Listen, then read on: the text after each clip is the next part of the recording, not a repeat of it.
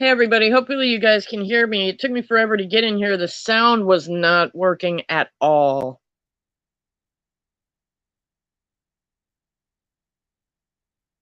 It was horrible.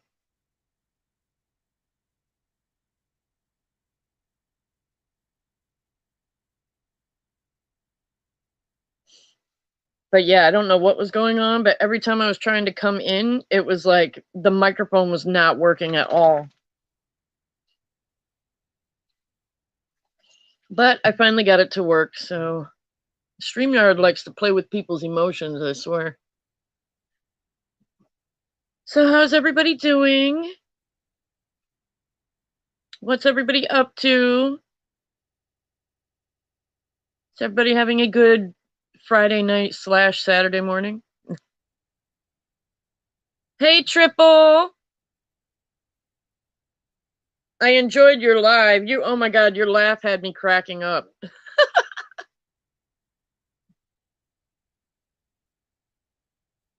How's your weekend going so far? Good?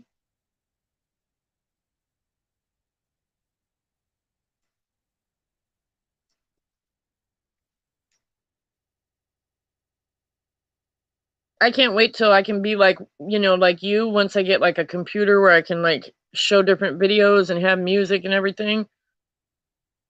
I'll be probably on live forever for like a week straight, just being able to do all this cool stuff. I can't wait. I'll get there eventually.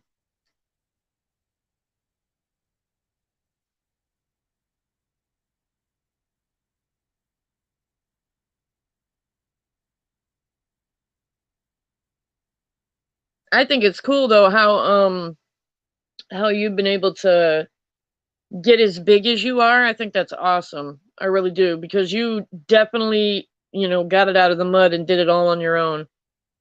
So I don't care what anybody says. You did that without any help. So good for you. Nobody can give you anything but kudos for that, in my opinion.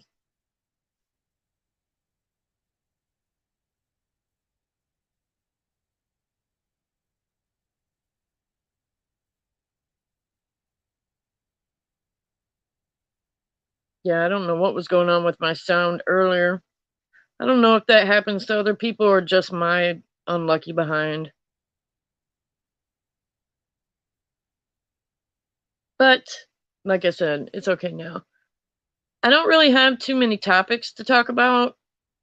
Yeah, that's good, Triple. It really is. It's just kind of going to be what anybody wants to talk about, whatever you guys want to talk about. I've got things I want to talk about, but I don't know.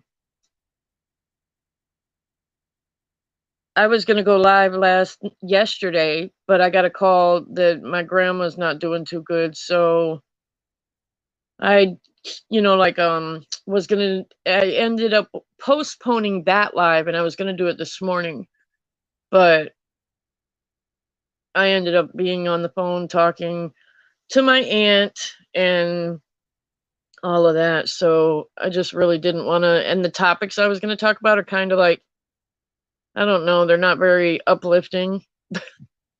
It's just kind of what's going on right now with everything, and I kind of wanted to get everybody's opinion. One thing we can talk about, though, if you guys want to, with all the crap that's going on right now, right? What are we going to, like, okay, all of us are smart enough and we have enough skills and all of that, right?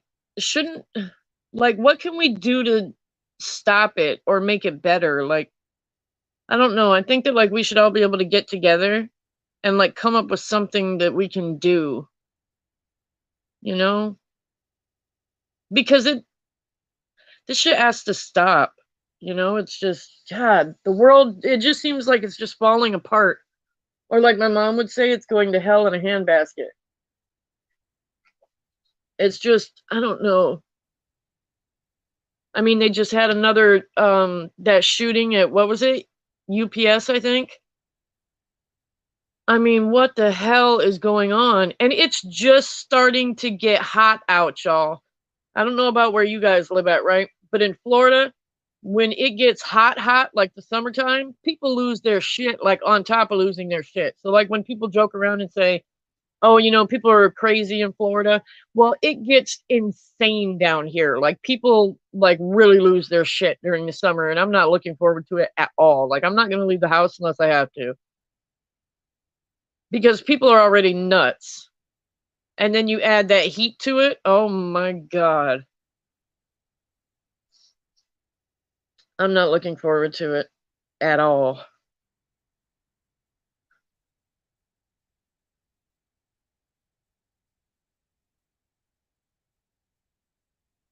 But I don't know.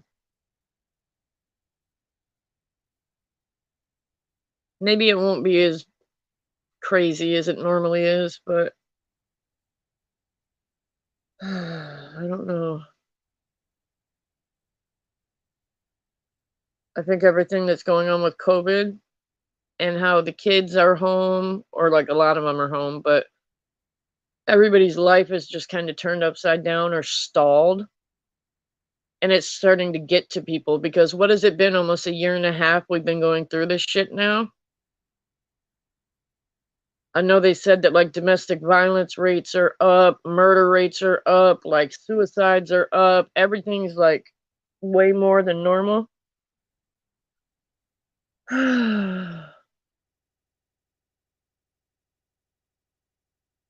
Damn straight, Kid Murray. Damn straight. How's your Friday night going? Or Saturday morning, whatever you want to call it.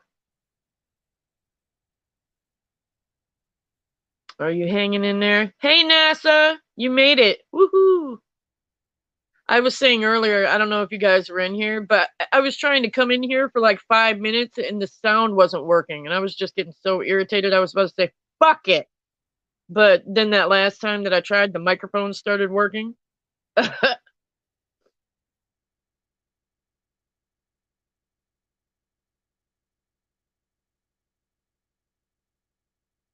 Oh, Kid Murray, okay. I feel you. I feel you.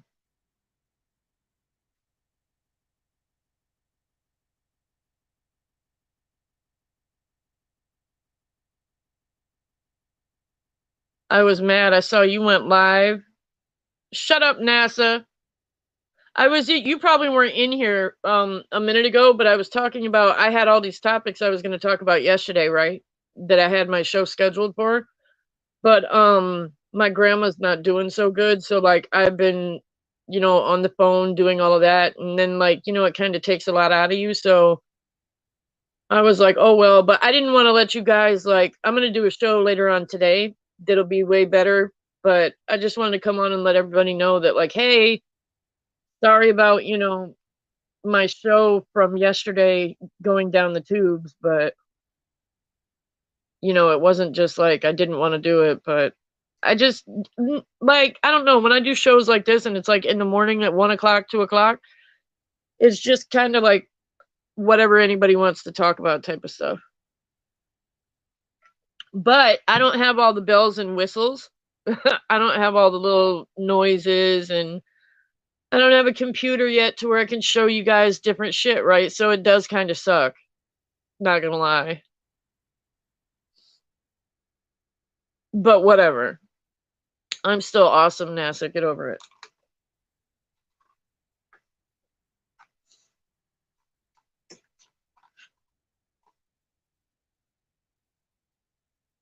What are you up tonight doing tonight, NASA?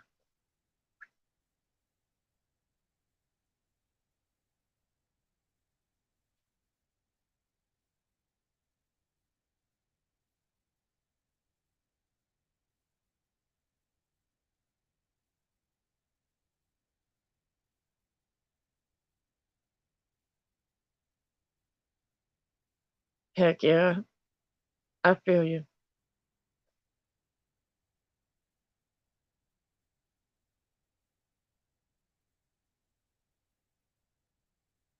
Did you guys hear about the lady that had all that money put in her bank account and shoot. I can't remember where I had that written down to talk to you guys about, but Apparently she had like I don't know, there's conflicting reports on it, okay? I'm going to give you guys both of the stories that I read, okay? Cuz I don't know which one is true or if it's a little bit in between. But woman worked for the sheriff's office. She was a dispatcher. And she had one like $1 million or a little bit over $1 million put into her account. Now, here's where the bullshit starts, right? Because one article that I read said that it was put into a brokerage account that the woman had. Other article that I read said that it was like her regular bank account. So I don't know. Anyway, so she works as a dispatcher or whatever, and the bank or the brokerage, whichever one it was, accidentally put this money into her account.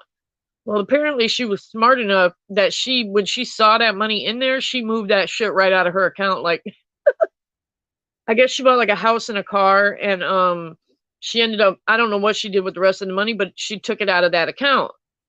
Well, when the bank or the broker, whichever one it was, ended up figuring out that they had fucked up, they tried to get a hold of her, right, and they couldn't. So apparently they found out, I don't know where she worked or whatever, so they were having people that worked with her ask her to give the money back to the bank or the broker or whatever.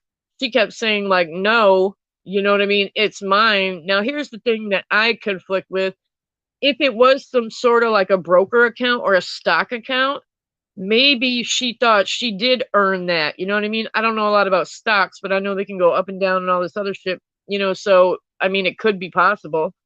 But if it was her regular bank account, then she knows damn well that wasn't hers. So, I don't really know the truth yet. So, or which one it is. So, that kind of would weigh on me a little bit. If it's a broker account, then yeah. But if it was a regular bank account, then she really doesn't have an excuse. Like, it would be nice to be like, screw the bank, I'm taking this. But, that's a paper trail. Like, they're going to get your ass for that. Hey, Rich Mo. So, um, I guess the people at the sheriff's department that worked with her at the dispatch place were like, the bank keeps hounding us for you to give back their money or whatever. Are you gonna give it back to them? And she, like I said earlier, she was just like, no, screw that. Like, it's mine. I earned it, whatever. So apparently they didn't say how long of a time they gave her, but it was a long time that they kept apparently trying to just get the money back from her. They couldn't go into her account and take it back because, like I said, she was smart enough that she moved it. So they had no idea where the money was or anything like that. So the bank couldn't just go in and take the shit right back. So I guess they ended up getting tired of, playing the nice guy or whatever. And apparently she ended up getting arrested. She got fired like the next day from her job with the sheriff's department, even though she was just a dispatcher. But she got fired. She ended up getting arrested. And that's all happening right now or whatever. But I think it's going to depend on how good of a lawyer she gets, whether she's going to get off on it or not. Because, like I said, if it's her own bank account, and you guys, okay, I've heard about people where you look in your account and there's, like a different amount of money than should be there. It's never happened to me, but I've heard it happen to people, right? Some people I've heard, maybe like one other couple that I've heard about this happening to, that they spent it. They didn't go to jail, I don't think, but they ended up having to pay it back. But here's the thing, right?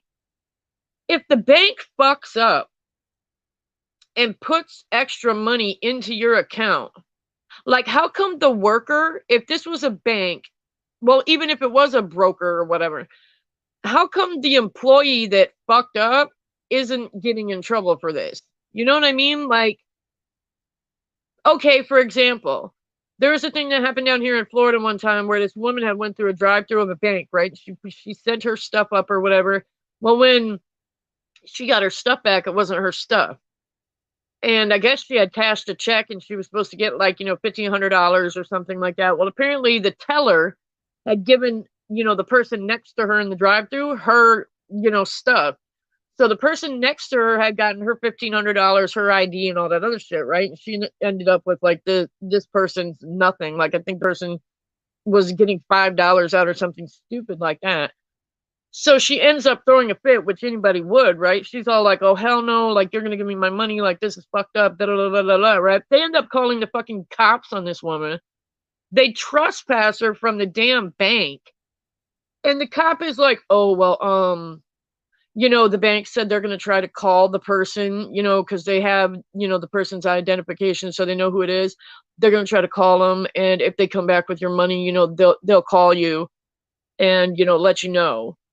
And she's like, well, what in the hell? Like, what if I got to pay bills with that money? What happens if, the person doesn't come back? Like, what the hell? And literally the bank was acting like the pure victim. Like, they did nothing wrong. This lady was nuts. Like, she shouldn't be acting like that. She should just leave and, wait for their phone call and shit.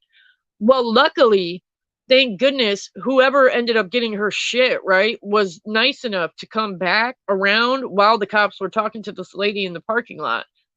So they ended up, the guy pulled up and he's like, oh, hey, are you the one I ended up getting your money and everything? That was like a 1 out of a million thing. Nobody else would have done that shit, right? People would have kept that ish, like, for real. So, but it was so crazy how when these big ass banks or financial institutions, whatever you want to call them, how it seems like when they fuck up, right, they're acting like the victim or acting like nothing is their fault, or it's on the person that, they put the money into your account or whatever. When you think about it, banks are some greedy, like, just, oh my god, they're horrible. Like, they'll fee you to death. They try to get over on you when it comes to loans and like and I'm not talking about a credit union. Hey, just me. I'm not talking about a credit union, because credit unions are, decent. Like, if you can get into a credit union, you should get into one of those, because they're decent. They don't, they're not like banks. But banks suck. They try to nickel and dime anybody and everybody. They don't give a shit. So I don't get why in every instance where something happens where it's literally the employee at the bank's fault or the bank's fault, they don't get in trouble. They don't even get talked shit about in the news or the paper or wherever you read about it. And the person that happened to look in their account and see the extra money, they're the ones that get put in jail. They're the ones that get talked about. They're the ones that I mean, that is kind of shitty, because even if you looked in your account, like, okay, what about this shit? Say one of us ends up looking in the balance of our account one day and say there's like an extra, I don't fucking know, $1,000 in there, right? What if you were like, oh shit, maybe that was my, stimulus I never got, or, whatever else? That could happen very easily. That could happen. So you spend it, right? Like, you know what I mean? Next thing you know, there's police at your door knocking, talking about some, hey, we got to take you to jail because you took the bank's money or some shit. Like, what the fuck? So honestly, I'm hoping that the lady gets a good enough lawyer, because I think if she gets a good enough lawyer and he knows what he's doing, he'll be able to get her, like, off on it. Like, because it's not her fault. Like, I get they're trying to say because she moved the money when she knew it was in there, that she knew it wasn't hers. And her whole defense is, it was mine. I made it off of a stock or whatever. So it's going to be like a he said, she said 50-50 type of thing. But I mean, when it comes to bank and shit like that, I hope she wins, because I don't see true enough. Oh, yeah. Here's the thing, too, guys. They ended up recovering like 65 or 70% of the money. So they got almost, like 70% of their money back. And they're still prosecuting her. They need to just consider that, like, oops, okay, that's a loss. I'm going to go ahead and just say screw it and just be done with it. But they're going to really, like, press charges against this woman. So I think that's pretty shitty. I don't understand when, like I said, big corporations make mistakes, and instead of punishing the employees, dumbass, that ended up doing it because they weren't paying attention, they go after the person that really didn't have anything to do with it. So yeah, that's one thing that I was reading about. I don't know how you guys feel about it. How do you guys feel about that? Like, if you looked in your account and you had some extra money sitting in that bad boy, would you call the bank and be like, hey, I don't think this is mine? Or would you spend it and take the jail time? It depends on how much it is. Like if you could say the bank put a cool 5 million in there and you were able to hide it, how many years would you do in jail for $5 million? Like if you knew you would have that money when you got out of jail. Like if you could have $5 million, right? Would you do 2 to 3 years in jail or in prison? Because anything over a year is prison. Right, Rich Mo? That's what I mean.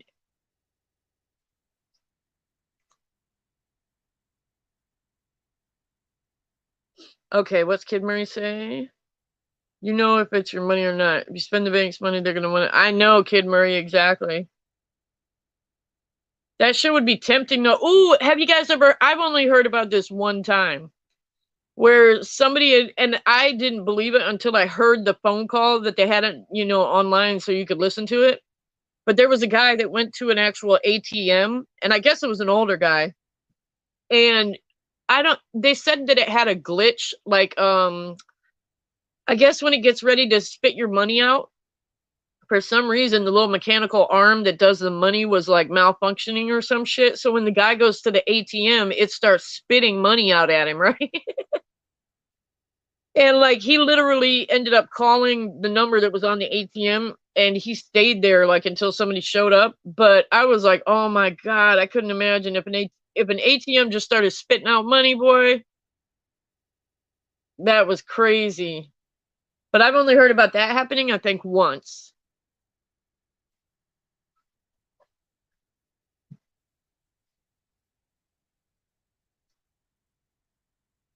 So Rich Mo is trying to transfer it. Kid Murray is saying that they're gonna want their money back. Of course, yeah, they definitely would. NASA's like, I'm good.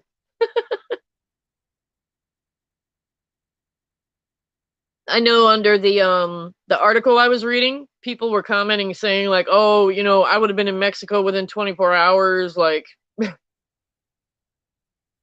I don't know though. It's crazy. I just don't. There's a thing. Okay, there's a certain thing that people call like a victimless crime, and there's an argument that like goes, or debate, not an argument. Sorry. Um, right, Rich. Hey, Mike. How's your evening slash early morning going? Um, but there's like a debate that I've done with people before about that just completely and totally threw me off of my thought.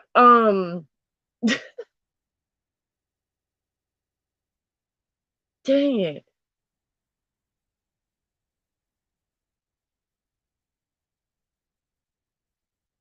Yeah, that just went out the window. You say that, Rich, but would you really though? Would you really?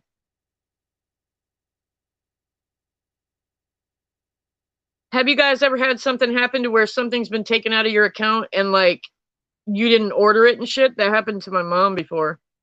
She ended up having like, I think it was like $652 or some shit like that just taken out of her account. So when she goes to the bank and she's like, what the hell is this? It was some photographer in California. And she ended up disputing it and she was able to get her money back. But that was so weird. And her identity hadn't been stolen, but we still don't know because my mom didn't order things online or anything like that. So it was weird. Like, I don't know if hackers kind of sit back and guess, like when they're guessing numbers and all types of, and they just happen to get hers. Like, I don't know.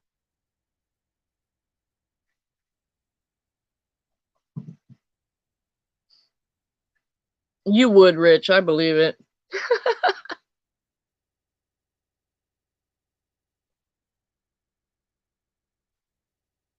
I don't know though. Like I said, I'm the type of person that, in my opinion, if you get over on a big corporation and they're one of those money hungry, like, oh well, like, they have much money, like who cares, right? That's how I feel. Oh yeah, that's what I was talking about, the victimless crime thing. So they, like white collar crime or like crimes that have to deal with, money or anything kind of like paper wise, you know, anything like that that doesn't really hurt somebody. There's always been a debate about the punishment for these crimes, because you've probably heard about people that end up getting over on, you know, companies or scams or, you know, stuff to do with money, and they really don't get a lot of time in prison. And that's why people say if you're going to do a crime like that, do it with money, you know, hide it to where you're going to have it when you get out, and you're not going to do that much time for it because there's not a big punishment line or whatever, or guideline for white collar crime. So, you know, a lot of people say like if you're going to do that, do that, because it takes a couple of years. Like if you're scamming with credit cards or some shit like that, I guess it takes a while for them to catch up to you. And then, you know, you don't get a big punishment like you would if you were like out there, I don't know, like stealing or doing other shit like that. So I don't know. There's a debate about that because they, you know, people argue all the time back and forth about, even though there's not a true victim, like you're not ripping somebody off, it was a company or whatever, that like you should still get the same amount of time or punishment as if it was a person.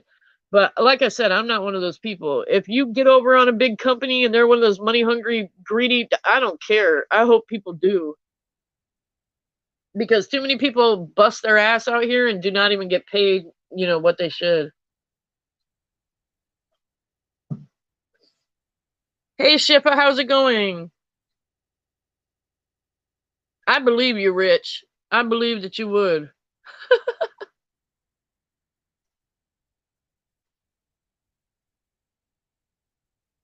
How's your Saturday morning going so far, Shippa? How's it over there in the UK?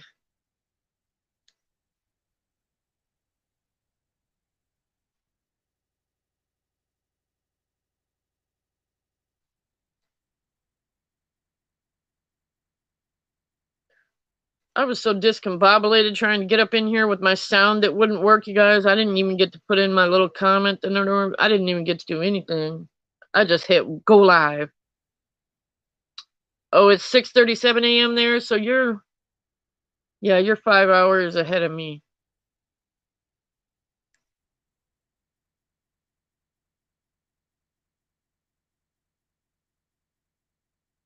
I don't know if I can do it on here. So is everybody looking forward to the warm weather where all you guys are at, all the different spots? I'm not. I hate the summer weather down here. It's too hot.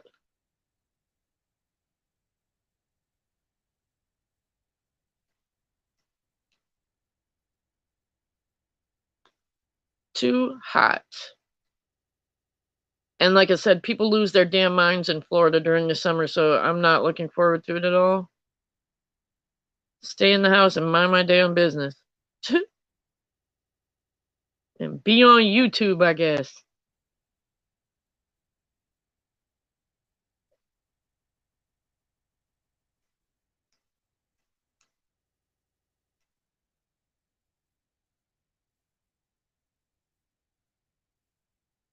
I'm trying to write my little thank you thing.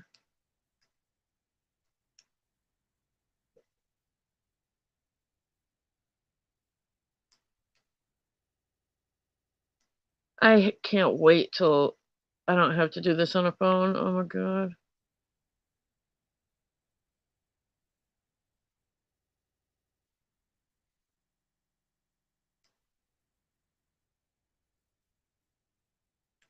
Oh my god, my dog is starting to snore again.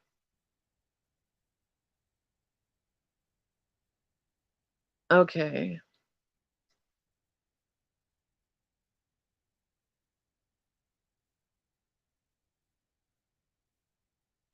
Shipper, you're gonna talk about yourself in third person, really? Okay, now it's up there. I used to do that sometimes, and like I would just do it on purpose to see if people would catch on to it or not. Is that why you do it? I would believe it or not, a lot of people wouldn't even catch on to it.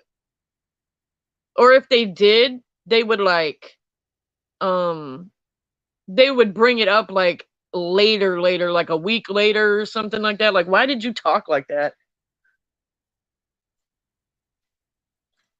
See, that's funny. I do shit like that sometimes when I'm talking to people just to see if they'll notice.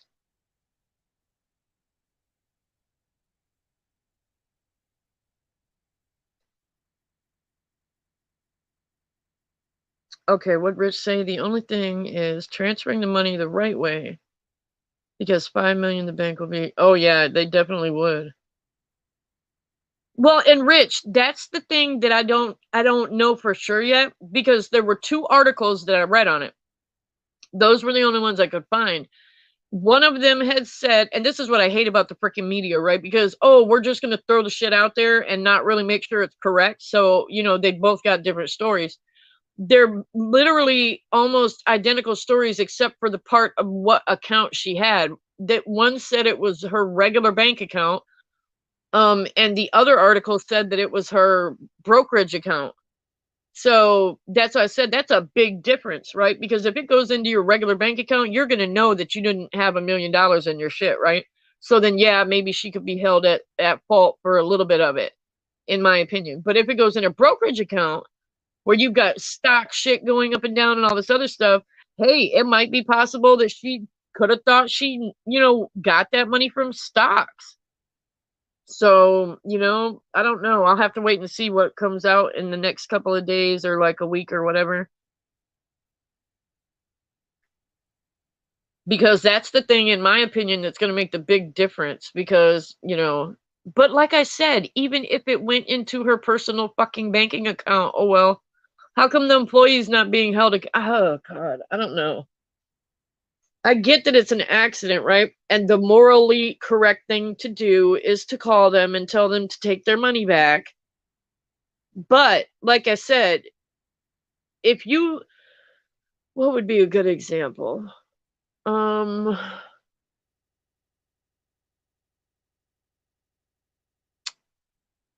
let me think. Exactly, Rich. Exactly. That's what I'm saying. And I don't think she should get in that much trouble if it's a regular banking account. The only thing that kind of messed her up, in my opinion, is that she moved it so quick that it kind of made her look guilty. You know what I mean? That's the only thing. But I'm trying to think of another example. Like if you, oh, where would it kind of be the same? Um,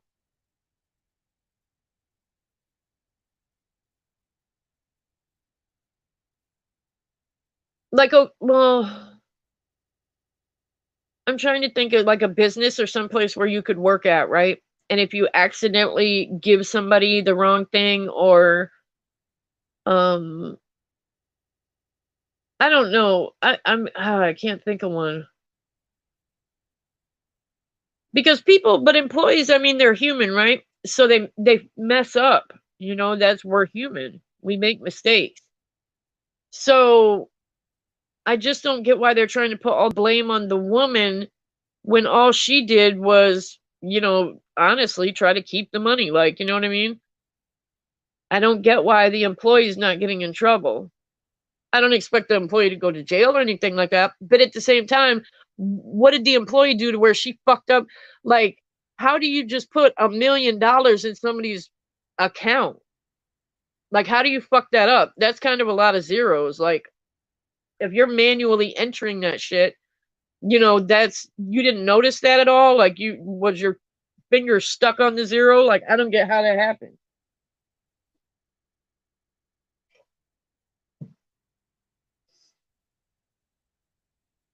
I do not understand how that happens. But I just don't think that it's all that woman's fault. I don't think she should get, in trouble for that. And especially, like I said, if they got back 70% of their money, then they should just write the rest of it off. Because if they would have been dealing with somebody like Rich Mo, they wouldn't be getting shit back, right?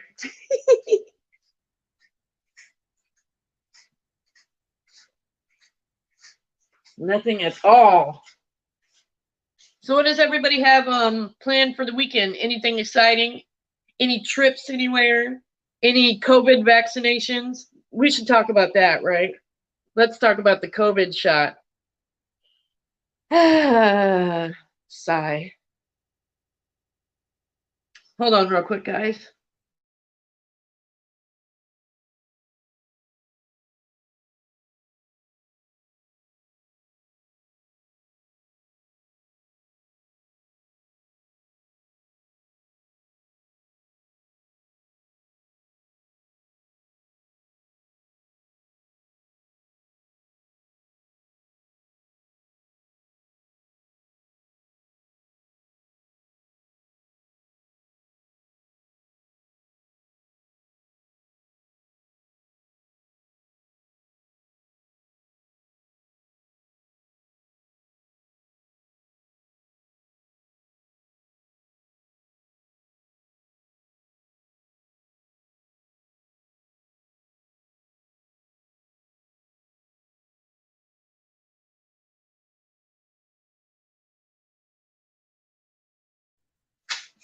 Okay. I don't let my dog back inside.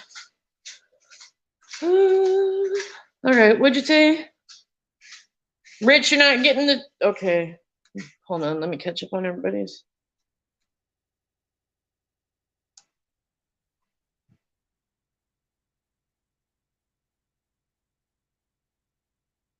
Okay. Stupid phone froze. Okay. Rich, you're saying no, you're not going to get the shot. Kid Murray says, working on the weekend like usual, way up in the deep end like usual. You haven't done your taxes yet? Child. Rich, you have a couple of coworkers that took the jab? Nice. What have they really said about it? I know more and more people are taking it. I want to take it, I'm not going to lie, because I don't want to, like, if it, I don't want to catch it and then just, like, die. But I don't want to get, like, sick either. I don't know.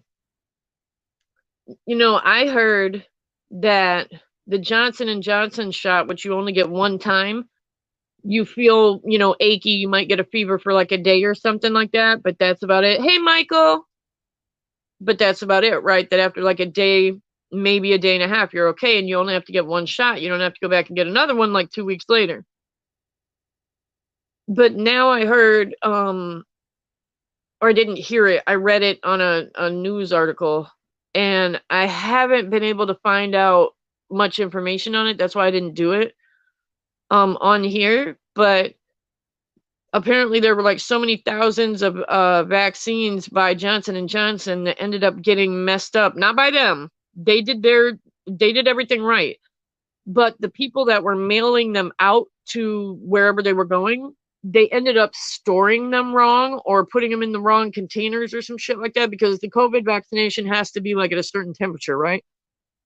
So they ended up not doing that right. So when the vaccinations, they didn't figure this out until they had, already given them to, like, I don't know, a whole bunch of people. So basically a whole bunch of people ended up getting a dead shot. Like it didn't work. Like they're going to have to go back and like get it again. So those people would have thought they were vaccinated and they really weren't. And I don't know about you guys, what you've been noticing. I still wear a mask. I don't, leave the house that much because I'm not trying to, like, I don't know, I don't want to go out there and get it. People are crazy. So, like, if I go to the gas station around the corner from my house, even, like, I'll be the only person with a mask. Like, it's like ever since the vaccinations have started to be given out, like, people are like, fuck it. Like, they're just not even protecting themselves anymore. I mean, even old people. I'm in Florida. It's a shit ton of old people down here. And they're literally like not protecting themselves anymore. And I don't know. Because Florida was a hot spot for a long time, and now we're not a hot spot. And I swear to God, we're going to end up being a hot spot again, because people down here are stupid, and they're going to end up like not, just because you get the vaccine, it doesn't make you immune to COVID. Like, all it's going to do, the doctors apparently say your chances are better that you won't die from it if you're high risk. But it's not like, just like it's like the flu shot. Like any kind of virus vaccination you get, hopefully it's gonna keep you from catching it, but it's not guaranteed. Like I know there was a chick that was on I don't remember where I saw it, but she was all butthurt because she caught COVID and she was like, I got the vaccine, like I don't know how in the hell I caught it, like it must not work. Da, da, da, da, da. No, it's a vaccine. It's not a freaking cure-all. Like when you get a vaccine, all it does is make your body be able to resist it, whatever it be. So if you do catch it, hopefully you don't get sick, but if you do get sick, it won't be near as bad. Just like the flu shot, just like, any kind of vaccination. So I don't know why people are thinking that it's like, I know none of you guys think like that, but to know that there's people out there that think like that though. Like, oh, I got the vaccine, I don't have to protect myself because now I won't get COVID. What the hell? Who told you that? It's frustrating.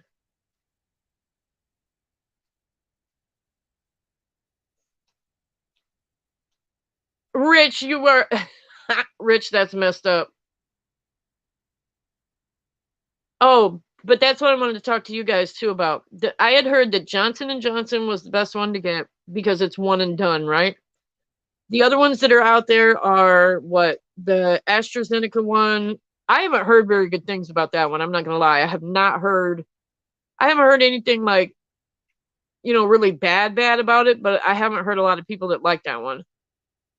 There's AstraZeneca. Oh, Pfizer. That's another one. So there's what? Johnson and Johnson, Pfizer, AstraZeneca. There's one more, Moderna or whatever in the heck that other one is.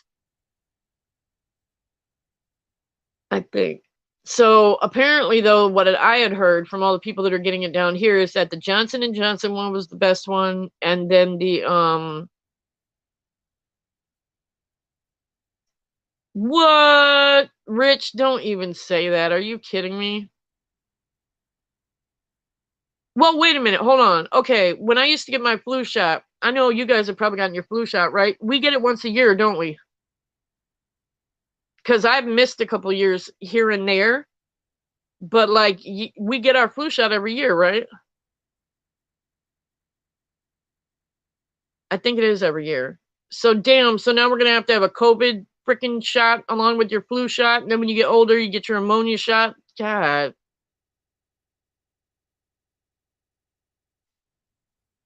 Two of the shots got banned overseas. I heard that India is really bad with COVID right now. I don't know what in the world. Like I used to when we were first spiking really bad with COVID, I couldn't figure out why a place like India was being able to not have big numbers like us because they have so many more people over there. I still don't know how they were able to avoid it or keep it gone for so long, and then all of a sudden now they're getting hit with like just, astronomical numbers. It's weird because it was over there, but for some reason they were able to keep it at bay, or they were able to keep their numbers, lower than ours. Now all of a sudden, like they're skyrocketing. I'll look into it, Rich, because I'm gonna do a live later on today, um, about current events and all that type of stuff.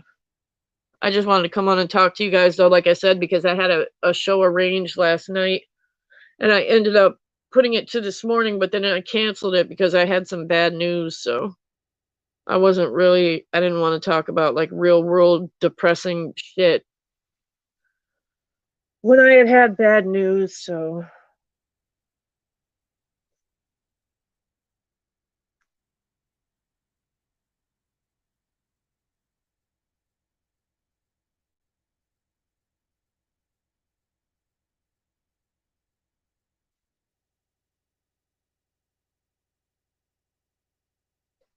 and one of the manufacturers changed their name and I believe it, Rich. There's enough money in this shit. Um, I know you guys probably heard like I did when they were talking about developing a vaccine and everybody around the world was racing to see like who could get one first because every country in the world was trying to throw money at whatever, health agency could make a vaccine. Um that's why you had all these people like rushing and rushing and rushing because I mean we're talking about like millions of dollars, billions of dollars. That shit is crazy. But I want to say that when they were talking about how much it costs to get the vaccine, like if you had to pay out of pocket for it or something, I want to say it's like $7,000 or some shit like that. I was like, what the hell? Wouldn't that be, what if that, I always think about this crazy shit, right? But could you imagine, not with COVID, but say there was some disease out there, right? And say that the vaccination for this was $7,000. Would you pay it, or would you just chance it and try not to catch it? Like, would you play with your life like that, or would you pay the 7 grand? I'm not gonna lie, I'd probably say I'd pay the 7 grand. Michael, I get it. Like, I get that you don't trust it. I don't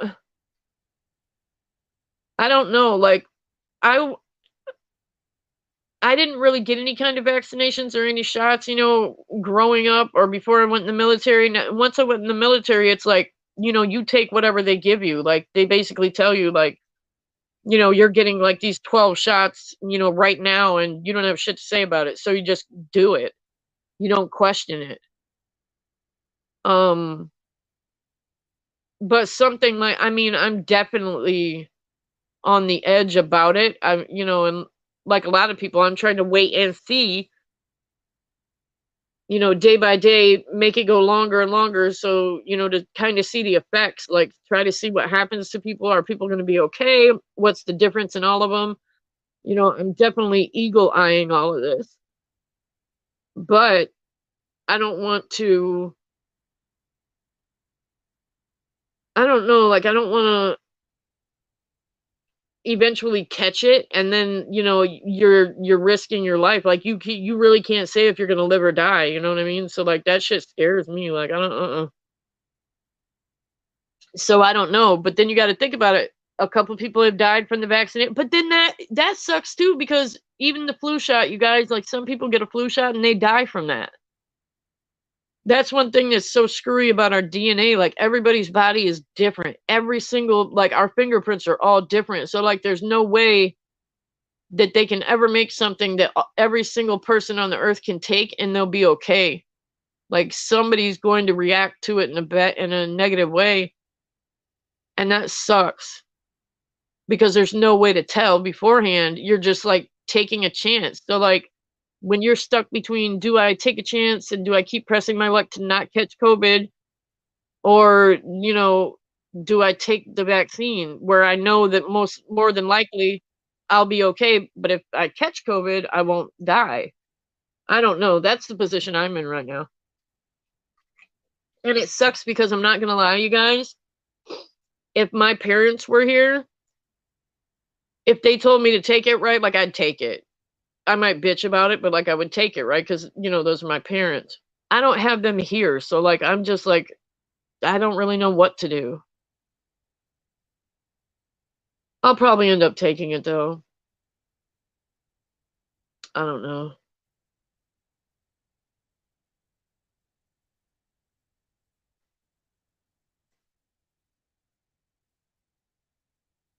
Rich, you're still not. No way, Mike. Mike 777 deleted y'all channel? Aw. I didn't even know you guys had a channel. Haha, Rich, not. I'm telling you, I'm gonna end up taking it. I know I am. Well, thank you, Mike. I'm gonna end up I'll be able to tell you what happens, Rich. Like, if I'm just, like, not on here anymore for a long time, you're gonna be like, oh my god, I told her not to.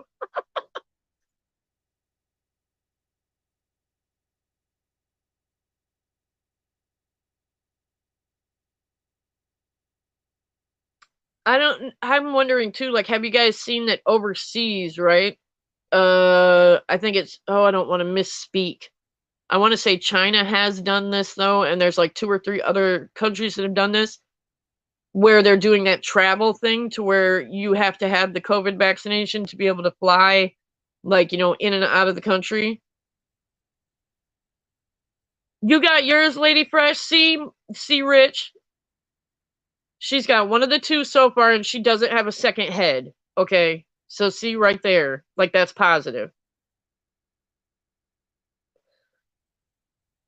And I know that when the people that I've talked to, they said that when they get the second shot, you might get a little bit like sore or like kind of body achy, and you might get a little bit of a fever, but that's it. See, that's like the first dose that you get. It's a cakewalk, right? Because they're only giving you a little bit of a dose of the virus so your body can react to it and become immune. That second dose is, a more potent dose so your body can really kick it into gear and but that's just like the flu shot. Like I think the first time I got the flu shot, I was achy. Like I had body aches and stuff like that.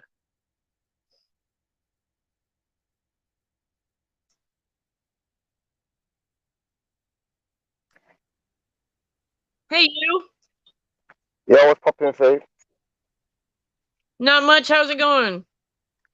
I'm good, Miss Female Army Veteran, listening to you this morning. I only jumped on because I wasn't even going to work today, you know. I woke up to go to the toilet and I saw your thing on. I thought, you know what? For this you, I'm going to give you a play. I'm jumping on. Aw, thank you. And yeah, we're feeling it for you, sis, man. Like, I feel a bit sorry for you, man. Like, you said your mum and your dad's not around.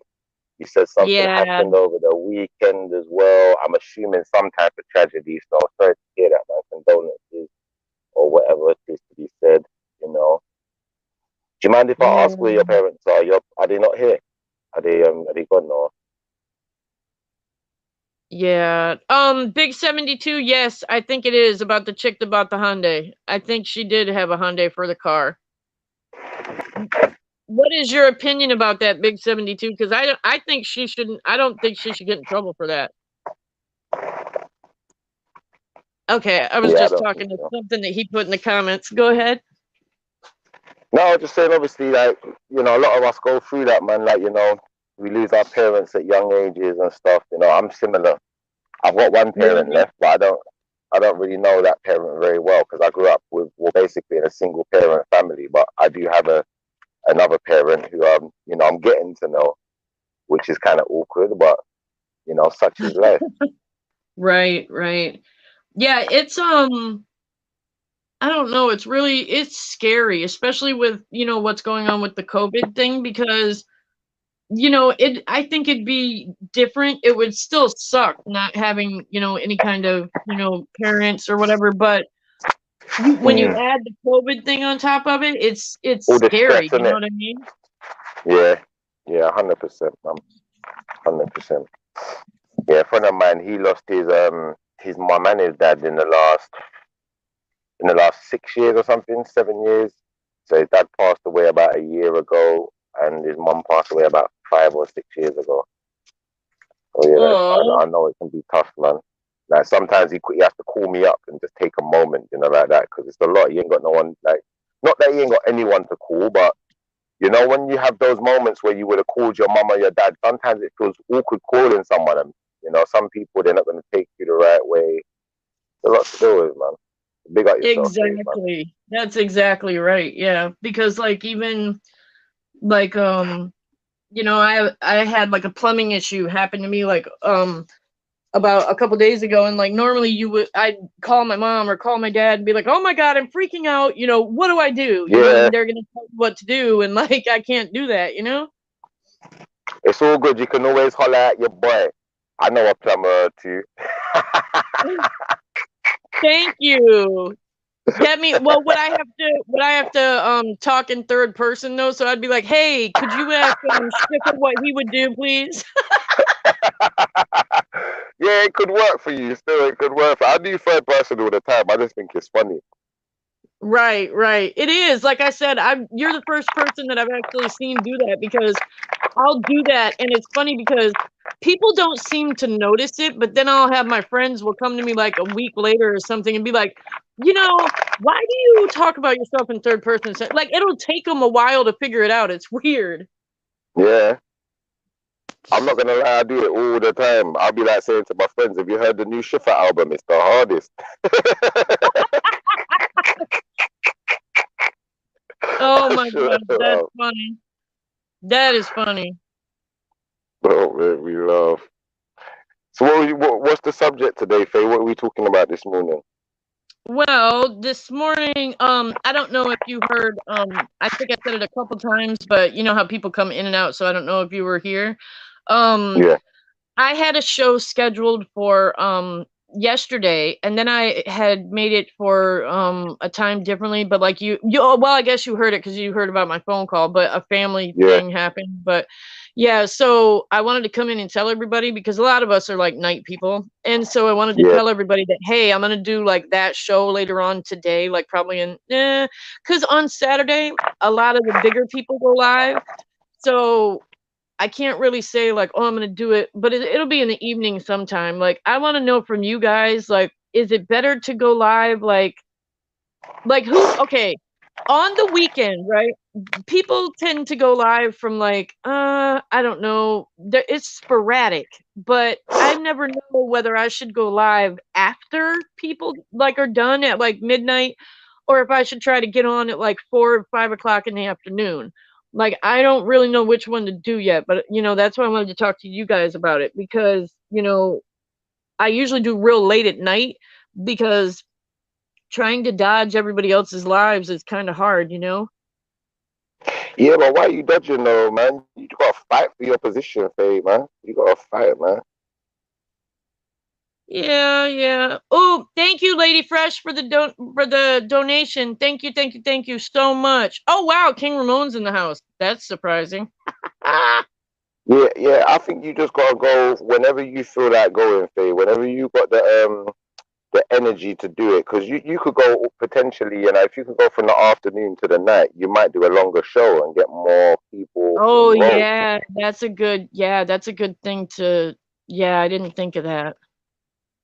And then obviously, if you don't do that show, then people have only got the choice of the other shows. Not to say they're not good shows, but Right. some of us might want to choose female army veterans to come and chill out and have a chat with. That is true because I'm not gonna lie. There's some people that I follow that even though I like them, that sometimes somebody else might have a better like topic, if that makes Yeah, sense. yeah, And yeah, yeah, and you'll go over there instead of so yeah, that does make sense. So thank you for that because I'm new, I'm trying to figure all of this out and kind of find my little niche. But yeah. what I was gonna talk about with my show later on today, I want to get everybody's opinion. I hope a lot of people will come up on the panel later on too, because all this stuff that's happening, like with the world right now, with all the law enforcement crap and all the like, we had another shooting, and I want to get everybody's thoughts on like uh how are we gonna fix this shit? Like it can't. The world is falling apart. Like, and it can't keep going on like this, right? And like we're not young anymore. So like we're gonna be the Mhm. people that are gonna have to like get it together. You know what I mean? You know what, Faith? I'll be honest with you. Yeah, what you're saying, I've kind of had this conversation, and I think there's only real one solution. There's only really one solution to the world's main problem that it has right now to help balance things out. Um, I can tell you what the solution is if you're waiting. The solution is, well, not unfortunately, but it's going to sound controversial, but the solution is actually black supremacy. That's what's needed. We need more black supremacy in the world, but we need to balance things out. Because you see, if one person's got too much power, yeah, then what happens is they start to abuse it, and Right. things in the world, they go out of balance and out of sync, and people can't function properly. So when I say supremacy, I don't mean in the sense of black supremacy, like blacks ruling over white. I mean black supremacy. I mean in the sense of black people in supreme positions of power, not puppets. Right. Not Right. Like controlled by have the it puppet even. master. Yeah, that's what we need. We need a more even balance of power, and the money dynamic of the world needs to be more balanced Yes. as well, because this is why we're seeing these things. We're seeing these things with police officers that, unfortunately, they have a bias against black men where, they feel comfortable shooting black men. And maybe the black man's life isn't being valued enough because of the fact that, the power and the money dynamic in the world is balanced so greatly out of our favor. So people don't respect us. People respect. even a black man who's got money, he might be rich, he could be a basketball player, millionaire, but because he's wearing a hoodie and a tracksuit, people aren't taking him seriously. They're looking at him as some kid, Right. walking through the Well, I have a ghetto. question. Over there where you are, your police officers, they don't have guns, do they, or do they? We do have gun police, but not all of the police have guns, no. Okay, and your guys' crime rate is like way lower than ours, right? I don't know. I don't know. Well, in comparison, your whole continent, to be fair, America, but Right. um, obviously, in comparison to numbers, our crime rate is probably higher, to be fair. If I'm gonna be honest, I'll have to figure there's it a out lot of like crime. before the show that we do so we can know because I've always wondered in comparison about how, if the police officers weren't armed, to the teeth, would it be, better or not? So like I'll have to look into that because I haven't really researched Mm. it, just like you said, but because you can kind of, gander a guess at it, but I've always Can I be wondered honest just with you, Faith? yeah. Um, you see, in America, yeah, I know that black people make up a large number of the population in America and stuff. But in England, the black people in England make up about maybe 5%, if we're lucky. It could be 2%, like that. It's somewhere between 2 and 5% the last time I looked. But Okay. if you look at the dynamic of like the prison system in the UK, there's still a disproportionate amount of black males in prison. It just doesn't make no sense. Like there's more. You shouldn't have more black people in jail in a country where we make up less than 5% of the demographic. Does that make sense? You should see more white people in jail, really, innit? Right, right. But this is what it is. This is why we know the world is imbalanced. It's like we get things like obviously you got drug cases in America as well, innit? The people who sell drugs or whatever. And what you'll find is Right, like we've got right. this thing called what's it? They call it country lines, yeah. So say like a black kid comes out of the city and he goes into the countryside. In the countryside, there's a lot of drug users, like heavy drug users. So he'll Oh, probably make a really? lot of money. Yeah, and I think the thing is, in the countryside, everyone knows everyone in it, so they can find the drug dealers quite quickly in it. They get rid of them quick, so they always need the new ones in it. So Oh, yeah, what will that's happen true. is what happens is that the guys who come out to the countryside, they say that they're running country lines and they give them like massive sentences if they catch them selling drugs. Yeah. Like 20 years and stupid, like crazy sentences, 10 years for some little Oh, amount of drugs wow. and stripping it. So what happens is those black boys who come out to the countryside to sell drugs, they go jail for stupid amounts of time. But the white boys in the countryside who are selling the drugs, probably taking the drugs too, what's happening is they go to court and they get probation. Oh. So, you know, what will happen is the black boys, they'll say, well, you came from the city and you're only here for country lines to make money, basically. But the white boys, because you Right. live here, if you're selling the drugs here, we're just going to give you probation or give you something, we'll slap you on the wrist, like that. Even the black boys who live in the countryside sometimes get convicted the same way. And it's like, that doesn't make sense because they live in the area. So how can you say they're only here to run Right. country lines? So yeah, it's very, very, very weird. Like a lot of people talk about it. You hear a lot of British rappers, like drill rappers and stuff, that will mention stuff like that. They'll mention country lands, and that's what they're talking about. Oh, wow, okay. Kid Murray, thank you for the Cash App. Thank you, I appreciate it so much. I wanna try to send, flowers to my grandma, so thank you, you guys. Hey, Billy, um, yeah, that makes sense, I guess, that's interesting. It's I don't I don't know. Did you hear about, the 13-year-old, Mexican boy in Chicago that got shot? Oh, come on. What, no, don't do this to me, Faze, man. Well, A no, here's the 13 thing. year old.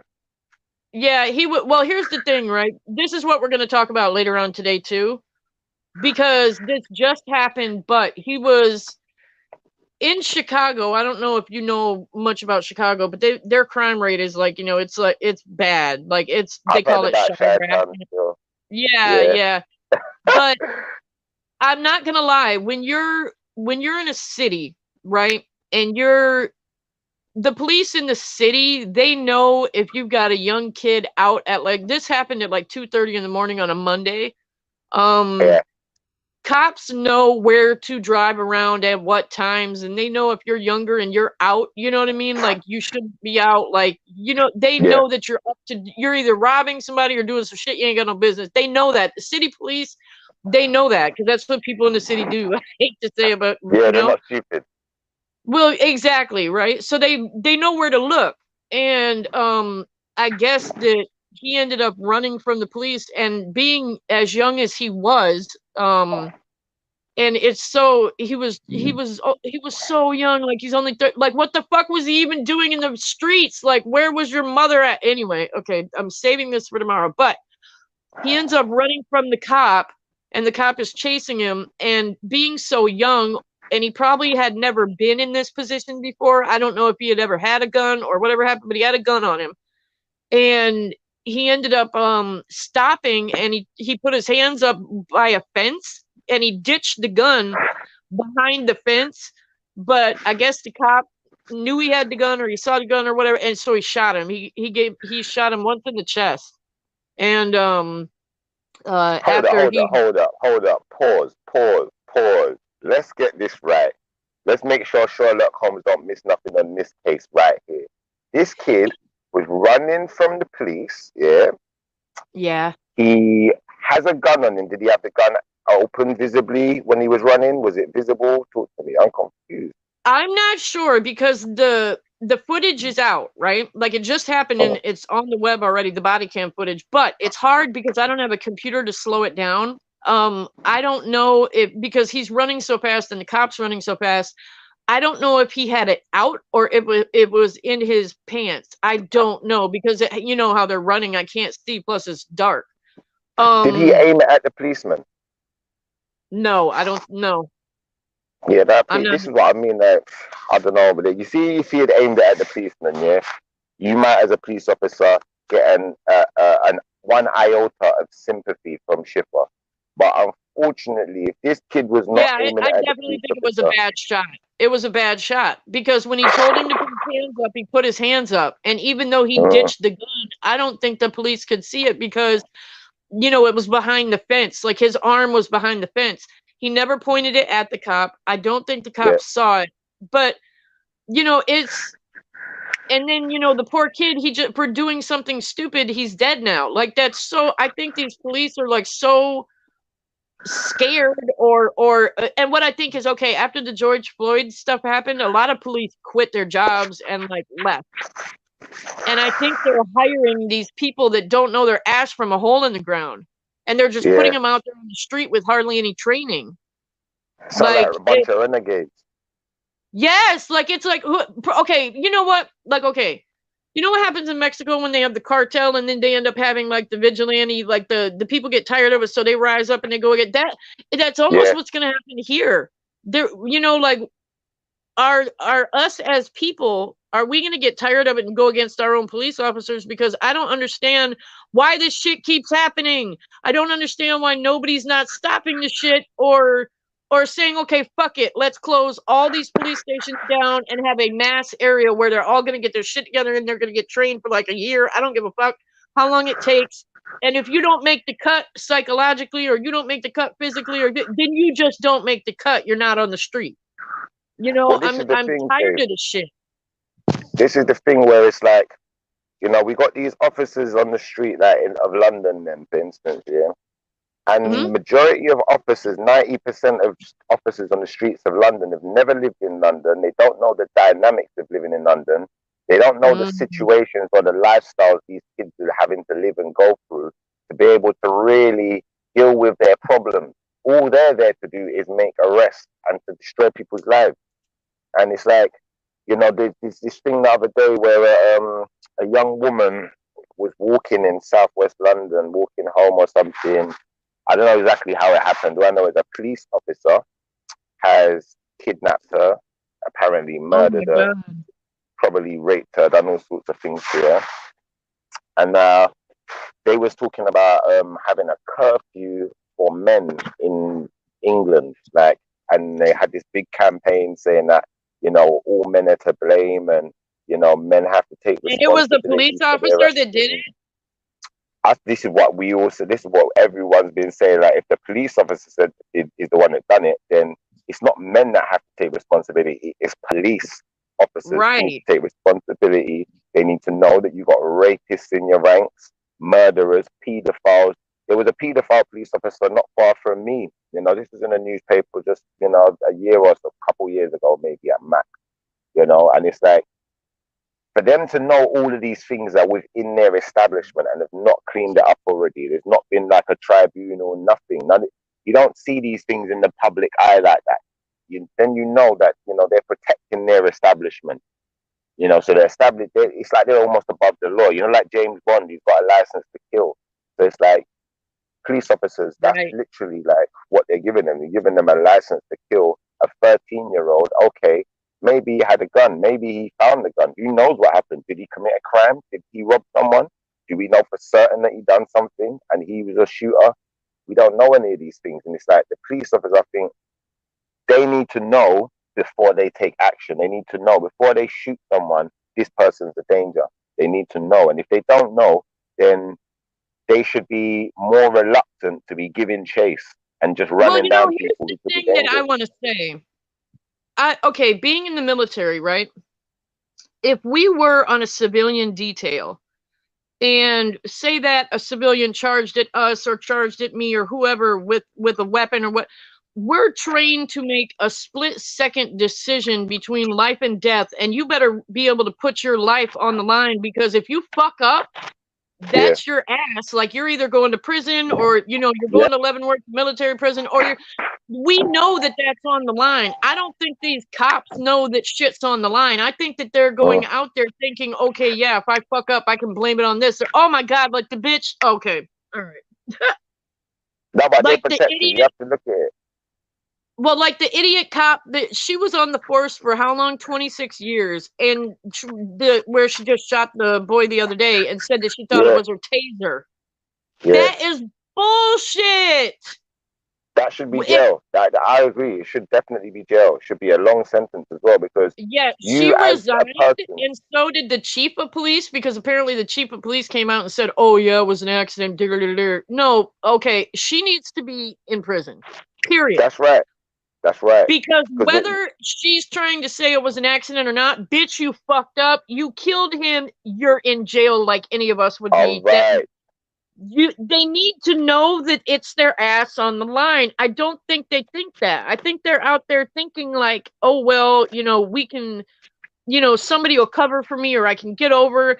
And if they're thinking that, then they're going to be making mistakes or purposely trying to kill people. They need to go out there and know that, hey, you might end up behind bars if you fuck up and make a mistake. It's not But a this is game the out thing, though. here, Like, you know? let's be honest here. Unless these police officers, you know, do something, how can I Oh, Mike explain from it? Boston said that she did get charged with murder. Did she, Mike? Like, which did she get? Okay. I'll have to look, like I said, because we're going to do this later today. But Mike from Boston said she got charged with murder.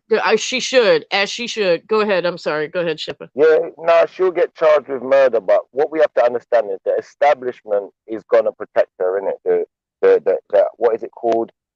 The system, you know, the problem is systemic. So the system itself is Yes. gonna protect these people, and it's gonna give them every avenue to escape, you know. And if there's any information pertaining to No, King Ramon, stop. She got what charged is with it? second-degree manslaughter. Yeah, this is what I'm saying. It's gonna be something low rate in it, because if there's any loophole, they're going to be able to use it. Remember, this is the it's institution. Yeah, it's institution What now. the Yeah, so hell? You at the want to know what, though? institution level. I will Sorry, say sis, go on. this, not to interrupt you, but before I forget, because I will forget. If she did get charged with second-degree manslaughter, the only thing maybe as a good thing about that, you know, I could be wrong, but if they would have went for first degree and she wouldn't have got convicted, she would have walked. Yeah, Being charged with second degree, they can at least convict her ass and she'll serve some time. So So hopefully that'll, god damn it, this shit makes me Gonna be so honest though, aggravated. Faith. I doubt she's gonna serve time. I doubt it very much. Like, what happened with the guy with Mike Brown? Did he serve time? Like that. Like, we have to look at these things like realistically, and this is Well, an and this is what I institution. mean. What are we gonna do to fix it? Okay, like you said, it's systemic in nature. So how do we take the system down and fix it?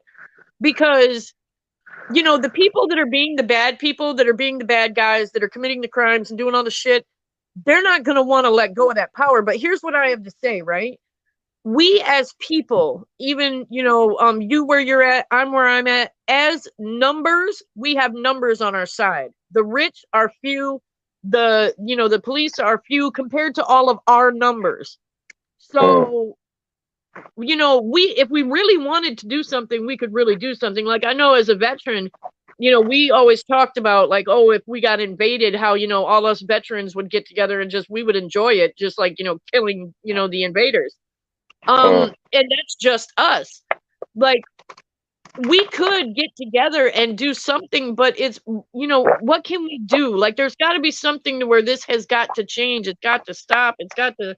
This shit is ridiculous. Like, it's going to end up destroying, the world. Like, ugh, it's horrible. Well, that's the Like, that's okay, that's the that's the real realistic reality of it, Faith. And you have to think of it like this: that the average person, yeah, is not necessarily that bold or outgoing to go against the system. Because remember, the you're system's got right. leaders, it's got armies, it's got police, it's got all sorts of institutions and established in the, people behind it. Sorry. So if we're gonna go there, we need leaders to lead the community. And every time we get a leader to lead the community, what either happens is, like a Malcolm X, when he finally finds himself and becomes something too powerful, they're gonna kill him. Like, Yes. Or like your own institution, like, the inside job where they say, that they'll kill you because, oh God, it's like you lose either way. this is it, Faye. And then you have to understand, if they don't necessarily have to kill them, because some of them they don't kill. What they'll do, they'll pay you off. But then you might be a Martin Luther. You might take the payout, and then at some point you might realize, what, this isn't working. And you know what, I can Right. actually make a difference. Then when you try to make the actual difference, that's when they're going to kill you. So we have to be King very Ramon, if careful. you can, I want you to come up and I want to hear your side about this really quick because I'm doing a longer show later on today about this. But I want to get your opinion real quick, King Ramon, so I know what to kind of research about for later. You're right though, Shippa, about people not all being or having the passionate, a lot of people will just kind of, they might talk a big game but not want to really be out there and do it, because I'm not gonna lie, people usually when there's a big change that happens, people die. And Yeah. I know a lot of people, especially now, they would rather sit and talk about it or watch it on TV instead of being out there risking their lives. You know what I mean? Because I'm not gonna lie, if people rise up against your own government, or if people die. It does happen. Well, they're Hey, King scared, Ramon. Faith. That's it. They're scared. Hey, What's Fave. happening, Ramon? What up, Shiffy? Hey, Fave. How you doing? Good, man. I'm good. Good. I'm good. I'm trying not to get like all into my topic for later. But what do you think about, like, I know how you feel about the stupid shit that the police are doing. We all, I think they should rot in hell. But what do you think should be done to change it? And not just the cops, but just like the way our government in general has been, with us. Like, what do you think? Because I know that you have, you're passionate about this. So I want to hear what you have to say. Shoot, man. I don't know. I don't know what we could do. I mean, it's. Well, here's my opinion, right? Let me say this really quickly. I might be way off in left field, but with both of you guys up here, I want to know, because I've thought about this the last couple days. It seems like the media is trying to pin civilians against each other, color against color. as long as they can do that, they know that we won't link up and rise up, if you get what I'm trying to say. Because like I just said, 100. yeah, okay, so I'm right. Okay, because us people in numbers, we could run them over and they could be obsolete, honestly. That's why they gotta keep us dumb, Faye. Like, think about the music that's going around nowadays. Think about what the industry is pushing on people. When I listen to the Right. hip hop music back in the day, you know, some of it had a message, like fight the power, you know. But what you Yeah, have to Public understand Enemy, is, yeah. in this generation, they've got so much control over the media, you know, that we're controlling it for them. We just spit their rhetoric back at them through Instagram and whatever else and copy what they want us to do. And it's like, for the young black man in America, yeah, I'm gonna be honest about this now, yeah. I think it's like we've been brainwashed, but we think we're doing it ourselves, running around using the N-word and talking about killing each other and gang banging and Bloods and Crips and, you know, who's the baddest man on the planet, you know. But in reality, what we have to understand is presentation, because the way you present yourself is the way people will receive you. Even if you're not that person, you could be the most pious, Right. calmest, quiet, most charming character who ever walked the planet. But the moment you now present yourself a certain way, people can take you a certain way. So when you look at the logistics of, for instance, like we said, this 13-year-old kid getting shot, he's Mexican. You know, the other kid the other day getting shot, he's black, Mike Brown. There's so many of them, you know, but we don't see white people being shot in the same manner. It's because the way the white man is received is like how we see him in the media. He's Joey from Friends. He's Chandler. He's, you know, Mm. all of these friendly characters that we're not afraid of. But the way the black man is perceived, and I'm not going to say it's entirely the system's fault, because we as black people, we as black men, have to wake up and recognize this and say, you know what? No, we got to do better. Black supremacy, that's what it's about. We need to be supreme. We need to control ourselves. Don't let them dictate to us what's popular within our culture as black men, within Well, and our community. I think you're old enough. Ramon, you too. Do you remember okay, I was young, but I remember this. Do you guys remember, I think it was like, oh God, late 80s, early 90s, to where, you know, the gang violence was really big out in Cali and everything else, but they ended up, the police brutality was getting really, really bad. And the Crips and the Bloods actually joined together to fight back to the police. Do you guys remember that? Yep. When they were doing like they were making like songs about it. Okay, and then do you see how it got better just because they had linked up? Yep. You know what I mean? Like we can actually, you know, we can fight without having to fight. But I don't. But that's what Nipsey was trying to do, and he got killed for that. That's right. But then you have to But look you at know it what like you this, have my to do brother. though, Ramon? Guess what the Go on. military teaches us? Military teaches you the best way to get around is with nobody knowing you're even there. That's right. So, That's right. yes. So instead of having all these people that I'm going to do this really good thing, but at the same time I'm famous or I'm going to be known on TV, no. You need to be in the trenches and not have anybody know who in the fuck you are or what you're doing. That's how you're That's going to be right. able to, yeah. Like I that's, you say, know what I mean? this is the thing. You've been in the army, innit? So you are, what's the word? You're regimented. Do you know like Right. that? So you Right. understand, like, you understand the logistics of being a soldier to grow into something greater, like a general, you know? Right. But a I'm lot of war these ready. young, I know yeah, all the come on. stuff to do it. And this is the thing. What you're doing is you're arming yourself and you're trying to make sure that your armor isn't vulnerable. You're not trying to leave vulnerable points in your armor, are you? So that someone can take an easy shot. And this is the Right. thing where it's like what I'm trying to identify with the black males in America is, you know, the gangsterisms, you know, the I don't know, the gang behavior, the mentality of, you know, I'm a bad boy and, you know, I smoke drugs and I'm a thug and all of these types of things. Okay, it seems funny, it seems fun. Maybe it's a good joke at a party. I don't know. That for me, I don't need those type of party tricks. I can just have a good conversation. But I think if more of us put ourselves in that frame of mind, that my party trick is I can have a good conversation and I can talk about a subject, I can elaborate, I can teach you something. I know Right. something. If that was more the emphasis, the police would be in a much more dramatic position when they're shooting young black men. Because what they'd be saying is, the people you're shooting, you know, are lawyers, doctors, professionals, X, Y, Right. Z. These people aren't gangbangers. These people don't use guns and shoot people and hold people hostage or sell drugs. They don't do stuff like that. That's not Right. that's not the logistics of what you're going to find when you come into the black community. But if we are presenting ourselves like, you know, what's the guy's name? Ice Cube, Boys in the Hood. Oh yeah. What's that? If we're presenting ourselves like that, like Tupac and Juice and all these mad kind of characters, I don't know what's the guy, Nino Brown. If every black man's presenting himself like a Nino Brown, I'm a bad boy, I'm Shabba Rank, you know, like that, then what's gonna happen is we're gonna be perceived that way. So when the police officer tries to make us out to be that way, it's gonna be easier for people to believe it.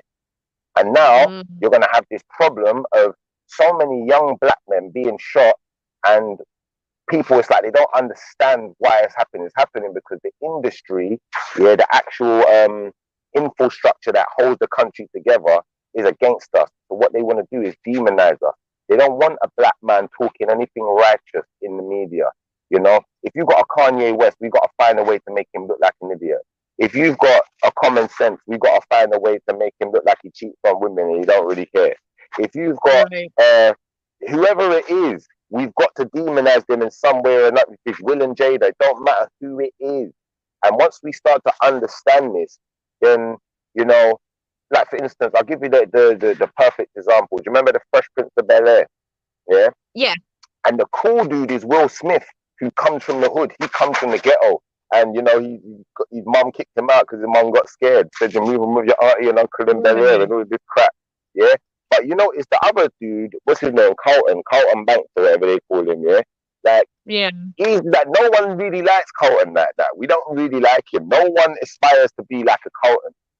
But the thing is now, yeah, what we have to understand is the smart black man, the intelligent one, is nothing like Carlton. It's nothing like him. That's someone else's interpretation of what they expect us to be, not what we are. And I think when we start to recognize that and we start to value our intelligence on the level that we value our manhood and our, you know, our gangster, I think that's when we're going to definitely see a change. You know, we're definitely going to see. Sorry. Oh, King Ramon, Yeah. thank you so much for the Cash App too. Shipper, I want to say this too. King Ramon, because I know you guys have both probably seen this. I've had friends where like I have two stepsons and I've been around them since they were really little, and even though me and their dad are not together, I still consider them my sons. I would always tell them all the time, you guys already have the deck stacked against you. Even though in school you don't learn this and it's not a positive thing to teach you, I'm not going to send you out into the world with, you know, like a clouded mind. I'm going to tell you, especially down here, down south, that you guys are, you know, you're black males. You're going to be, you know, you have to be strong. You have to be extra aware of your surroundings. Like, okay, let me give you guys an example and tell me if I'm wrong, but I don't think I'm wrong.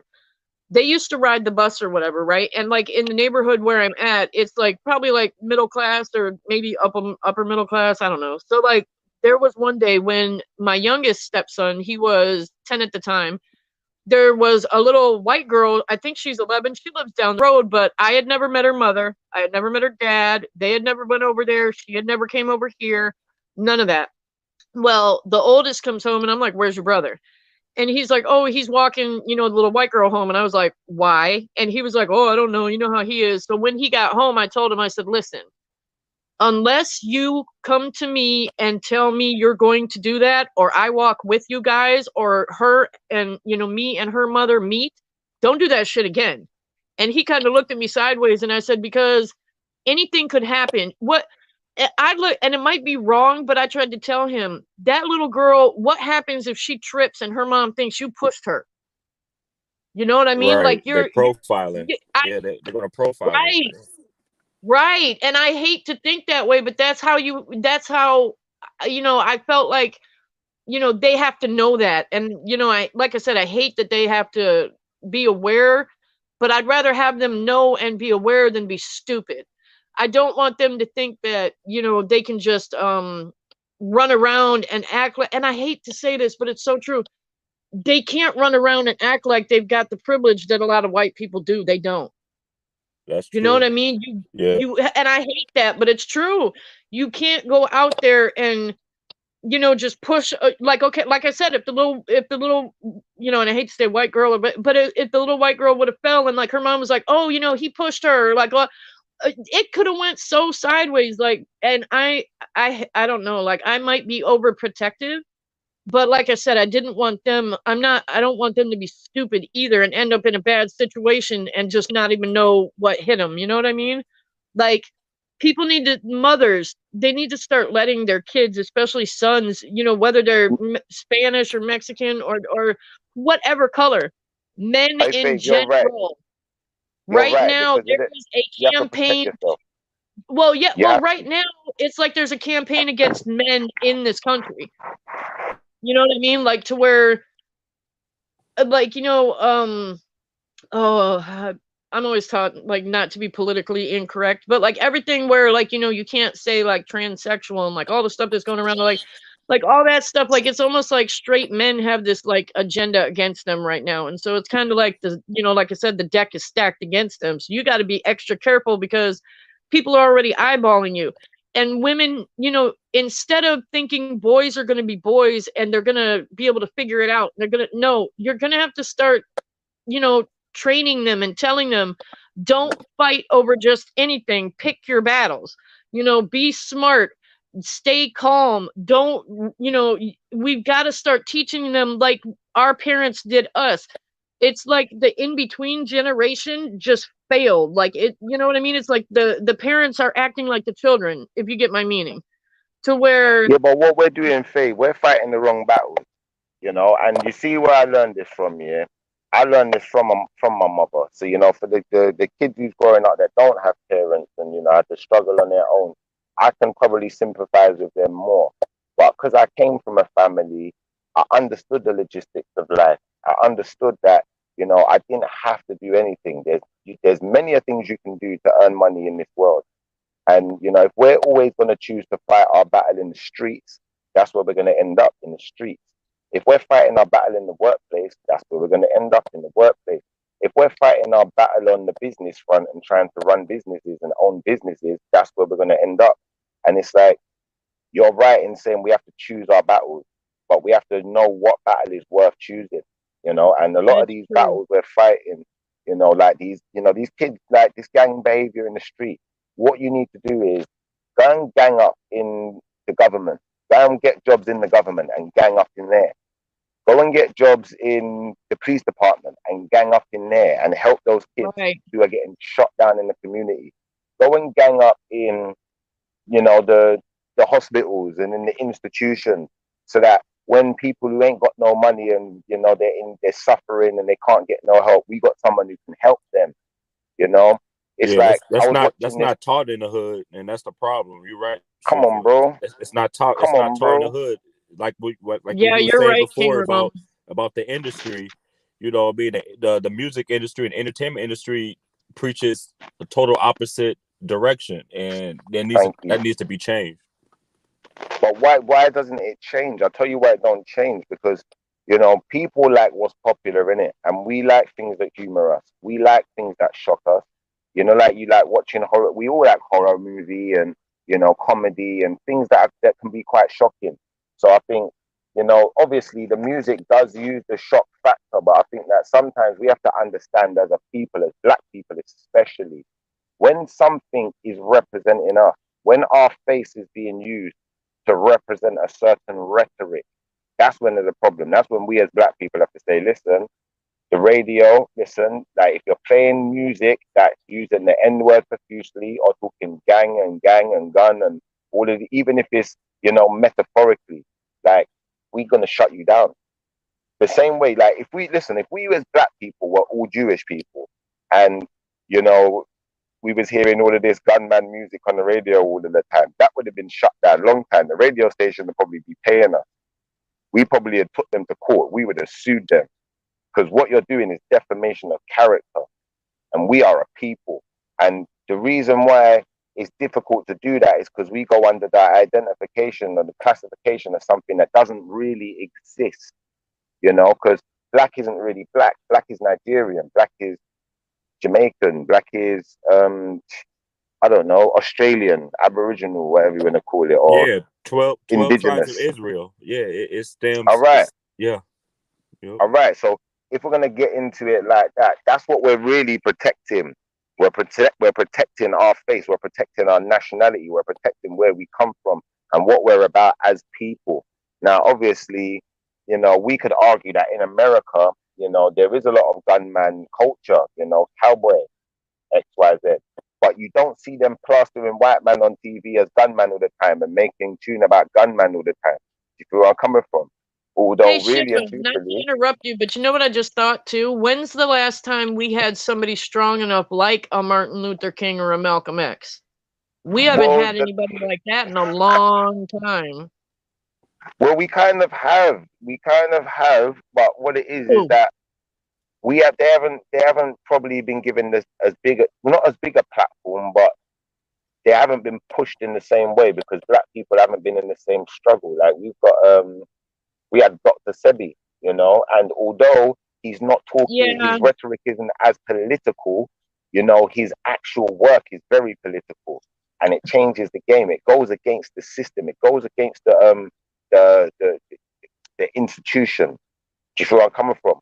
So anyone who goes against the institution technically is no different because they're gonna have to take you down. Like I think a lot of problem too is that a lot of people are comfortable in their environment to where you've got generations that have, you know, just been like in the hood and a lot of people, they don't see beyond their surroundings.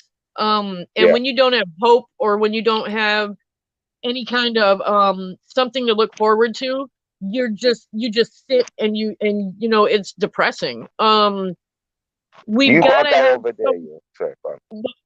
but we've got to have something like people got to start getting, you know, like hope and you know, excited about life again. Like, you know, how people get sometimes when they go to church, like we need somebody, you know, I don't know, something to get people back into loving life instead of just being okay with dying at 12 and 13. Like there's got to be something. People need more opportunities. That's what they need. They need more opportunities, and they need to feel like they've got a chance.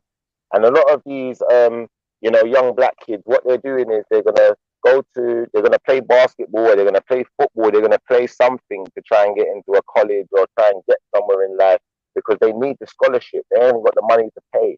You feel where I'm coming from? So they need it. Otherwise, their parents have to pay, and they're probably struggling, can't afford it. You know, or they ain't got parents. Or like me, you got to go into the military to go to college. Okay, so you've got there are choices, but the choices are very limited, and you know, there's only X amount of places anyway. There's only X amount of scholarship. There's only X amount of anything. So now, once we put that into perspective, what we got to say to ourselves is like, like you said, who is the Martin Luther now? Who are the guys now that we should be looking to now? And the guys we should be looking to now, I can't remember the guy's name, but there was a guy, I know he's in America anyway, and this guy was talking about opening his own university and all of these things. I can't remember the guy. You had better not say King Ramon. Do you know who I'm thinking he might be talking about? Is it Umar? Yeah. No, you better not say Umar. I'm about to drop you off of my panel right now. You better not say Umar. Oh, no, you didn't. You know what? You're saying that, yeah? No, but you're saying that, yeah? But this is what I'm saying to you. You see? Scammer. Oh, my God. You see? No, listen to what I'm going to say. Hear me out. Okay, now, I've heard this rhetoric. That Umar Johnson's a scammer and, you know, I'm not going to go there with you. What I'm going to say is the idea is where we're supposed to be at. Right, because, you're right. Yeah, if it was the Umar from years ago, then yeah, it'd be perfect. Yeah. All right, sis. But you need to understand where I'm going with this because you know that is the most frightening thing to the institution. The late Dick Gregory. He's an example. You know what I mean? The late Dick Gregory. That is true, King Ramon. That is true. All right, but the reason I say that is the right idea. Maybe if the guy's a scammer, it's the wrong person. But the idea is imperative because the system is terrified of a black man with information who has control of information. They are absolutely petrified of an intelligent and do you black remember man where I was saying that the military teaches us to go under the radar, right? Well, we need, like you said, we need people to come together and start infiltrating this system. We need the lawyers, we need the police, we need to start putting people into these positions. Because the best way, that's how you do it. Because the best way to break a system down is from the inside. But we need people to do this without putting it all over social media and letting people know, like, hey, I'm in here. You know what I mean? You gotta. Right. But everything comes down to scholarship. Yeah. So when you got your own scholars and you got your own university, you can now compete. And when you compete, when you can show that you are better and you have better results, you now become a problem. Because what happens is when we now want to study something, we now want to look at something, we want to look at the logistics of a law or whatever it is. We need the best minds to look at it, don't we? Right. Do you feel where I'm coming from? We don't need, the mediocre minds to look at the most intricate of problems, do we? No, we need the best minds. And the problem with, black people making their own university and giving the children who didn't get a chance chances, some of these children probably are geniuses. In fact, I'm guarantee it. I absolutely guarantee it. And the level of intelligence you're going to see come out of these children when they change it around. Because if you think, some of these kids, they're not seen as intelligent, but the way that they're using their mind, is actually quite incredible to amass money and, live this gangster lifestyle and have to evade the police. Every single moment of your life you're at risk. Everything. So you have to understand they already have the intelligence, but it's being used in the wrong way. And once it's turned around, and that, for instance, if Umar Johnson wasn't, if he was legitimate and he builds this university and gives poor black children a chance, and we see a change in that, and they start getting the levels that they're supposed to get, and they start competing with. Wasn't there a guy that was all over? I saw on YouTube. Oh God, I saved it. I'll bring it up in the show later on today. King Ramon, do you know who I'm talking about? There was a guy. I think about he was skinnier than Umar, but it said somebody had made a video where they were like, Umar's been apparently opening his school for 10 years now, but this guy already did it. And they had talk about Tariq Nasheed. No, hell no. Oh God, no. It was somebody else though. I had never heard of him before. I'll look it up because I saved it. I'll look it up and bring it up in the show later, like I said. But apparently, somebody has opened one somewhere. I just, like I said, I'll go back and I'll have it later. But which is awesome because, like you said, Shippa, I think I don't. King Ramon, what do you think about what he's saying? Like, do you think that what do you think? I'm gonna keep it all the way 1,000. We make up 15% of the population of the United States, but 50% is over 50% is in the jail system. Right. What's going on now, and what I've learned throughout history and what I've been seeing is this, and I'll keep it all the way 1,000. It's gonna take martyrdom to change. It's these protests, these legislations, everything, lobbyists, it's not working at all. We're gonna have to grip up, and we're gonna have to fight back. What I was saying to Schiffer, yep. Yeah, I'm gonna keep it all the way 1,000. I got my CCs. I encourage people to legally get their firearms, and because it's coming, it's already coming at our doorstep. It's already coming at our doorstep. So you see what they're doing with the COVID vaccines, and we can't go anywhere without a COVID passport. So they're trying to entrap people into the United States and not go out without a COVID vaccine. So, well, so what? Ramon, I have a Yeah. really quick question for you. I talked to one of my girlfriends that I have that lives in Minnesota, and tell me if this is true or wrong. I don't think she would lie to me, but I just want a second person to tell me this. She was saying that after what had happened, and people were starting to break into stores and stuff like that this past week, I guess. She was saying that she saw some National Guard. Is that true? Oh yeah, I got footage on my IG. Yeah. Okay. Well, do you know Yep. what that tells me? Mm-hmm. That tells me that what happened last time or last summer or whatever, when all the, shit hit the fan, which it should have, that they're not playing any games. They're going to bring us in before they even fool around with people. And it's not going to, we are not there to gas and take people to jail. If you get my meaning, we're given orders and we follow those orders. So I don't know who's up top. I don't know when they're going to call, National Guard in, but if they're already there, be careful, because like I said, remember when we were talking a while back and I was like, people don't want people.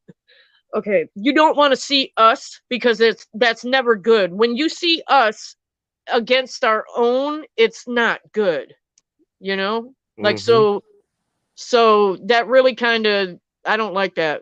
For you to confirm after she told me that, I don't like that. I don't like that at all, because like I said, that means that whoever, is in charge of over there, that, they're already like, I'm not even going to mess around with it. If it gets too bad, the military is going to take over. Like, and that's just, that shouldn't be happening. They had AR-15. Oh, sorry, they had AR-15s with their hands on the trigger, redirecting traffic to people. I was filming right outside where our city mall, where our mall is at, with their Humvees and not tanks, but their Humvees and whatnot, and there was like 8 of them with their hands on the trigger, like we're like the combatant, like we're the enemy combatants. Like it was what I'm saying, not scary, but it was intimidating. It was right, intimidating. and intimidating. And one thing about that is that's what the military is trained to do also, because the last thing that we're going to do is want to use force, especially against our own. Mm-hmm. The one thing that we've always been trained to do, if it does come down to our own people, is that if you have to sacrifice a few to save a million, you do it. So that's what we're taught. And that's the thing too, when I said like the grip up. Okay, let's say we do come together, we grip up. We can't fight. We can't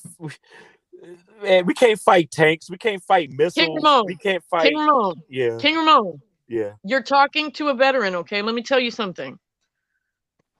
If it came down to that, the military is going to be with us, not with the police and the government. Do you understand what I'm saying? I agree. Yeah, I agree with you. Yep. I reckon in America you're right. In America you're right, but I think this is why, like, America kind of learns from England. You're like a bigger version, a little big brother, and it's like, when I look at, for instance, the logistics of England, we had this conversation the other day. We got a queen, yeah, and the queen has what is it called? She has royal prerogatives. These are powers she can exercise at any time. Now, I know that a few years back, maybe I don't know, 10 years or so ago, they took away one of her prerogatives, which is that she can kick everyone out of parliament, and basically just call for a new election at any time. Yeah. Oh wow. And I think they got rid of that because obviously, people maybe was a bit scared that if she ever exercised that power, it could be used to some kind of misuse, or some kind of evil. And long story short, she still has a load of royal prerogatives that haven't been taken away. Like, obviously, the army is owned by the Queen, innit? So she can retain certain powers within the army, still within government as well. And a lot of people don't know about this. So, for instance, if there ever was an uprising, say that all of the people decided we're going against the government, we're going against them, and we don't want to listen to what they're saying anymore, And like Ramon said, you know, maybe we can't fight tanks, but you know, we got some people within the police and the army or whether who's willing to work with us that are angry too. A majority of the people in the army. Well, let me tell you, the veterans, whether over there or over here, we know how to take tanks out too. So, hey, Tommy, and hey, Yellow Jesus, go ahead, sorry. You see, the thing is though, yeah, obviously, when we're talking about fighting tanks, that's one thing. But you see the people who hold the most powerful position. These people are all loyal to the Queen. You know, they swear and pledge allegiance to the Queen. None of them have been knighted and served and whatever else. So you need to understand that those are the people who can push that button and just blows up everything. It just sets off a nuclear bomb, something worse than tanks. Okay, but let me tell you this. That's scary.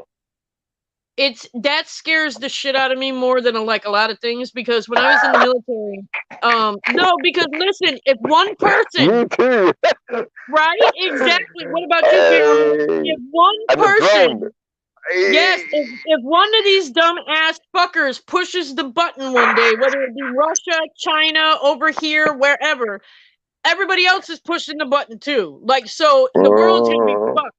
Like, you know, that's what I'm worried about, because it's not like somebody's going to push the button and we're going to be like, oh shit, what are we going to do? No, everybody's pushing it once it, you know, so that was like, do you know what the thing is, Faye? You see, they say all of this stuff like loads of countries are saying they've disarmed their nuclear programs and whatever else, yeah? Yes, but the like, Geneva Convention, yes. All right, you see this thing that scares me though, yeah, is this whole idea of a drone. Because you see these drones, they're just flying around, you know, someone's sitting remotely controlling them or whatever.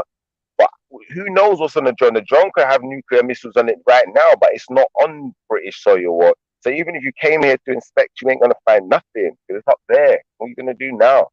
Like, I just think these things are very, very, like, to me, I find that very dubious. You know, you got all of these drones up there, you got stealth stuff, and like all of these things, like, I find that very dubious, very devious. I find it very scary. And I think that for that reason, I don't think a physical fight with the system would work. I think, you know, like the reason I brought up the university thing is, I remember this from being young. Yeah, they used to have a school.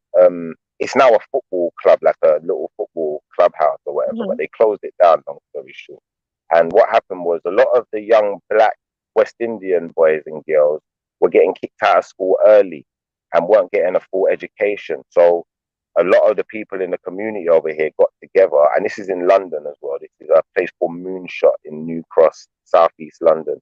So they got together and they built a school, and they got their own teachers, hired teachers, everything. And to be fair, you know, if I don't know this for certain, but if my memory is correct, I would say that maybe even some criminals were involved and invested money, you know, that they went on the road and hustled to get this school up and running. Now, you see this school, it was just for black kids. There was no white kids in the school. There was only black teachers to start off with as well. And then what happened is, I think about first year or so of it being open, the pupils in the black school were coming out of school with better results. They was having a higher marks than the kids in the white school. So on percentage, on average, like more black kids was leaving with A's and B's than what the white kids was leaving.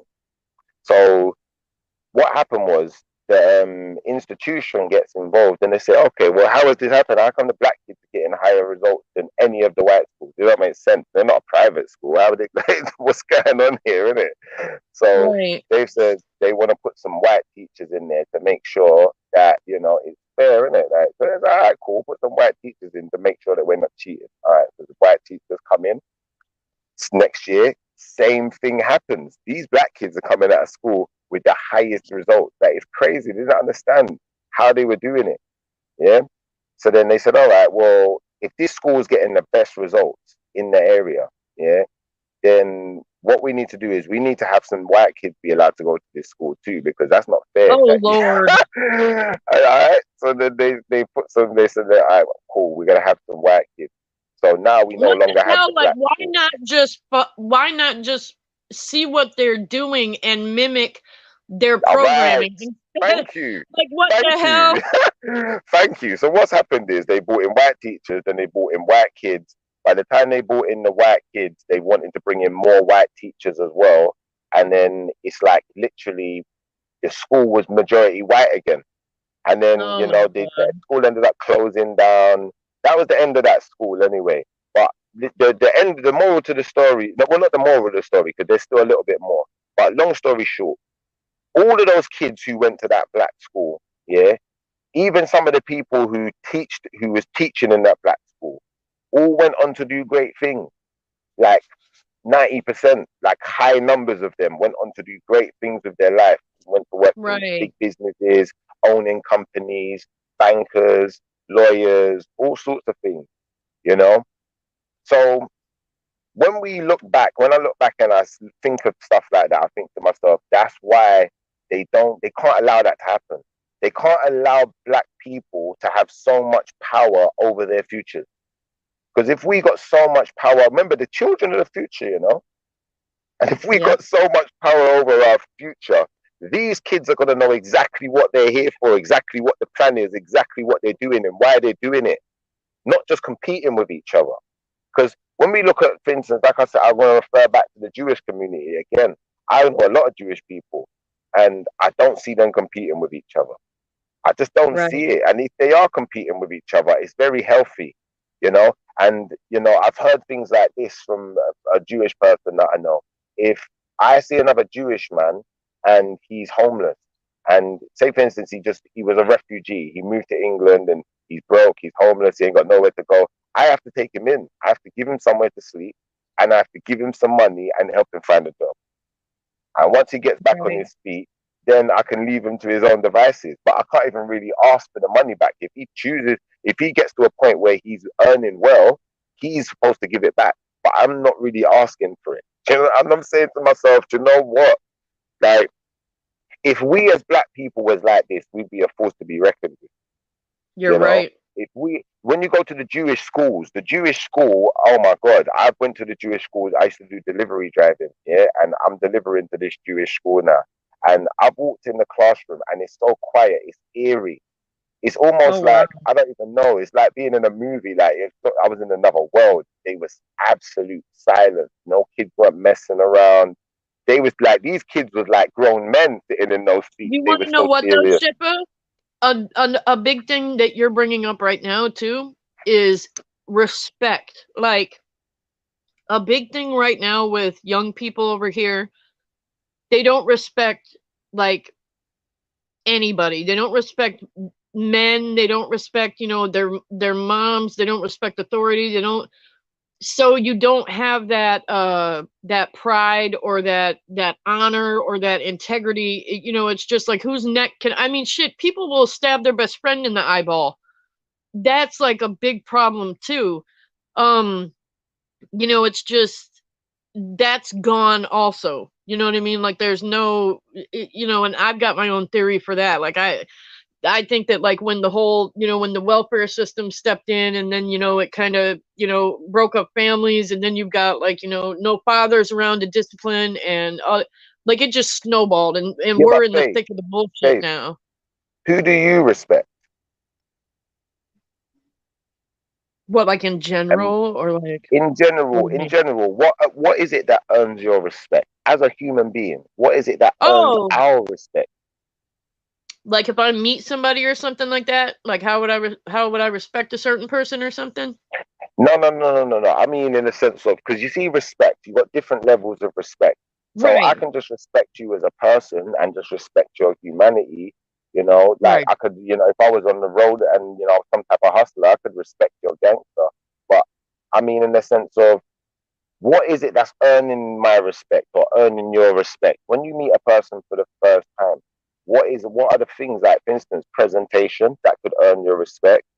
You know, the way a person's mannerisms are, the way they deal with you, the way they handle situations, all of these things can earn your respect. But I think what I'm trying to tie this back into is basically, we respect the people who've got the answers, and we respect the people who know.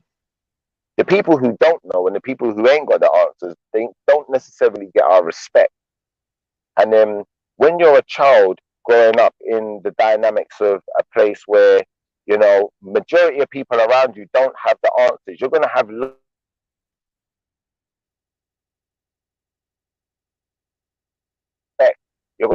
you'd be in a better position, X, Y, Z.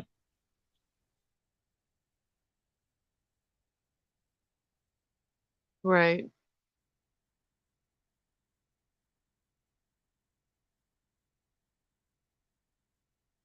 Can you hear me okay?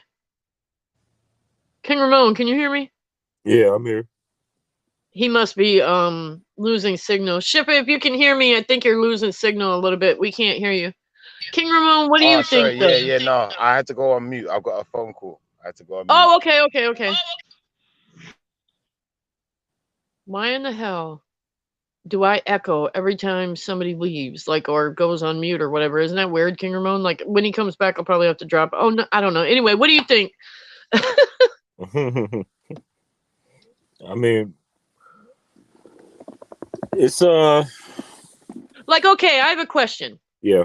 If you could, if somebody came to you and was like, hey, we want your idea on how this could be fixed or could be helped, you know, like by tomorrow, like what would your quick fix be? Or do you think that we even, I mean, what do you think is going to happen? Like, do you think this shit is like just going to continue and the world's just going to destroy itself? Or do you think maybe as a people, we have hope to, like, you know, try and change this shit? Like, what do you really think? Like, honestly, I think things are just going to get worse.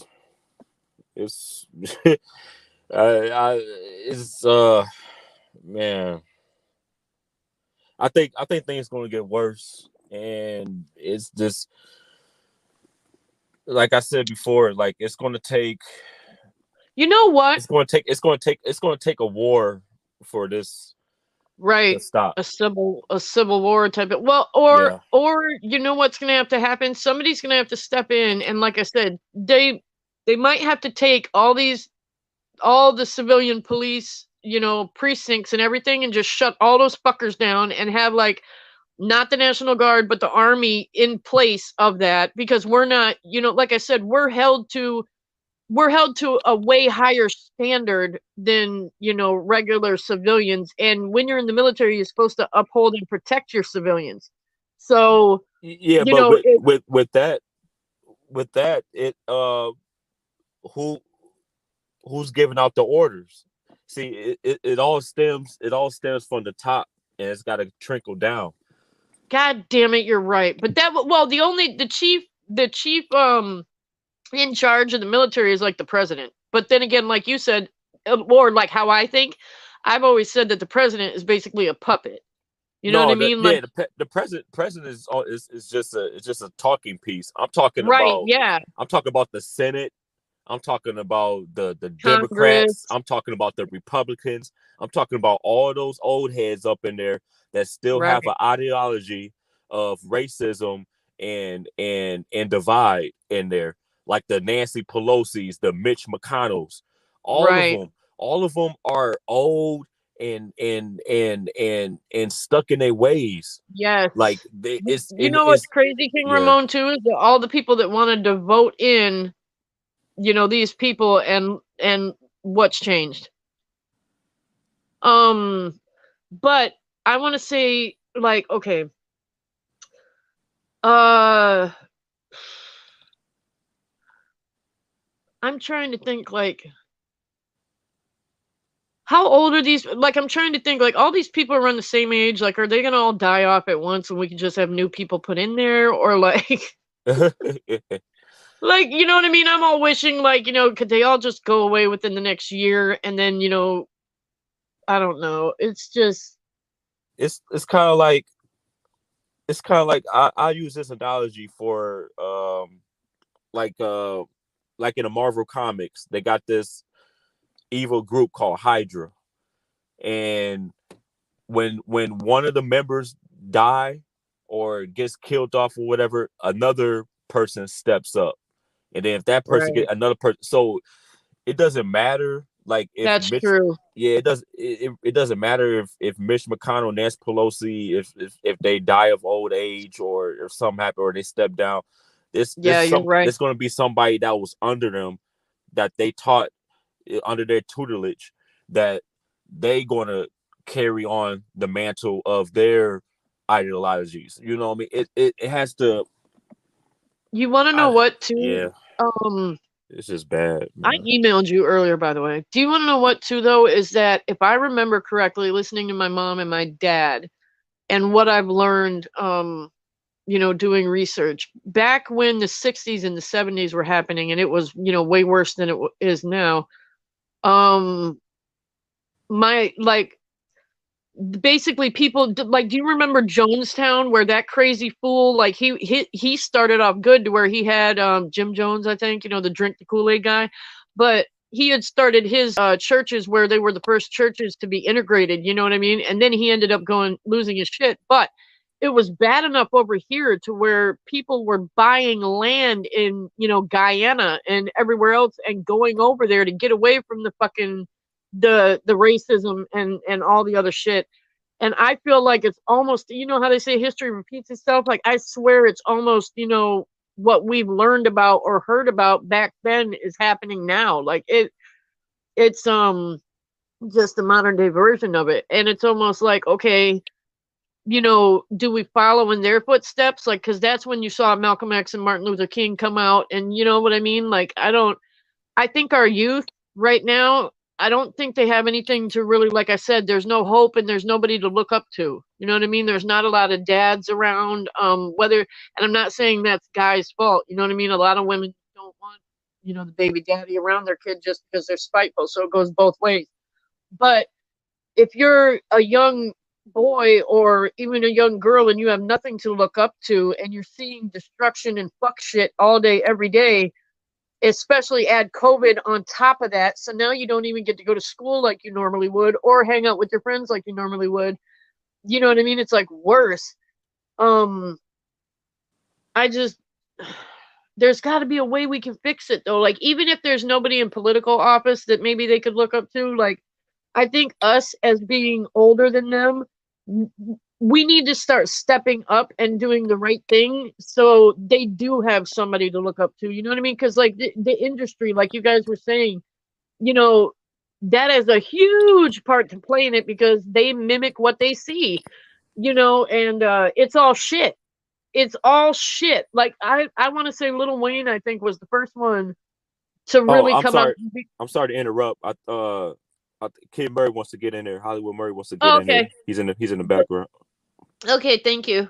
You're welcome. But I think that I want to say that, like, remember when Lil Wayne came out and he was talking about, like, the lean and all this other shit, and like Pimp C, and like it was like after they started talking about lean, it's like the drugs went crazy in like hip hop. Like it just went. Now it's like, okay, like, and then you got the women coming out and they're all strippers, and it's just like, when the fuck did all this happen overnight? Like, you know what I mean?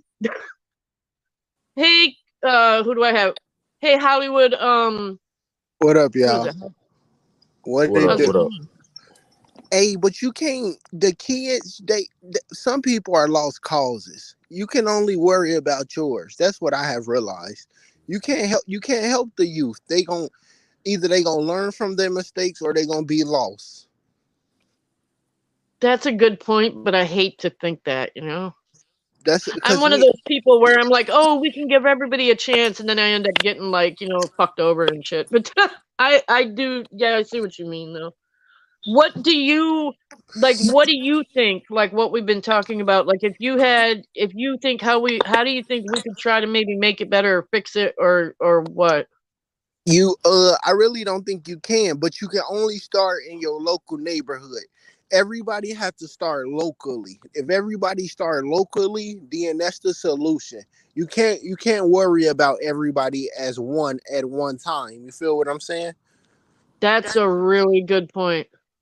Shit, you got to take care of yours. These motherfuckers lost out here, and by some fault, it's not their choice, and it's their choice. Because when you get to a certain age, you gotta make smart moves, mastermind moves out here.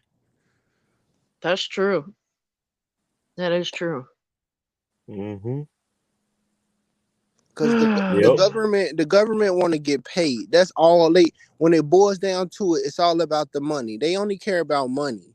That's true. Can I ask you guys a question too? Because I was wondering this. I'm not a big weed smoker, but now that weed is becoming medicinally okay and then, recreationally okay, can somebody please tell me the people that were put into jail for weed, or I got pulled over and I had a joint or whatever and I went to jail, are those people going to be released? No, because they were doing things illegal. Damn it. That's such bullshit. Well, in the case of in Illinois, they excusing, cases, or what's the word? Pretty much like if you got, a charge for that, exonerating or some shit. Yeah. But but in Minnesota, I don't know, because they lollygagging with the bullshit. And a coworker, me and my coworker was having a conversation about that shit tonight, man, about how Minnesota is lagging on that, and how we supposed to be a monopoly capitalist state, but yet they won't pass the marijuana laws. And I know the politics of it, it's racial aspects. Well, just like Kid was just saying, it's money related too. The minute they let all these people out that have these petty weed charges, you're losing, because every day you're in jail or every day you're in prison, they make money. And that shit shows a flaw in the system in a way. Yeah. And you can't just have that all out there in the open. True. That's one thing I've learned about the government, whether it's like civilian, military, or whatever. If there's a mistake, boy, they do not want to show that shit. And I don't want a city full of people high. Me personally, I don't want that shit. I don't feel like it's okay to. I feel like, because I'm conservative. You feel me? I'm black, so keep that shit to yourself. It don't need to be known that you out here smoking weed. That's why I like Clear Eye. Have some fucking spray. It's the such thing as smokers respect. That's a good point. I do remember, like, when I was a little bit younger, if you were going to go into a store and you had been around people that would smoke, you'd spray like something to where you wouldn't go in there smelling like a whole blunt. That shit a science. You can't just put cologne on. My fault, King Ramon. But look, go ahead, finish. You can't just put no regular cologne on, because you don't want something that's gonna mix with it. You want something that's gonna get rid of the smell. You got to use like zesty shit, like oranges and shit like that. True.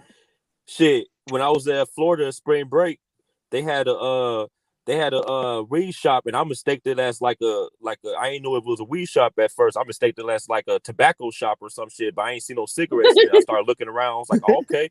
So I bought this vape, and they had the cartridges. They had 97% THC OG sour Kush.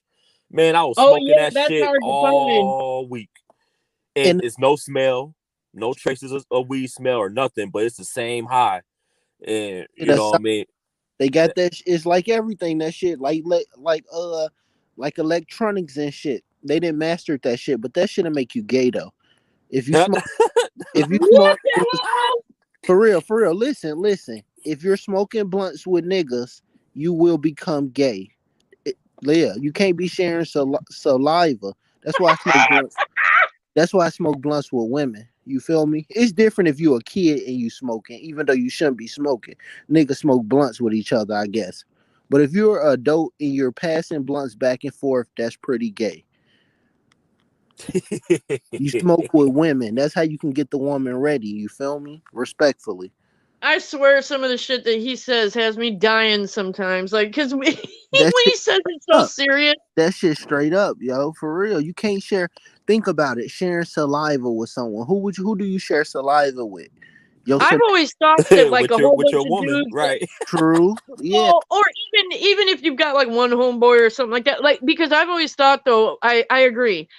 I don't know if it turns you gay, but I've always thought that when you see guys and there's one blunt and there's like 5 dudes, I'm just like, okay, y'all are like, really? Like, that's always been a little bit side-eyeing for me when it's like more than 2. I hit the blunt with my little brother because they my little brothers. We share DNA anyway. Right, True. Right. But I don't sit there and smoke no blunt with no motherfucker. That's weird. I'm old now too, though. Just to be straight up, I don't be having time for that shit. And I'm a personal person. I like shit by my fucking self. Right. Even though I'm True. married, that's fucking crazy. I'm a personal person. Oh, did you guys hear, by the way, oh damn it, I'm not gonna bring this up because I'm gonna talk about it later on today on my show. I'm gonna I be hear about quiet. that FedEx shooter. Oh yeah, let's talk about that because I'm gonna talk about more about that coward, that piece of face looking motherfucker. What happened? Why are they always butt ass ugly and fucked? Like, okay, but go ahead. Tell me what you guys know about it because I don't really know too much about it. Like, go ahead, please. I'm listening. It was by the Indianapolis International Airport at the FedEx facility over there, and that piece of face motherfucker shot. He was an employee there. He shot and killed 8 people in there. He shot 4 outside and 4 inside. Then he took his own life. It was multiple others that was injured too. That's crazy. With life-threatening Did he get fired? Who knows? I don't know. I didn't dive into it. It was just coming up as is. Because you guys usually know that, like, when somebody, remember the saying, like, my mom would be like, "Oh, are you so mad you're gonna go postal?" Do you know where that saying came from? From the postman. They used to get fired and shit. Yeah, and they used to go and shoot it up and shit. Like, the shootings used to only be at post offices and shit. So, like, literally, like, it's a crazy world. You gotta be on, even though this America, you still gotta be on point. That's some fucking bullshit, yo. Fucking domestic terrorists. A motherfucker gotta be can't really enjoy the movie. Right. I wanna watch Batman. I wanna watch Batman in the movies, but I don't go every time because that bullshit. Right. I'm saying. Fuck is wrong with them? They fucking crazy out here. And who is it? Who is it most of the time? Yep. Cause it's that crazy shit. It's that unpopular pizza faced white boys. It's that fucking programming though. I mean, it's true, right? It's that programming. Motherfuckers ain't got shit to do with their life. They got them they can touch them guns. Guns easy to touch, I feel. That shit crazy. That shit scary though. That shit'll traumatize you. A week, man. Shit. I heard Texas is passed a law saying that you could walk around with the firearm without no license and shit. I don't know if that's true or not. It's certain guns. It's like, cause you can always have like a certain type of shotgun and certain shit. It's wild west. It's fucking. It's stipulations. A motherfucker just gotta read through that shit. You can have a whole shotty on your hip. But if you notice that the majority of the states that have relax gun laws, the crime rate is down and shit. It's down more than like say Chicago or New York City. That is true. That is true. And so because people know how to act right. You know what I'm saying? It's gonna be a shootout. I didn't think about that. Yeah. You know, anybody could pop your ass. Yeah, because they know that if you get out of line, they got that. You know what I'm saying? They got that act right, and they're gonna act right. They will never make like machine guns and shit illegal over here, because only legal or illegal. Illegal. So they're legal over where? Like you know, like certain automatic and shit. They trying to take the automatics and shit away and all that shit. Shit, you can't have that in Florida. Not that I know of, because I know they're trying to even what do you call it? Take away the certain kind of extending pieces you can put on shit. Look, I'm finna say it for that. Then they will never take that shit away, because if you take it away, then only the criminals can have it. Only the illegal people will still have it. You feel what I'm saying? True. Everybody got to be able to have a chance to have an opportunity. This is America, right? Everybody's supposed to have an opportunity it's called grip Scat up. Pack. Shit, that shit crazy, man. But shit, this the land of milk and honey, they say. That shit. The land of shit and piss. Hey, my people was already here, even though some people were slaves and shit, straight up. But my people was already here. We fell from the sky. Oh yeah, you were talking about that the other day in the chat, huh? We fell for the sky. Hey, the struggle real. We all can get through it. That's why that whole Christopher Columbus, all that bullshit, like he just man, we been discovering America. We was here, man. Hey, If you know anything about the 12 tribes of Israel, we was scattered all across the world, man. Like, you know what I'm hey, saying? that shit crazy because they showed did teach a nigga about the pina colada and all that shit. Well, here's the thing too, right? You got to be a pretty stupid motherfucker to like not think that there were people all around the world. Like, you know, you're trying to tell me that over here. Go ahead. The Ice Age, people was here during the Ice Age. It was already people here. Yes, they found out that those bones down there in that cave, and they date back to prehistoric times. Man have been here since the beginning. It have not been no time without man. Can you imagine living around dinosaurs though, bro? I'm not gonna lie. Like I'd have to get like a husband that's like could go out there and do some shit or kill something because I would not leave the house at all. They probably stayed on the west side. We stayed on the west side. The dinosaurs stayed on the south side. Shit, they found giant bones in Ohio. Big ass people, the Great Khali. Yeah, they found bones in Ohio and shit, man. Digging up in Ohio, was it Colorado, in the mountains, everywhere, man. Shit, man. Yeah, man. Shit. Was this recent, King Ramon? Nah, not recent. It was. I forgot the timeline, but damn it, King Ramon! You know I'm doing my show. I waited for you to get back so I can do my show about the giant in Afghanistan. Now you're gonna have me look that shit up. If you Google giant bones and discovering in America, it'll come up with that because that's how I was researching this shit, and then it came up like certain shit in Ohio, Iowa, North Dakota.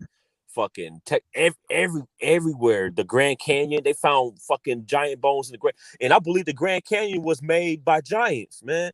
That's why that was like a giant cereal bowl and shit. A meteorite.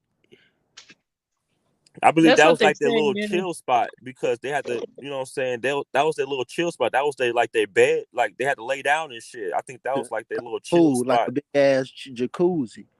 Right. True. Hey, it's like if you wherever you at right now in the world, if you start digging or dig below like deep enough, no telling what you will find. No telling fossil what type of crazy shit you will find. Perfect example, Hollywood. That's why they don't want us to own our own property when we have a house or shit. Because if we start digging in our own backyard, our own front yard, we're gonna hit and strike oil like the Beverly Hillbillies and shit. True. Get this, you guys want to hear something crazy? Well, two things that are crazy. My mom, she went to college for archaeology, right? And she actually went on a dig, and she has a dinosaur tooth, like a wisdom tooth of a dinosaur. That bitch is huge. And she found that in Michigan. But second thing is, oh shit, King Ramon, what did you just say? Because it was off of what you just said. Oil. Oh yes. Okay, how can I sum this up shortly? Okay, my grandfather on my dad's side owned a farm with a whole bunch of land. There was oil underneath the land. This is what I heard from my family or whatever, but my dad had told me that back in the 20s, I guess the US was going around just checking, all the states, trying to see like where oil was at in case we needed to tap into our own resources and not get it from overseas. So, there's certain places where they know we have oil at. Well, there was oil and still is to this day on that property. Now, one thing that's weird is that when my dad inherited that property and he sold that property before we had moved down here, even though he sold that property, we still own the oil rights. So if anybody ever goes and wants to tap into that oil, like me or my sister has to okay it. And that is the weirdest shit to me. But like I said, they will not tap into any oil over here until like we can't get it from overseas anymore. But we do have oil here. So King Ramon, you're definitely right about that. The earth reproduced that shit. They be trying to brainwash motherfuckers. Right. Fossil fuels and all that. Hell no. That's the earth refused itself. The earth being It's got to, because how are you pumping oil out of the ocean? Like, I know it's under the the earth, but still. And we would have been ran out of that shit if that was true. We would have been ran out of that resource. But the thing is, they don't want to be fucking cracking the earth and shit because they don't want to take shit too far. They rather let them do that shit overseas first. Right, fuck it up over there. Should cause a major earthquake and dumb shit like that. I don't mean to get off topic real quick, but it's kind of in the topic. But I don't know if I'm being petty, whatever. But I get mad. I get mad when I be hearing white people talking about, yeah, I'm going up to my cabin, or motherfuckers be like, my father or my brother got land out here. Bro, I be thinking like, people. you know where you got that land from, right? You got to get these days and time. We just got to get our money up, shit. Yeah, man. King Ramon, took a trip. When we moved down here, right? My sister was going to be able to go to school here, but I had already graduated. And I always said that, like, if I would have had to go to school in Florida, I would have probably got kicked out, suspended, because being around like rich kids and like people with money like that, like I would have been fighting people all the time because that shit pisses me off. Like when I see rich people that like they didn't work for it, they just got it. Like then that shit is so frustrating. You would have just blew your opportunity, shit. That's what that is. You gotta shit. Yeah, I probably would have. Yeah, but you know how they act. Like, haven't you ever been around people like they look at you funny and they like, I hate that shit. Yeah, I'm looking at their ass funny. Right. It don't necessarily all the time have to be rich people. It could be like from their great grandparents that got that land off of slavery and shit. That's what pisses me off when they be talking about, yeah. Oh yeah. That's what pisses me off. But they all racist. They all got everything. All of them. Everything got you guys, money. Did you hear about the lady? No, the daughters. The lady owns some land. Shit, I'm gonna have to look this up again too, but this is recent. Her and her husband own land and they had a dance club. Like this was like back in the 1900s. Or so it was. When I say dance club, it was like, one of those little like wooden places or whatever. And it was a black family and it was black owned or whatever, right? Well, they ended up passing away. And how about the city had taken the land from the two daughters? How about now, like 50 years later, they're finally going to get, like, the mayor that just got into office or some shit is finally giving the land back to these daughters. And the land's worth the land's worth of millions of dollars now and shit, which I think is awesome. But I was like, how the fuck? Like, that's what you're talking about, like, where they just take the land from people and shit. So I was like, there needs to be more of that, where they're giving back land to, you know what I mean? True. That could be part of our reparations. You know what I'm saying? Right. Giving back our shit. Hey, I got a question though. This is something I have come to, or whatever. I believe the government knows who all ancestors were slaves. They have documentation of that shit. I believe that. Yeah. Most definitely. I believe that shit. Yeah, that's why they came out with that ancestor, whatever, that DNA shit to find out who's what and what's what. And you fuck around and agree to that shit. Listen, let me tell you something about that. They have solved more cold case murders off of that shit than in the last like forever. I think that is it's such a good program when it comes to solving murders and unsolved, cases and things. But the DNA thing, it does freak me out a little bit. It really does. And that shit expensive anyway. That shit ain't cheap to do. Is it really? Hell yeah. That shit like a couple $100. Mm-hmm. Oh wow! What? They sell them at Target. I seen one at Target. It said like $2.99 or some shit. And you will be going in their database. Oh yeah, I believe that. When I went in the military, our fingerprints and our blood go in the database. Shit, when I did them 6 years. Oh yeah. Why you think they doing drug testing at work and shit? You think they ain't collecting that information?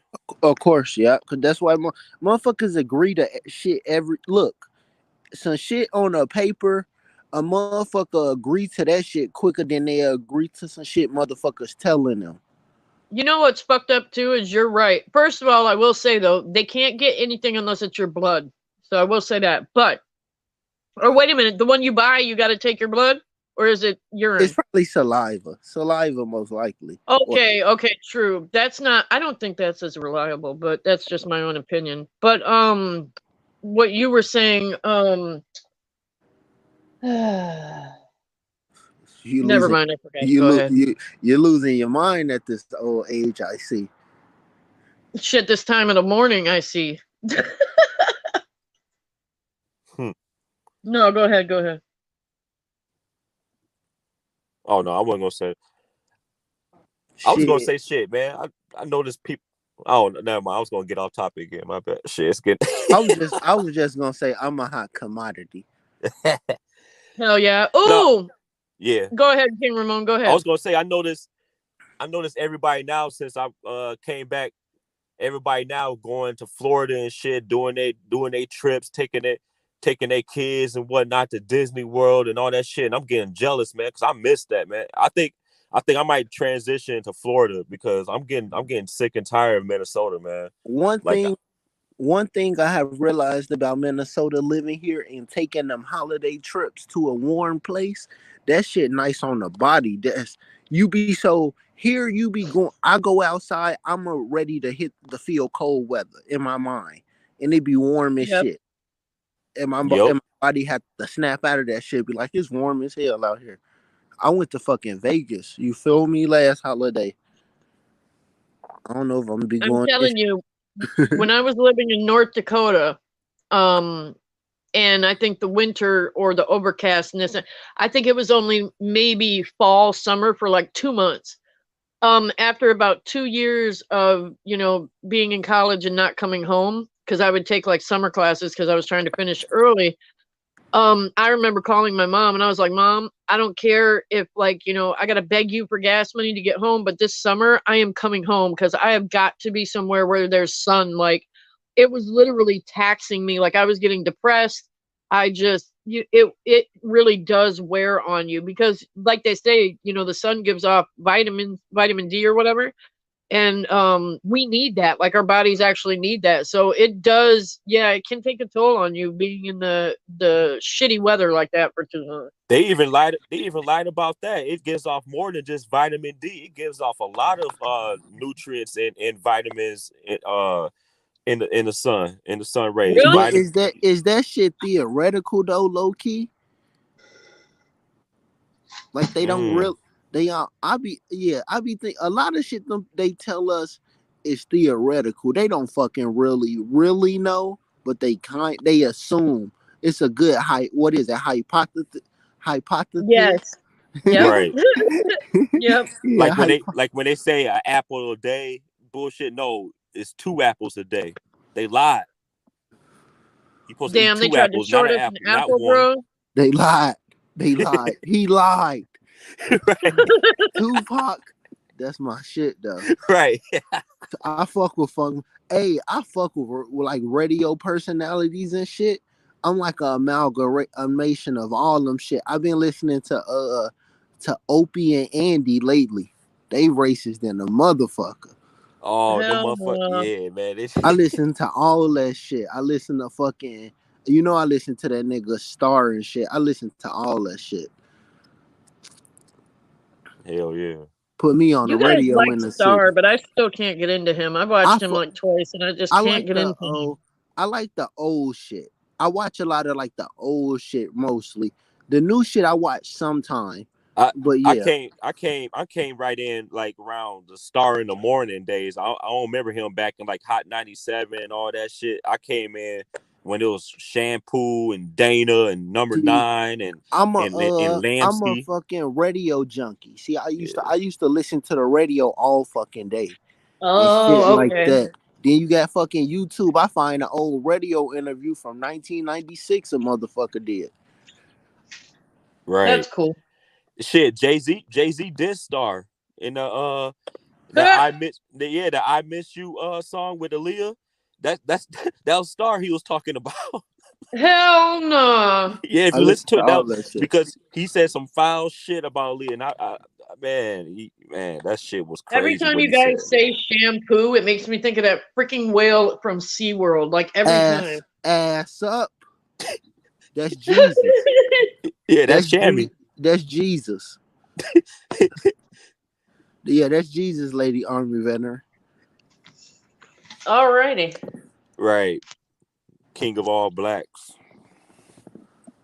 But I'm a hot commodity. My form, I ain't even perfect sale yet. Oh, Rich Mo said it. That's what the hell I was going to ask you guys about. Damn it. Thank you, Rich. Did you guys hear about the leaked footage of the UFO and them saying it was true? I ain't seen that shit. Is that shit? What is it? I only saw the article, so I don't know. I didn't want to get into it because I knew I would like not get out of it. So I was gonna wait till like today or tomorrow. I bet them alien bitches bad than a motherfucker. No shit. Remember how Larry said that one night that he was gonna fuck one of them? Oh my god. Right. That's inappropriate. You said that word. That's very inappropriate. I thought this was procreate. I thought this was a family friendly YouTube channel. You thought wrong. You gotta say procreate. Oh, okay. Emancipate. Hey, listen, hey, I told my wife, right, straight up, I was like, I'm telling my son Santa Claus not real. Straight up. Oh, that's messed up. Oh shit. He need to be writing letters to us, thanking us for buying that shit. Yo, I almost got into a fight with my brother-in-law, my sister's husband, because I told them when it was little. No, you didn't. Yeah, hell yeah, I did. I was like, Santa Claus ain't real and shit. He was like, and then he said to us, Dad, he's like, hey, Uncle Ramon said Santa Claus ain't real. Is that true? Man, it started up some shit. He called me and shit, tried to cuss me out. We almost fought and shit, but you can't be telling other people kids that shit. But those my nephews though. You know what I'm saying? They my family. But you can't. But they father got to tell them that shit. You know you were over there too, trying to tell them don't believe anything in school. The earth is flat. Also, okay. You gotta tell the kids and let them spread that shit. You feel what I'm saying? Did you tell them the Easter Bunny isn't real too? Hey, I told her my son if he try to join the gang, I'm gonna be like, start your own gang. Okay. Right. Throw you 3 letters in front of that shit. You be good.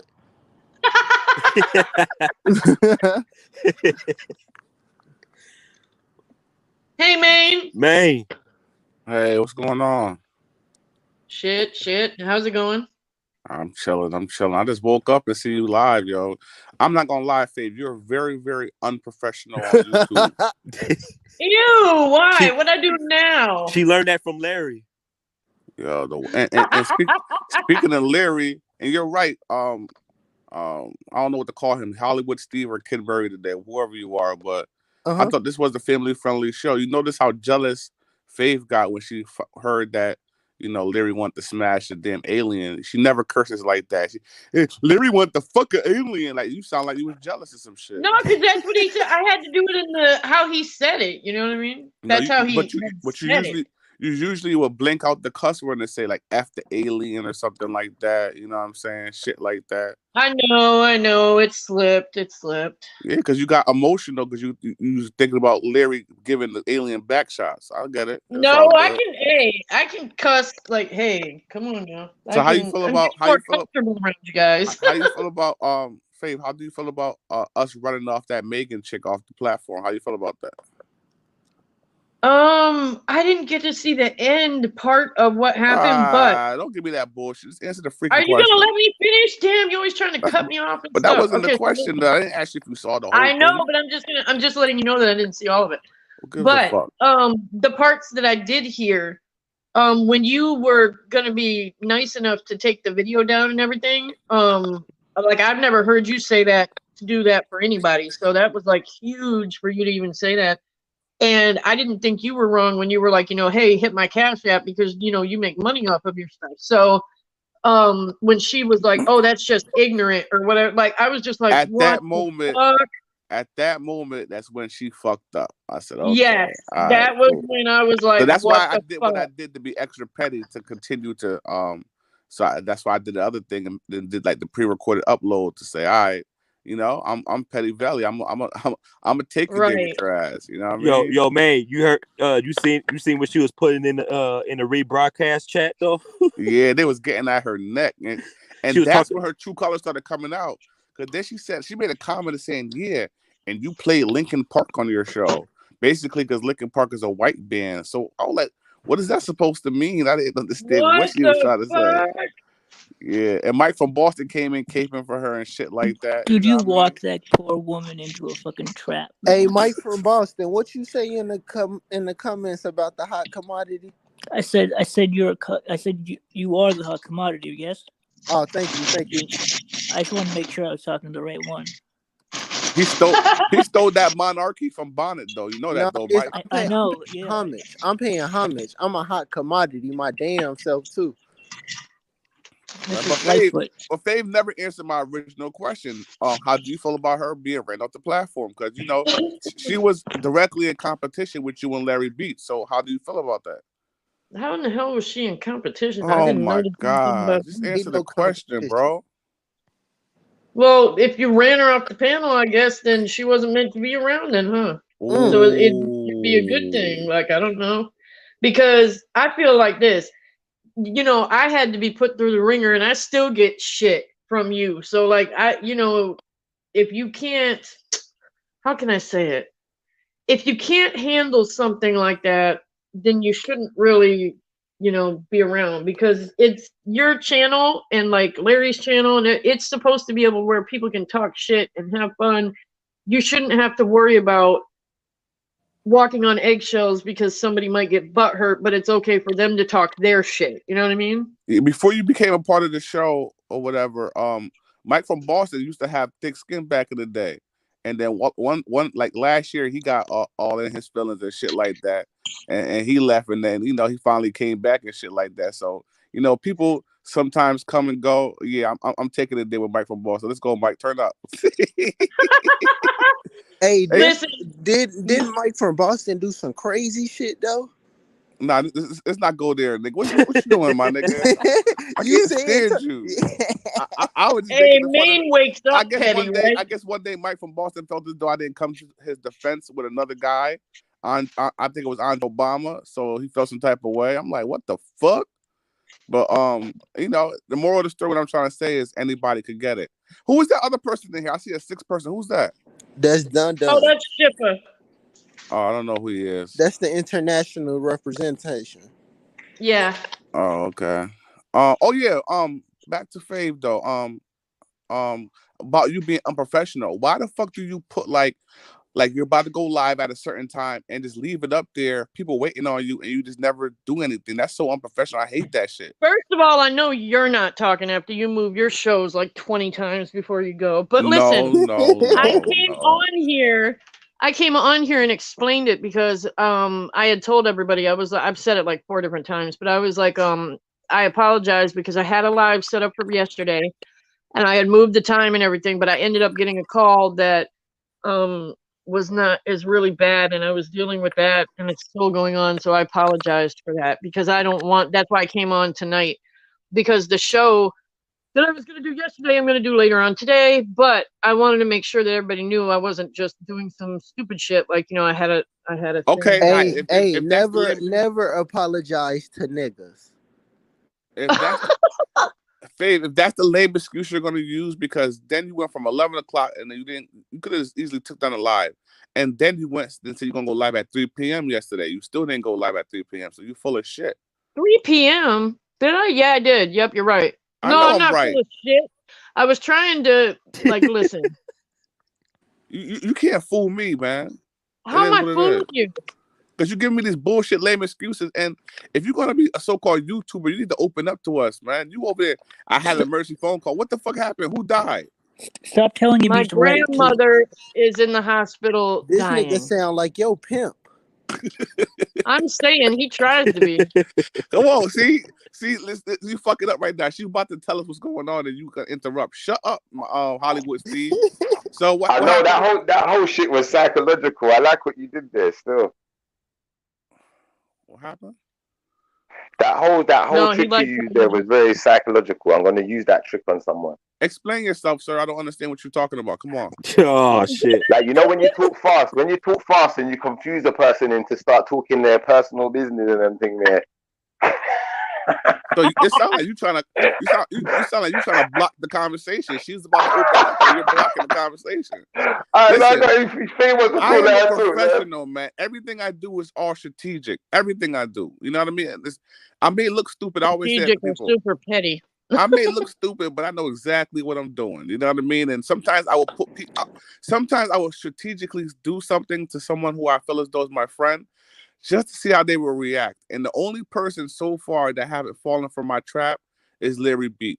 You know what I mean? Larry Beach knows me so well to the point, even that point that time when I put him out there like that and said, damn, you don't want me on your show, have me backstage for like a half hour at a time. Oh, yeah. Time. I expected Larry Beach to turn on me right then and there. You know what I mean? And he did a show and he refused to disrespect me. So I said, oh, wow, this guy knows me. You know what I mean? So Larry Beach, I think out of everybody, even I used to think Hollywood Steve was a solid guy until he started showing his true colors. Let that shit go. Hold on, what are you saying? Larry Beach ain't holding them L's now. And I also like King Ramon though. King Ramon is a solid guy too. I fuck with him. You know what I mean? You know we fuck with you, man. Hey, King Ramon was saying exactly what we all were thinking to that guy the other day. I was waiting for Mike from Boston to give his breakdown on the Ivan G situation, and you never did that. Why, Mike? What'd you say? Sorry. I was waiting on you to give the breakdown with the Ivan G debacle. What happened to that? Ivan G? What happened with, oh, you mean... you said you were going to do a show about it or like a little thing about it. Oh yeah. I got too much shit, man, with the baby. And y'all be slacking with y'all. With y'all promises, I don't know if I'm subscribed to you, Mike from Boston. I'm gonna have to find your shit. Yeah, man, my shit's kind of a joke though. Like I don't really. You be saying the N word. No, I said that I said it. Shit, that's how you get your views up. You start throwing that N word out there, shit. Oh God. Well, my channel is more of a joke, but it's more of a trolling. I troll these other channels, these boxing channels, and I get them upset. That's what I do. Because it's all about the views. Yeah, I got a video with like 25,000 views because I was using King Face's clout when he gave those bitches AIDS and shit. Hey, bro, chill out. Don't talk about.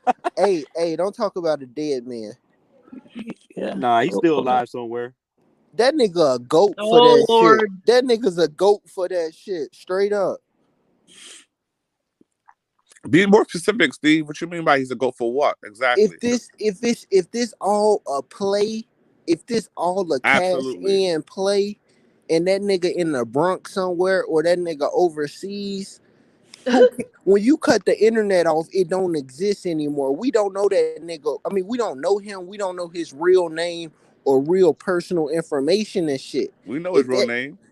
Well, we don't. I don't care really. That's what I should have said. That's that nigga.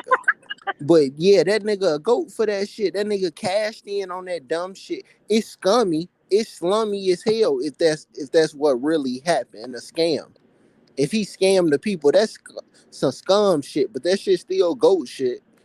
So are you saying that this guy, King Face, is the new Tupac? I don't fuck with that nigga Tupac. Hennessy enemies. Oh, okay. Damn, what the hell Tupac did you want? Tupac died. Yeah, what did Tupac do, man? What did he do? You was in kindergarten, nigga. What the fuck? No, I just don't. Come on, man. No, I don't listen to Tupac. I don't listen to that shit personally. Why? What's wrong with it? I just don't listen to it. It ain't nothing wrong. It ain't on my it ain't in my playlist. Saying I like Tupac's music. I'm not so into nose piercings and stuff like that, but right, like, the music even Tupac had a nose ring. Pay attention. Yeah, I'm not really into all the nose piercing stuff. I remember a kid who got his nose pierced in my school, And by the next day, when he came into school with that nose pierce, it got tump out of his nose. His nose was bleeding. Like, I've never been a And fan then of stuff like that. So, listen, if you have a nose ring and you in a fight, somebody gonna pull that shit out. Yeah. Somebody like me. Somebody like me. That's Most real definitely. shit. I'm going after your weaknesses. When I fight, I'm like, oh, you got piercings? All right, bet. You still got them bitches on too? Shit. All right. Quick question. I got a question for the panel to kind of make it topic related. And Fabe, if I'm crossing the line, Hey, not to cut you off, my fault, bro. I'm gonna let you finish. But a female Army veteran, I'm finna get up out of here. I'm finna hop back in the comments. Bless up to the show. Hey, if I I'm finna hit your I'm finna hit your Cash App. Can I throw my my channel in the comments? Yeah, go ahead. All right, bless up. Thank you. So I got a question for the panel. So most of you guys are may aware. I'm sorry, I'm just not woken up. Most of you guys may be aware that rapper AR-Ab just received 45 years in prison. So that's a life sentence, and you might as well say he's going to die. Yes. Wow. Really? Damn. Wow. Okay. Rewind. That was an unexpected. Bro. Hold on, say that again. Did you say 45 years? Are you serious? Yeah, because he supposedly was running some type of kingpin drug operation in Philadelphia. And a couple people lost their lives in the midst of, the drug transactions and whatnot and blah, blah, blah. And supposedly AR-Ab paid a guy $10,000 worth of drugs to offer another man. And that was so sad. That was another disappointment to the fact that someone would take not even $10,000 cash, $10,000 worth of drugs, and that's all and that's what the life of a black man is worth. He killed another black man and told the feds that, AR-Ab paid him to do it. You know what I mean? And that's how the other guy got less time. Anyways, long story short, what do y'all rather be considered? And King Ramon, he answered the question on my Instagram earlier. What would y'all be considered? Like, y'all rather be 6'9", someone who's going to have this stain of being a snitch for the rest of their life, but end up coming out of jail within a year? Or would you be like AR-Ab and do the 45 years and be known as a real nigga for the rest of y'all lives? Which one is better? Could you answer first, bro? And then can we go after? All right, and that's fair. Treyway. That's all I gotta say. That's corrupted.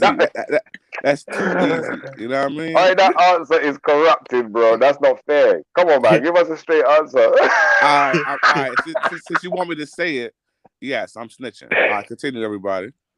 All right, saying that. All right, do you know what? I'm gonna be honest with you. Yeah, I think depending on the situation, you got to really look at the logistics of your life. If you haven't really got much to live for, maybe, you go that route because, you're an ugly guy. You ain't never going to get a girl anyway. Maybe you're gay. Maybe jail works for you. I don't know. But, for us real people out here, straight up people, it's probably going to be Treyway, like you said. I'm going to stick with you, bro. I'm going to stick with you. All right, go ahead. Yeah, somebody else go next. In my opinion, I would definitely do, like, with the present time, nowadays in the year that we're in, I would do Treyway. Treyway, okay. Because when you come out of, look at what he's done. Nobody's touched him. Nobody's done. It's like snitching it's okay. It's not like back in the day when, like, you'd be. So yeah, I'm definitely on y'all's team. And I blame Drake for this whole situation. I'm gonna be honest with you. This nigga AR-Ab was washed up, irrelevant, even though he still was kind of irrelevant musically, to this day. But as soon as Drake made that song back to back, this and Meek Mill, and he threw AR-Ab's name in it, he said, "I'm rolling down the street bumping AR-Ab." It kind of made AR-Ab come back out into rapping and felt like Drake was gonna sign him or whatever, and felt like, if Drake not drop somebody's name in the song, you are a hot commodity. You know what I mean? So he had to prove to the world, like, yeah. So he would say things like he would self-snitch on himself, to be honest with you, AR-Ab, and he would say things because he want to show the world that he got money. He will post like hundreds of thousands of dollars on Instagram and say, yeah, I got this money because me and Birdman made a bet on the Super Bowl and I won, and I got this money because my record label OBH, we sold all these records, and look, it's legitimate money. Wow. Meanwhile, the way he got the money, according to the law, what he's guilty of, is selling crack and drugs and cocaine to his own people. You know what I'm saying? So, wow. It is what it is. Let's go, King Ramon. Let's go. Shit, I'm snitching, man. It's like Star said. It's not like I'm scared to go to jail. I just don't got time for that shit. Yeah, come on, man. That's the flim right there. I ain't scared to go to jail. I just ain't got time for it. I hear you. Come on, man. That's a whole lot of time, bro. Like, is he gonna be alive that long? Like, let's be honest. 40. Hey, listen, not being funny here, but like my life's worth something, innit? So he's already sometimes like a day drags by long as hell. Just imagine like a month in jail. I couldn't imagine a month in jail. Are you kidding me? A decade in jail. Right. You would still have 45 3 more to years. go. Fuck that. Nigga, after a weekend, nigga, I'm sick of this shit. I'm home. Straight up. Straight up. You know what I mean? But yeah, I definitely and I heard he's disabled in jail too, like in prison, like to the point where he can't even walk. You know what I mean? He's fucked up, and well, we know why he can't walk. He won't say it, but oh, don't do that. Allow it, man. Allow that kind of talk, man. Allow that. Man, Kiro, you ain't shit, my nigga. You're wrong, man. You're wrong. Mike from Boston, your turn. Yo, hold on. I'm coming right back. Fabe, let me back in. All right, I'm just gonna switch to Okay. my computer. See, why you didn't want to answer, man? How many people? How many quick. people in the What the hell? What'd you say, man? How many people in the chat? How many people? 11. Oh, okay. See, when before I popped in, there was about I think it was 7 people. I'm a hot commodity. Go ahead. Oh Lord. Are you sure it weren't me? You sure it weren't me? Above the bar. Did he call me above the bar? Not above the bar, behind the bar. Oh, no. no. Behind the bar. I'm sorry. No, my brother, you know what? It was a bit honest, genuine mistake, man. I wouldn't try to dish you or nothing. Like, are you familiar with behind the bar at all or no? Yeah, I watched you the other day. I saw you behind your bar doing your DJing thing and all of that. Like, I see what you guys be going on with, man. Don't worry, man. I'm there. I had him sub to you and to Larry, man. Huh? He ended up over here one night, and I told him to sub to you and Larry. I appreciate that. Did you understand the concept of that particular episode? What I was doing?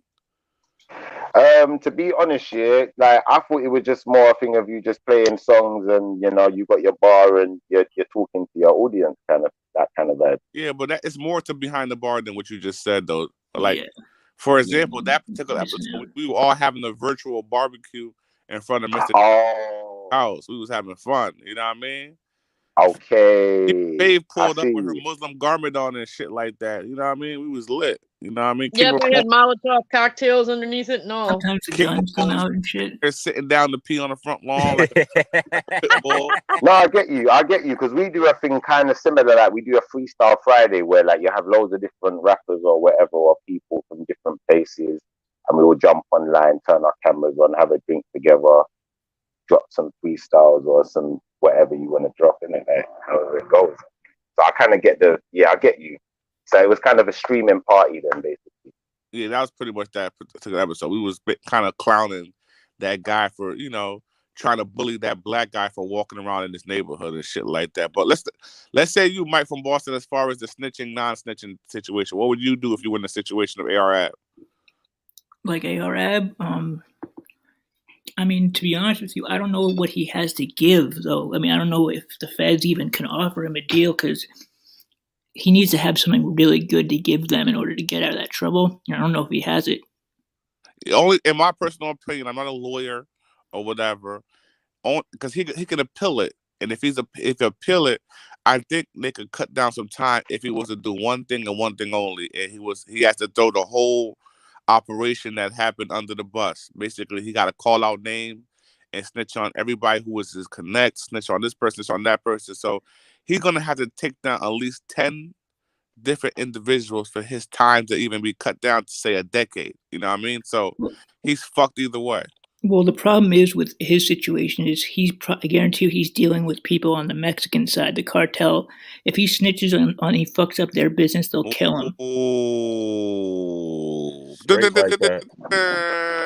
But isn't, you see in America, Don yeah, is DeMarco. every day in jail counted as 2 days? Or is it just counted as 1 day? How does that work? Because in England, every day in jail is counted as 2 days. So if you got 5 years, then you would serve 2.5 years. Yeah, that's kind of like it is here. On probation.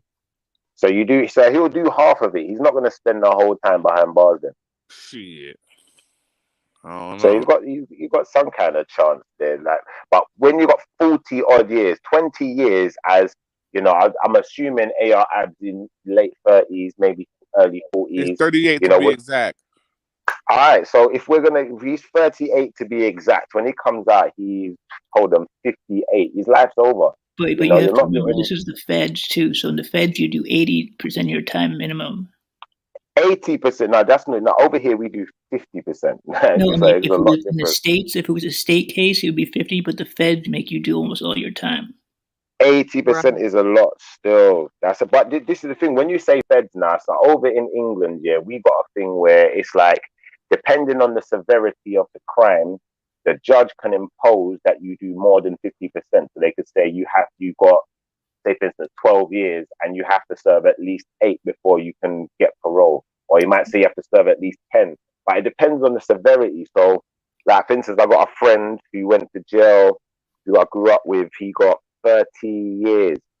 But the reason he got 30 years, and he has to do the whole 30 years as well, he doesn't get no probation time off of it, because it's cold-blooded murder, and it was like double homicide as well. So because he's killed 2 people, like broad daylight as well, in front of other, you know, public people, he's seen as a danger now, isn't it?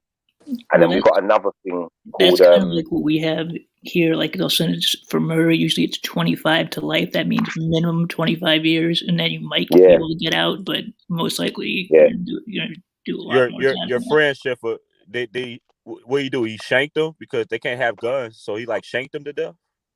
I'm gonna be honest with you, yeah. This is what happened. So I'm not gonna get too much into details or names or nothing like that, but I'll give you the logistics of the story. So somebody's girlfriend said that they got raped.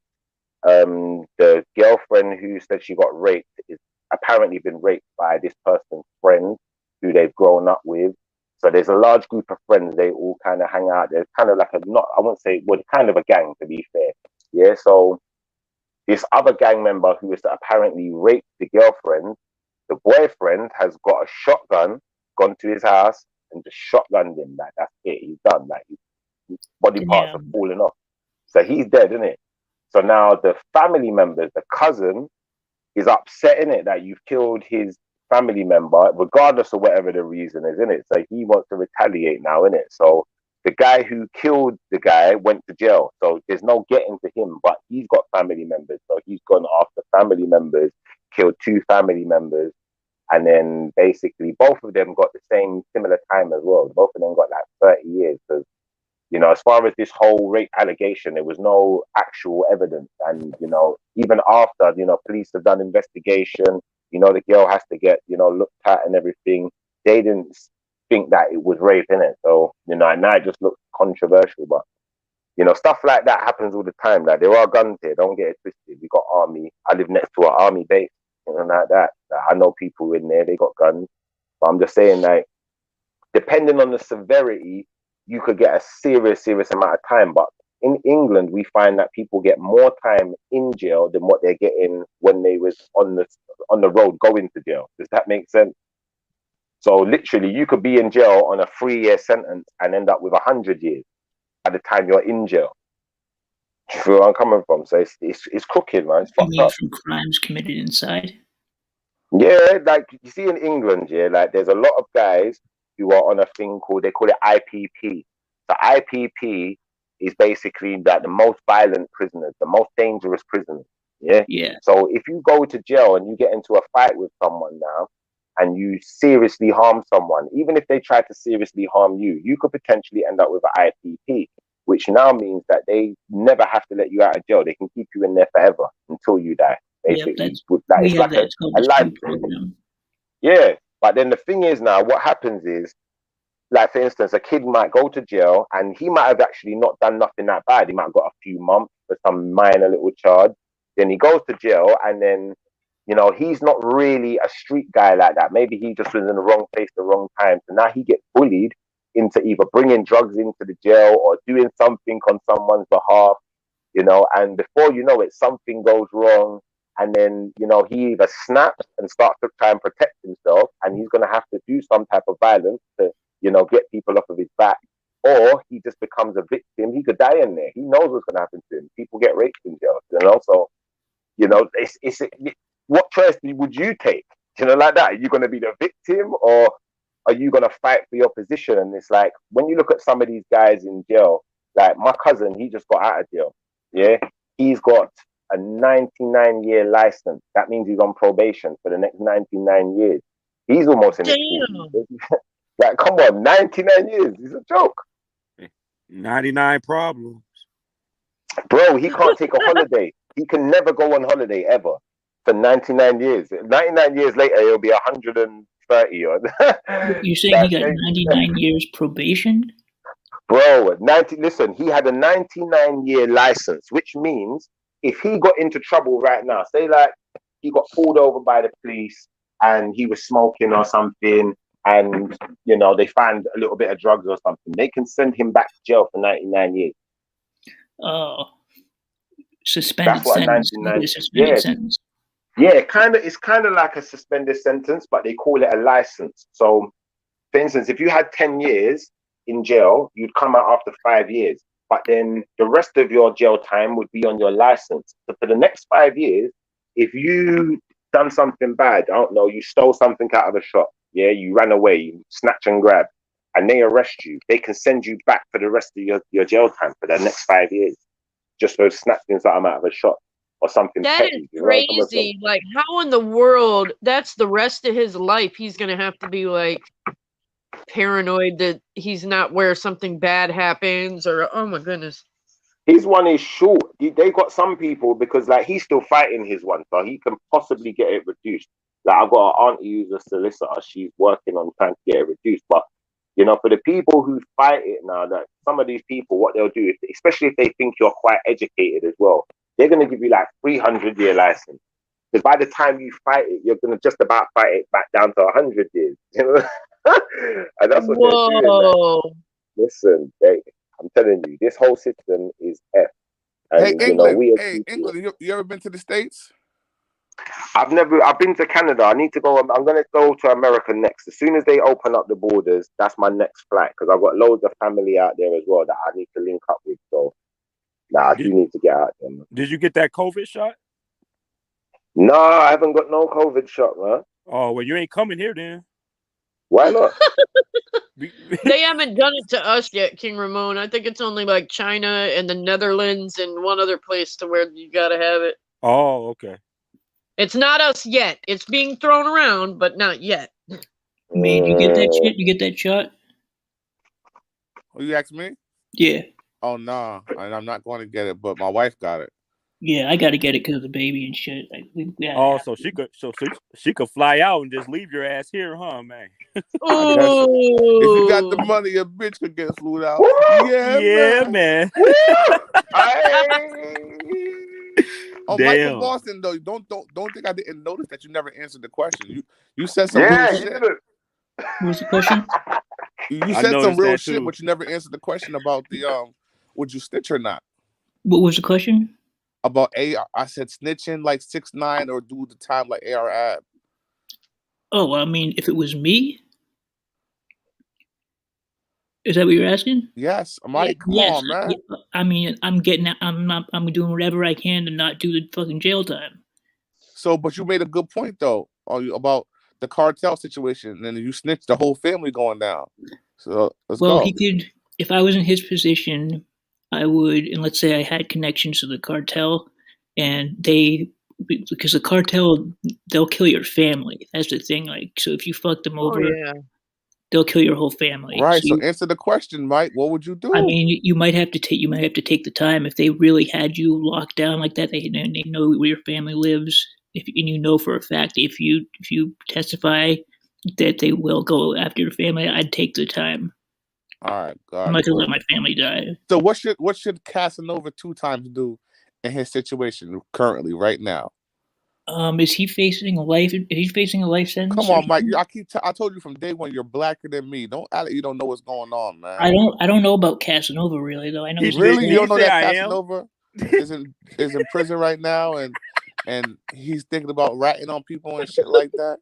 Well, if he's going for life, then I don't blame him. I mean, unless, in his case, unless he's doing business with people that are going to kill his family, shit, he should fucking make a deal. Nah, this nigga said I am when he said you black and he said I am. I didn't say that. I gotta listen to it again. I didn't say that. That might be a drop. I didn't say it this time. So let me ask Kim Ramon something. Let me go ahead and be a little petty. So how do you feel about because you got offended over Megan's statement of saying all lives matter, and that was kind of controversial, and I heard Mike from Boston defending her. But my question to you is, King Ramon, how do you feel about Mike from Boston saying that blue lives matter? Let's say you. Go ahead, King Ramon. Oh, I was trolling when I said that, man. Come on. Oh, don't give me that trolling shit. King Ramon, turn up on this nigga, man. I really meant. You think I meant it? Blue lives matter.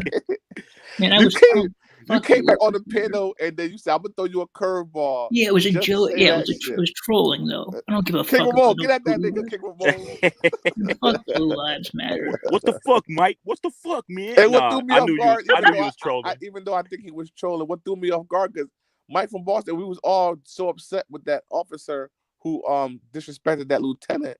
Like, what the fuck? And then he came back. I know I thought you knew I was clearly joking. Blue lives matter. Are you serious? Like, fuck blue lives. Now they got this whole thing, Asian lives matter, and all this other. Like, come on, man, it sounds ridiculous, bro. Like, come on, what lives matter? Who cares? Listen, like, I prefer Black Power. I prefer Black supremacy. I like that one better. Like, I'm not about this. Oh, this matters, that matters. I don't care what matters. I care what's being done. You know, like that. No, I don't get you, but go ahead. That's me, bro. Like, you see, when they say something, when someone says to me something matters, someone says, sports matter. Okay, so what? What's being done? You know, like that. I don't care what matters. Like, so when I hear this whole rhetoric, Black Lives Matter, you don't even have a say in this conversation. You're not even in America, so get out of here, Bobby. Fuck you, Bobby. After your Black Lives Matter movement come to England and I want people to donate. Now, sir, we have our theatre. Make sure say on the north. And all of this mattering business. Wait, hold on. Did I just hear a Jamaican accent coming out of your mouth? Of course you did. You can't tell that he's got Jamaican in him. I just heard the accent just now because I'm half Jamaican, so I just heard it just now. I know. That's what I was surprised you didn't pick up on it earlier. He threw me off guard with that shit. Come on, I'm part American too. Like, I'm kind of American. Like, most of my family are actually in America. Like, there's only a few. Do you have any Jamaican heritage? Any Jamaican blood in you? Yeah, I am Jamaican. Explain yourself. How you Jamaican? When you born in England? Yeah, I was born in England, but my mom's born in Maypen. Your mom was born in Jamaica, right? Yeah, Maypen. Where your dad was born at? My daddy was born in England still. He's born in England. It sounds like you had to think about that. Do you know who your father is? I know my dad, but you know what? I never grew up with my dad. Does that make sense? Oh, yeah, I get it. So, yeah, your mom was like a one-night stand, right? Oh, my God. It was a one-night stand. It was more like my mom and dad didn't really they didn't match. So they didn't stay together that long. They stayed together till, my mom had my sister, then she had me, and my mom and dad split up when I was about 3 or 4 years old, something like that. Okay, so I get it. They would probably give her about 5 or 6 years or something. Okay, I get it. Mm-hmm. But yeah, no, I do know my dad. I know, obviously, my granddad. I know his family. My dad's dad is Trinidadian, and my dad's mum was Jamaican and Senegalese. Not Senegalese, Sierra Leone. Sierra Leonean. So I'm majority Jamaican still. Do you love your dad, although he abandoned you at age 3? Do you still love him?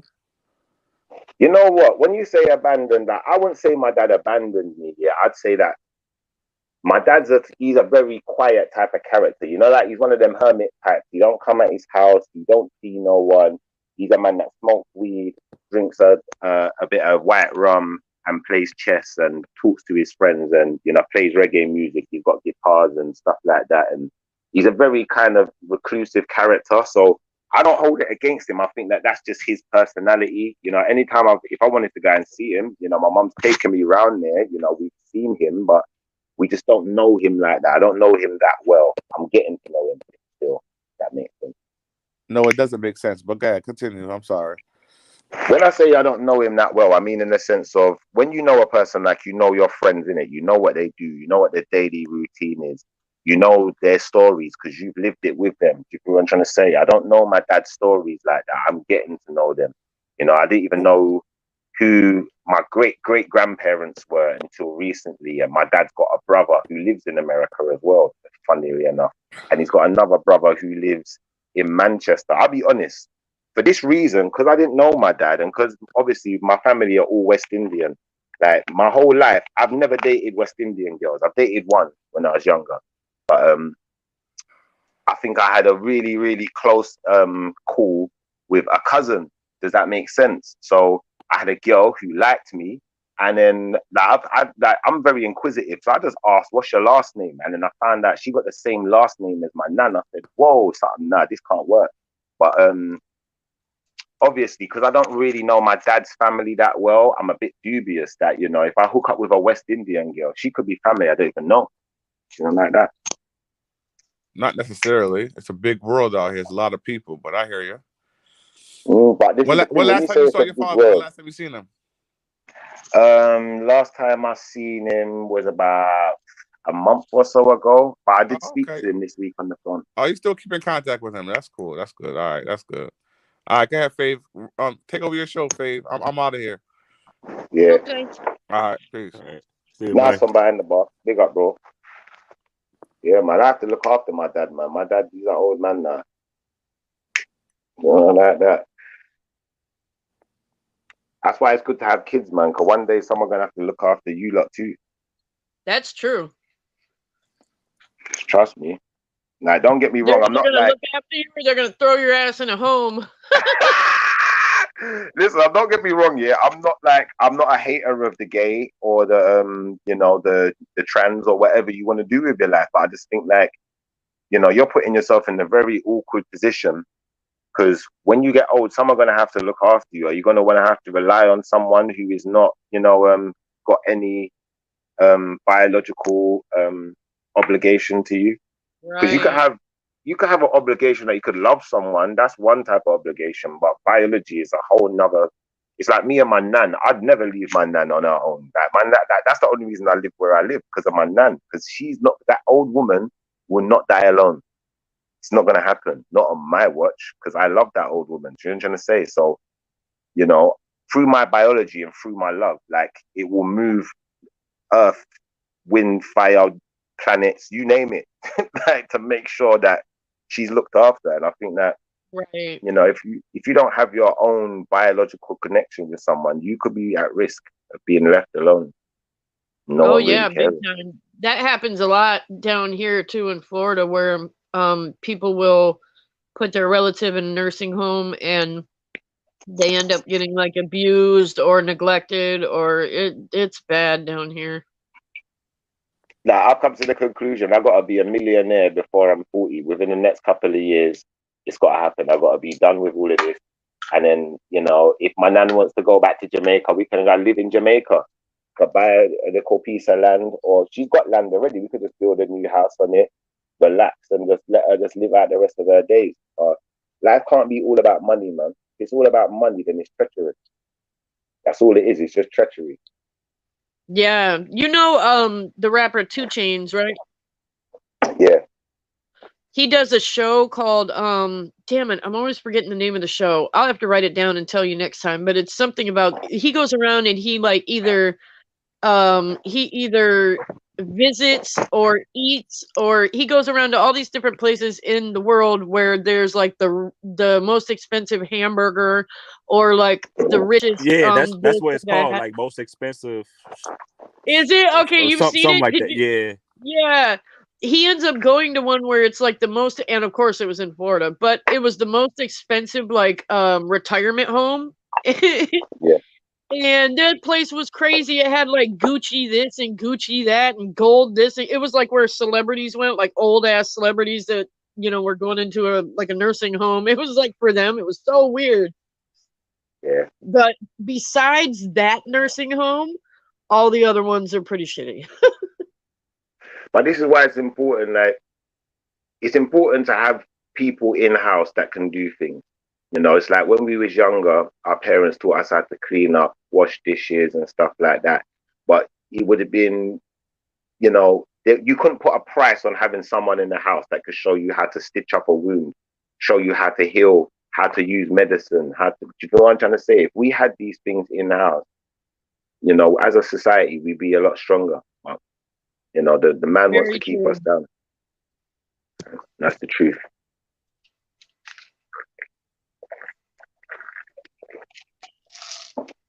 What say you, King Ramon? About what? Going into a nursing home or not? Oh hell no! I never let my parents be in a nursing home, man. They'll live with me. You know what I'm saying? We had What a if you didn't discussion. have space? We had a discussion What if, about that. You know what I'm saying? what if you didn't have space? What would you do? That's a good question. If what? I'm sorry. What if you didn't have space? What if you had like limited space, limited resources, and you know this thing just happened tomorrow? You know, and that was the only other solution. They either go into a nursing home or you all got to sleep in one room. That's not an option. You know what I'm saying? Right. Shit, you make a way. I give up. Yeah, I like that. I give up my room and I sleep on the couch. You know what I'm saying? Yeah. Or some. You know what I mean? My brother, I like that. I like that. I ended up doing that with my mom. My sister and I actually fell out over that. She wanted me to kind of side with her and put my mom into a home, and so she could get like power of attorney over her or whatever she had.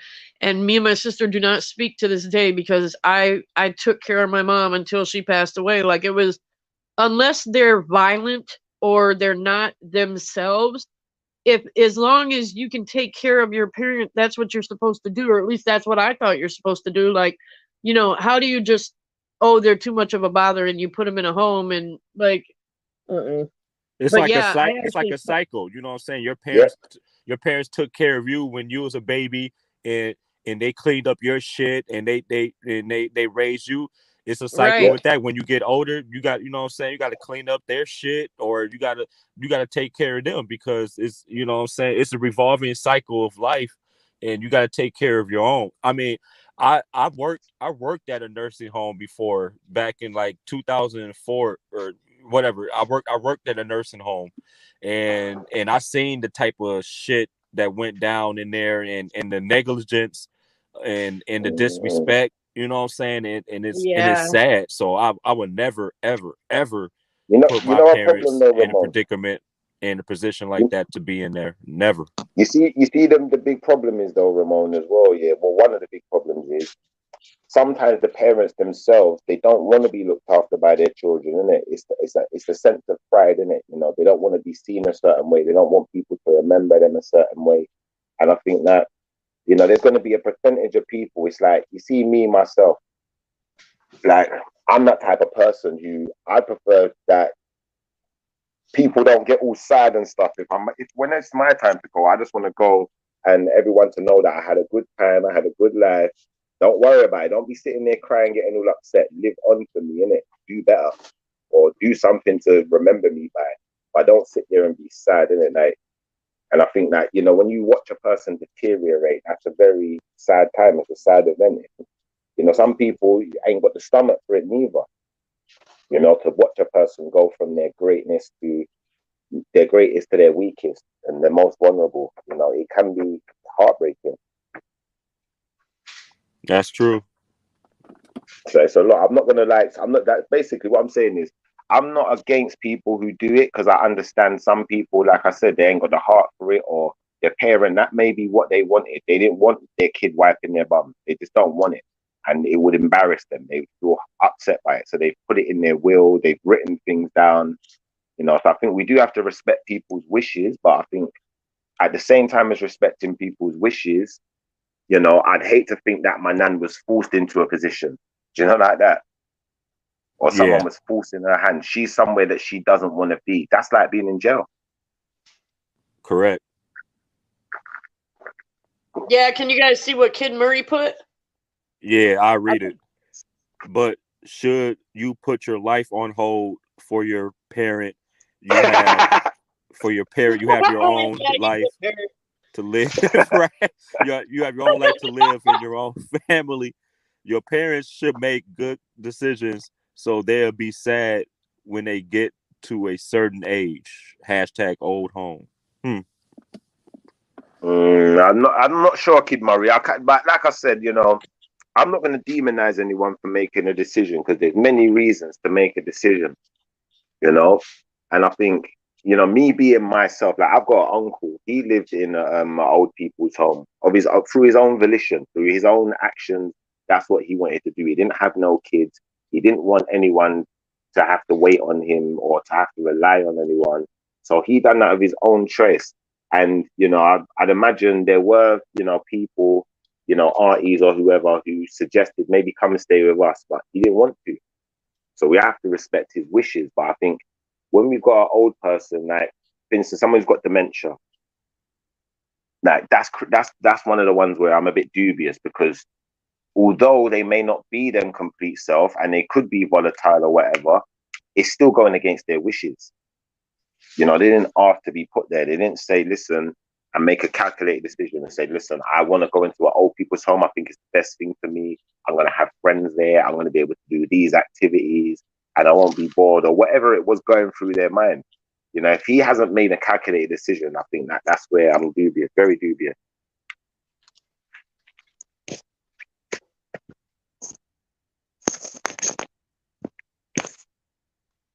Oh, okay, we get it, Kid Murray. I thought you put in parrot just to see if we were paying attention. Oh yeah. You said, don't worry, man. I take care of my parrot very well. Oh man, my parrot. He's a pretty my bird. parrot repeats. He repeats everything I say. I have to be careful what I say around my parrot. Right. I always wanted a parrot, man, because I want to say something. I want to teach him some crazy shit to say, man. The earth is flat, asshole. The earth is flat. The earth is flat. The earth is flat. The earth is flat. Look, just have a kid. Look, you don't need a parrot. Just have a kid. They will repeat everything you say. So you have to be very careful. Because they. Oh my god, that is a really good point. Yeah. Right, come here, parrot. Yeah, he was a super parrot when he was a kid. Like you couldn't say anything. From an age of about, I think he first started talking about 1. But by the time he was 2, if you say a word, you couldn't cuss around him. If you say a curse word, he's picking it up fast. He would just say it back to you. That's when you gotta start spelling around them. Like, oh, you want to go to the STORE? Yeah, come on.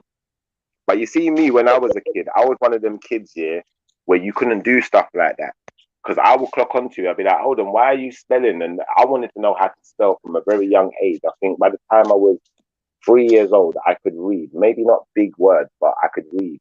You know, like that. Hey, son, I'm about the FUCK mom, all right? So go in the room. Yeah, you couldn't say that to me as a kid because I would have known what you were talking about. You know, that you have to be careful. Like, I know another little kid that is very similar, like, and from a very young, in fact, it's my son to be specific. From a very young age, this kid, you know, he wanted to play chess by the time he was 3 and stuff like that because he saw me playing chess. He was like, "No, I want to play," and start moving the pieces. Before I knew it, he knew how to move them properly. Before I knew it, you know, he was about 8 years old and challenging me, like, and I had to start like playing him serious. You know, like, young Bobby Fischer, huh? Come on, you gotta be careful with these kids. Like this kid, like I'm not gonna lie, he's not the same kid now, but I swear, like, I love that geekiness. I love geekiness. I love nerdiness. I love intelligence. And this kid, like, you know, he's always been an individual. He's never been a follower. And I think that's what intelligence does. It makes you have your own personality, and you know, you do your own. You don't watch what anyone else is doing. You know, he's very intelligent. He's doing well in life. So yeah, big up to little man. But like I said, be careful what you say in front of these kids, because some of them are more intelligent than what they're showing as well. Like I said, a lot of these kids who are out on the road and they're little hustlers or whatever, they understand things in ways where they probably shouldn't, considering they've not, you know, been to college or been educated. You feel me? Right. Isn't it sad now? Like, because I work at a school, right? I work at elementary school. I'm a custodian, and it's sad that these kids now got to grow up knowing the norms of wearing a mask and social distancing and shit. Isn't that sad, man? Isn't that sad, Faye? Yeah, it is. I'm walking my dogs too, you guys. So if you can hear me, okay. Hopefully it doesn't get windy or whatever. Oh, you sound great. Yeah. Okay, thank you. I was thinking about like how sad it would be. Like, think if it was like your senior year and you were gonna have your prom, and now you can't. You know, you can't date like you normally would. Yeah. That's gonna be crazy. Yeah, exactly. Like that's all completely going to be gone now for, well, the people that are that age right now, but. Now they're still doing it. They're just doing it behind closed doors. And I think that in a way, you know, the government, they know what they're doing in it. They know that regardless of these restrictions, like, you know, the young people who haven't had a girlfriend, they haven't had a boyfriend yet, they haven't had certain experiences yet, they're going to fight for their position just like anyone else. And you know, they're probably relying on that to help spread the virus so they can lock us down again. Oh, boy. Yeah. I just wish I had enough money to buy an island. Come on, what happens when everything opens back up? Like right now in England, they've opened all the shops back up and they've opened the pubs. So it's only so long before they open the clubs and everything else is open. And now everyone's out, you know, raving and partying and, you know, hugging up in the clubs and breathing in each other's faces again. Me personally, I don't think it'll go back to that, because they're gonna keep making excuses, or they're gonna keep coming up with something. Oh, it's a new strain, or you know what I mean? They keep coming up with all this bullshit. Whenever, just like in Miami, for example, a week before I left to Florida, Miami, they was wilding out, and all of a sudden, new COVID cases came, and then they was under wasn't it Fave? They was under a curfew, like 8 p.m. and shit. Yes. Yep. Right. So remember what I told you, Ken Ramon? I said that Florida was a hot spot and has been a hot spot the whole time, except for up to like a month, maybe a month and a half ago. So, you know, we don't want to do that again. So like the governor, he's not playing the radio with the bullshit, like, you know, especially with spring break. Like, he was just like not going to mess around with it, because we already get so many tourists that, you know, he's just trying to protect, you know, I don't know, I guess Florida, because like I said, we've been a hot spot for the shit and we've lost a lot of people. I mean, now they want people to wear a mask under, like, swimming. What? That shit's crazy. Yeah. You ain't see the videos, like, people swimming with their mask Ramon, on? I'm outside, right? It's like, I just said that so loud, I probably just woke up some of my neighbors. They're probably like, what the fuck's wrong with her? Anyway. What do you mean wear it under swim? What? Yeah, be careful, Explain that, please. I know, right? Explain that, please. Yeah, it was like at this local pool or something, and it was this couple, and it was wearing a mask, and they had like a mandate saying that you have to wear a mask when you in the pool. What, like a snorkeling mask? What the fuck? No, a face mask. How would it not get wet? I was shaking my head at that shit. I know, they right? Didn't think that far. Right. They probably gonna come up with like some waterproof mask or some type of, you know, rubber, you know, whatever mask. It's crazy. I saw a some video or whatever that had like a prototype of a thing that it almost looked like a helmet, like a space helmet, and it would like apparently have different colors for the mood you were in, and you could you were able to like drink and eat in it and all this other shit. And the guy was trying to sell it by saying like, look, oh, you could still, you know, like interact with people from the neck down, but you're still safe. It was wild. Wow. So they're trying to modernize it and trying to make it into like some type of style and yes. Yep. Yeah. They're trying to normalize the shit. Yes. Oh Lord. I mean, what's crazy though is that with the Spanish flu, right? This same thing. I mean, they lost a lot more people than I think we have now, but I know that it ended up. They thought they got rid of it, and then it ended up coming back. And I guess at first it killed a lot of old people or a lot of people that were high risk. But when it came back, it killed a lot of young people. And I mean, it took out millions and millions. But that was the only other time something like this is like really got out of hand. Come on, sis, listen to what you're saying. You and Ramon, yeah, you lot are so woke. And it's like when you put those pieces that you just said, you put those two together, what we have is, you know, a tragedy waiting to happen because, you know, this vaccination and this, you know, these jabs that they're giving people, it doesn't actually stop you from getting the virus. It just makes you less vulnerable to the virus. Now, what happens if everyone gets these vaccines and then we start holidaying again, partying, go back to normal, and then the virus, you know, it evolves, or what is it? What do they put? Mutates into a strain. Yes, exactly. Because here's the problem with the virus: the cold is a virus, the flu is a virus, AIDS is a virus. The worst thing about viruses is there's never a cure because they constantly mutate. No matter what you do, the virus is intelligent enough to constantly mutate.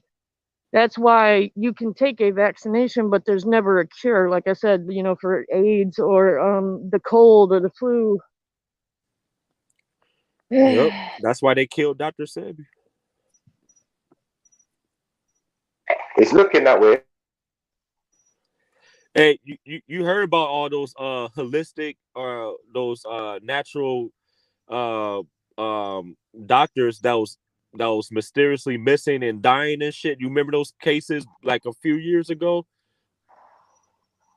Like on the missing 411 I was talking about, or something else? No, I don't remember this. Talk to me, man. Talk to. I'd like to know about this because it's funny that Dr. Sebi's come up twice, and like I said, you know, anything that challenges the institution and the establishment, you know, that's a political move, and that's what they can't allow to happen. So please tell us about these holistic people that's disappeared, please. Yeah, they like mysteriously died, or they died on a plane crash, or they just, you know what I'm saying, they like end up missing. They go out of the country, and then you won't hear from them. It's like they died like mysterious deaths, and it's been a lot of them. It's been a lot of cases.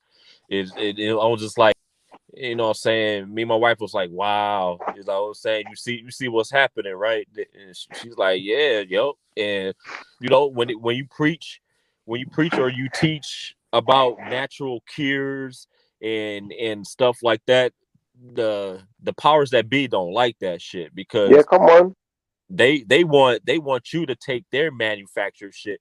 That's why in Minnesota, weed is not legal, but they got medical marijuana. I would never take that shit. I would never take that shit that's manufactured and tampered with by the government, because you never know what they'll put. You never know what they put in that marijuana. So brother Ramon, this is where, like, I'm be honest with you, yeah. This is the only reason I thought, you know what? When I heard the opportunity to jump online and talk to people, like, I wanted to wake people up. That's the only reason I'm here, and I think, like, you know, by identifying these things, you know, we have to start looking at the real logistics of the war we're fighting here. The war is on information, because who controls information controls all. You know, like that. So you can't have someone like Dr. Sebi. I'm always like, knowledge is power. Why you think they didn't want the slaves to read books? Come on, that's what I'm talking about, my brother.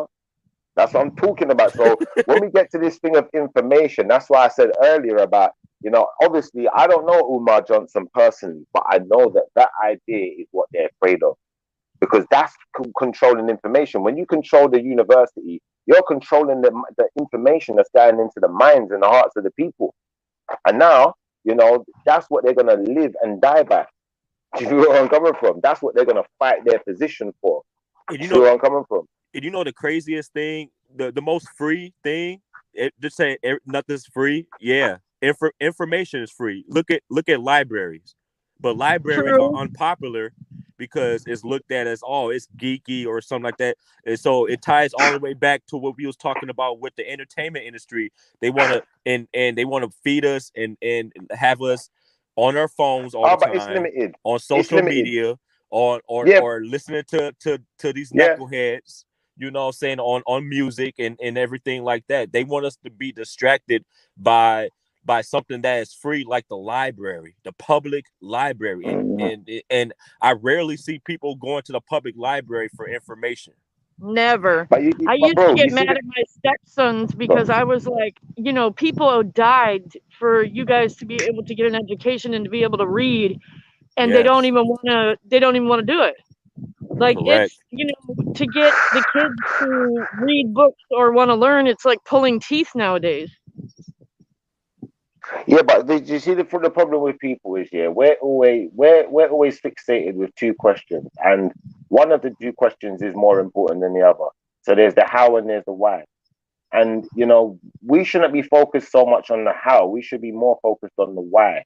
You know, why is this information so important? Why is it so important to have people believe that science works this way and not the way, you know, the people over there said it works? Why is it so important? Because, you know, if we control all of the information, you're going to do everything our way. And then if you come up with any new information or make a new discovery, we're going to have access. So information is as much about access as it is about control.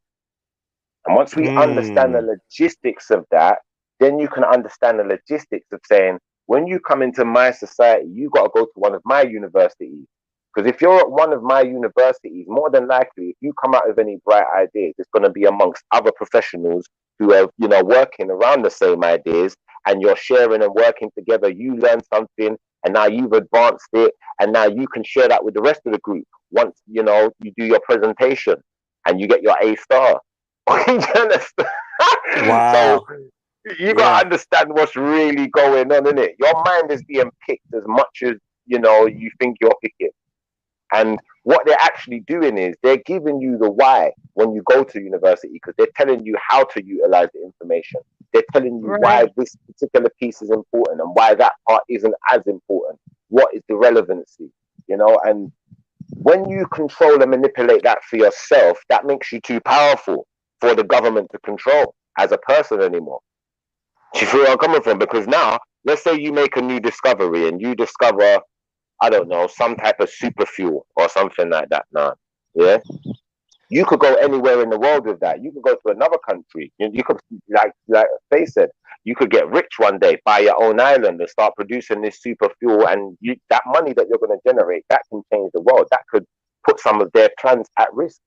And that's the truth of it. Shit, So, they killed They killed this guy that came out with the invention to have vehicles run on water, pure water. Thank you. And they killed him. Not only that, they took his patent. There you go. And this is the thing, my brother. Yeah, so you see when I'm saying these things, like you've got historical facts that can relate to the subject and show that this thing has been happening consistently. That's why an idea has to be patented. You know, that's why Nikola Tesla, for example, another one, took his patent. Electricity is supposed to be free. Amen to that shit, and it's one of the most expensive bills you have every month. Come on. There's a way that you could run electricity. I mean, there's YouTube videos out that demonstrates that you could run electricity free in your own household, but they won't allow you to because it's against what's the word? It's against the law, pretty much. Yeah, because the government are getting a payout. So, for instance, the British government, yeah, what they do is they outsource everything. So they sell the rights to other companies from outside of the UK to come into the UK, produce energy, and then sell it to us. But when they sell you the rights, that means that you pay a fee. So for every X amount that you sell, you have to give them a percentage, which means they don't have to do no work. They don't have to spend out none of their own money. Someone does all the work. They make a little, they make their big profit, whatever they're making, but they get a nice chunk for doing nothing. Do you know where I'm coming from? So your government is probably similar. Either they're outsourcing or they're in-house where they've got their dam or wherever they produce their electric, and then, technically, like you said, it's free, but they've got to maintain the dam. They've got to maintain the solar panels. They've got to maintain the wind farms. Now, the maintenance of it don't really cost that much, to be fair, but, if they can get some extra money out of you, that's going to help, fund their war efforts and fund other things. Like, why are they going to turn it down? You got to look at it like that. Exactly. They don't just get money from taxes, basically, long story short. And the government is run by corporations. But who do you think these corporations are? Do you know where I'm coming from? Like BP, British Petroleum. You see them everywhere. They're not in one place. They're everywhere, innit? Like, who's Barclays? Who are these people? They own money, innit? They own so much money that they basically own us. They own the houses we live in. It's like, you got this guy, the Duke of Westminster. He's one of the richest men in England, and he owns so much land. He owns whole towns, half of cities and stuff like that. Oh, wow. Shit, Bill Gates just bought 240,000 acres of farmland. What the fuck? Or what I call pharma land, because you know what Bill Gates all about. Right. So I don't know. I don't want to say something that's crazy, but I could go there. Yeah, don't go too crazy. Let's not speculate too much, because you see the thing with speculation. Yeah, what it does, it kind of deflates the narrative a little bit, and then people don't take it as serious as they should take it. If we stick to things that are factual, and we can point this out, we can show you. Like I said, when I brought up the thing about, if someone comes up with a really good idea, the establishment, they've worked it out, so they always work goes through them. And if you try to not go through them, they just get rid of you. They'll do anything to demonize you. They'll tell you that thing was unsafe. They'll say whatever they got to say. It's like you got these people, giant hunters, they hunt giant bones and whatever, and they say that there's giants who walk the planet and we found the bones, and then you got the other people who are the established scientists saying that they're liars, and they demonize them. Same with the flat earthers, they demonize them, and when we get into it like that, and we can look right the way across the spectrum, and we can see this happen time and time again. Like, for instance, the people who talk about UFOs, for years they've been demonized and told they was mad and rare, but now we're hearing that the United States government is, supposedly going to release documents pertaining to UFOs. And if it's fake, why do you need to release documents? Please, because that's my whole thing. It's like, if there's nothing to show, then there's no reason to do a reveal, is there? But if there's something to show, you've got to reveal it. Like, come on. Yeah, I'm going to be talking about that later on, too. Well, you guys, too. I mean, okay, it makes me angry. I really don't know why, but like when there's places like Dubai where they have ATMs that give out gold bars, like when there's that much money. Wow, they do? Yes, they do. When there's that much money over oil, like, I mean, come on, like, I don't know. Just the overpaying of it. Like, when they have that much money just because they have oil, I mean, and their city has that much money, because then why are we paying so much? That's obviously meaning there's a huge ass overhead that, Some people would rather kill people than have to actually do a hard day's work. That's the truth of it. Like, laziness is a disease. Yeah, that is true. We always human beings suffer within it. So, there's always going to be Rome. There's always going to be a Caesar. And, he wants slaves to fill his palace. And that's the truth of it, man. Let's be honest. And then when we get past that, then we can start to understand the ignorance of people, because, At what point did you sell out? What point did I sell out? You know, what point did we all sell out? What point did we become a part and decide not to stand separate from? And it was the point where we were broke, we were hungry, we needed. Do you know what I'm trying to say? But once we got past that point, we kept going. Go on.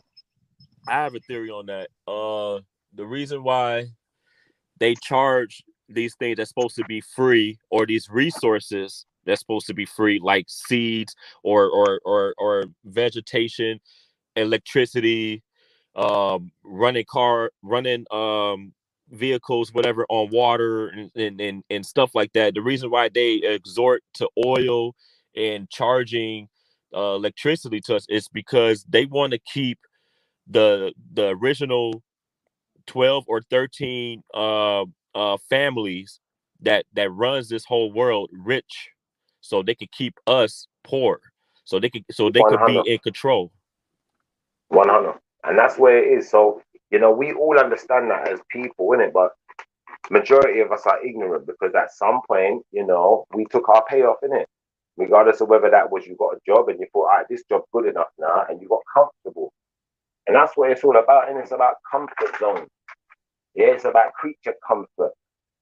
And it's about making you feel like you can't be comfortable without me. That's why you can't learn to make your own. You understand? Because if, for instance, if all of us were so knowledgeable that we knew how to build a house, we knew how to take care of ourselves medically, you know, and use things in the environment to make medicines and, you know, to heal ourselves, and we all knew how to make computers and make technology and X, Y, Z, we wouldn't need any of this stuff. We'd be quite happily probably living nomadic, you know, like that. And then people would say, oh, but what about, you know, if someone tried to kill you or, you know, violate you or violence or whatever. Like, if people had a grip of all of these things, you know, like, for instance, like, someone's got a gun and they can shoot you with it, but someone had to make that gun. Yeah, you got something called a 3D printer now, you know, like that. Oh, yeah. You could make all manner of guns, you know, like that. You could make guns that shoot themselves and all sorts of things, put sensors on them, you know. So if you're worried about protection, there's many ways a person could protect themselves, you know, just like if we live in the desert island out in the wild, you know, we'd have to protect ourselves. We'd find ways. We'd know how to survive. But what they've done is they've taken away our natural ability to thrive in our own right. You know, we can only thrive as a pack. And they say that no man's an island. Yeah, I agree. No man's an island. No dolphins are island. No penguins are island. You know, I could go to any creature, but that don't mean, you know, we all have to live by the rhetoric that's unnatural. Do you feel where I'm coming from? Because what's natural is you want to go out and do things for yourself. Do shit for yourself, like the fisherman ideology. Give a man a fish, he'll eat for a day.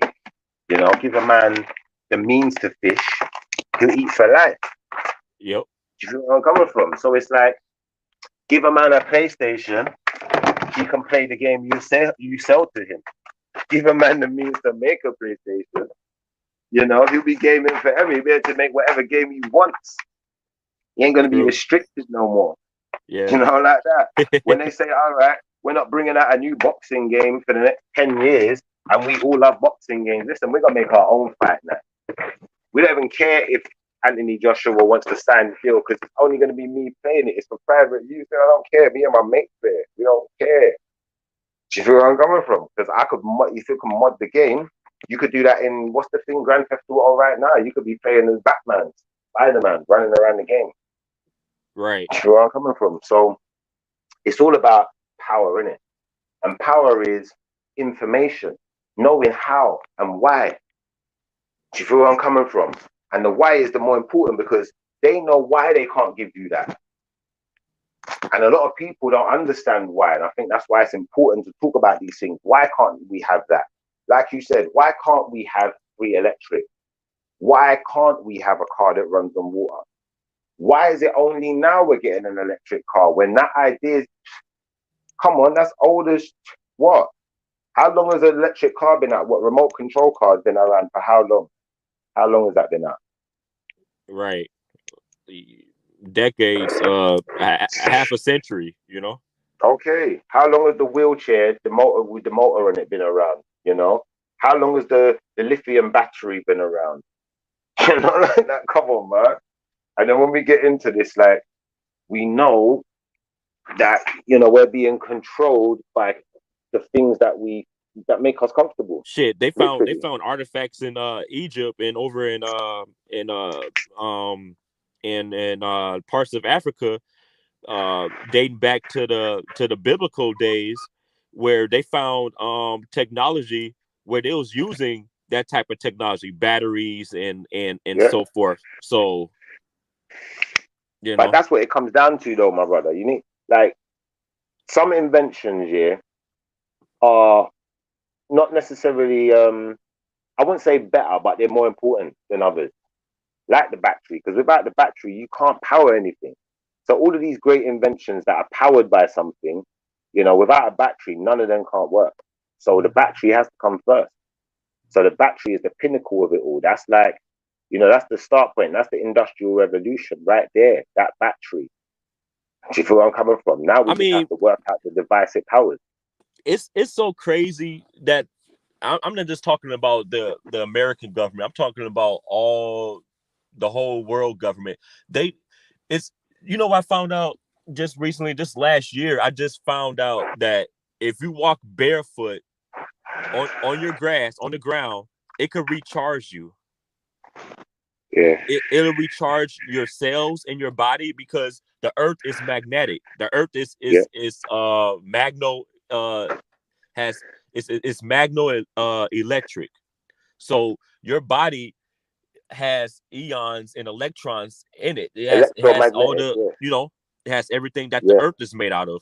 So when your body is in tune with the earth, it naturally recharges your body. And I found that out and I tested it out. I went outside one time barefoot and I just stood on the grass. I just stood there. I had back pain. My back pain went away. I kid you not. I swear to God, it went away. I'm like, what the fuck is going on, man? A-boy voice. And I'm do you know what that's got? Do you know what that's got to be to do with, though? That's got to be something to do with vibration, because obviously electromagnetic pulses give out waves, and waves create vibration. Yes. And that's oh man, I'm about to get deep, man. That's you heard things called chemtrails, right? Yeah. You heard things called nanotechnology, right? Yeah, come on. So they spread that nanotechnology, and you heard this thing called HAARP, right? The analogy called HAARP. Now talk to me. What's HAARP? Okay, HAARP is pretty much is like HAARP they harp like a harp, like the instrument, like a harp, right? It's you play it and it has vibration. It sends out signals and vibrations, right? Frequencies. So what the government has built is like this harp machine that can manipulate the weather by using frequencies and sound waves. So it can manipulate the clouds and frequencies in the clouds in the sky, whatever, to create like Storm. About now. Yeah, I think Storm, I know what you're talking about the now. Marvel superhero Storm and X-Men. That's what. Yeah. Now when you explained it like that, I kind of think I know what you're talking. I think I've seen something about this, and there was also a thing about what was it? There's an actual building, a structure. I can't remember where it was, but it's somewhere in America. Like that building is supposed to manipulate something to do with the weather as well. I can't remember what it's called. I need to find out the name. NASA has its own cloud machine. NASA, the space station, the space organization, they have a and built in there. It's called a cloud machine that they emit this smoke or whatever, this vapor, whatever, and it creates its own cloud to manipulate weather. It's so, man. Oh man, it's so deep, man. It's like it's so it's so corrupted, these world governments, man, that it's that's why, Faye, when we was talking about organization and I was talking about gripping up and doing all this, like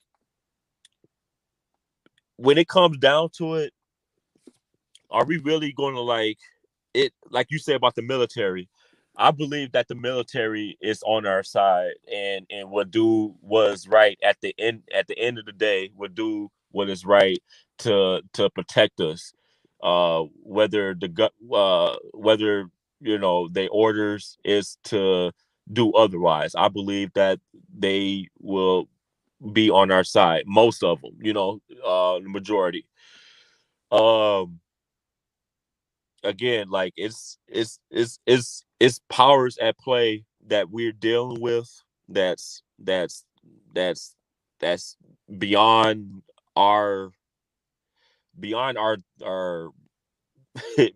thinking, that is controlled. Because at the end of the day, I'm saying, I'm a Bible man. I believe in Satan, and I believe that they want Satan to be Lucifer again, to be the light bringer, the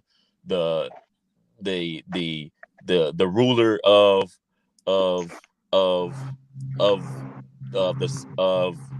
the government. And before Lucifer was cast down to earth, Lucifer was in heaven, and he had instruments in him. It's explained in Bible. That's why he was jealous of Jesus. That's why he cast him down, because he was jealous of him, because he wanted to be like God. He wanted to be like Jesus, and he had instruments in him, and his role was to be an angelic being, to play instruments, and to be a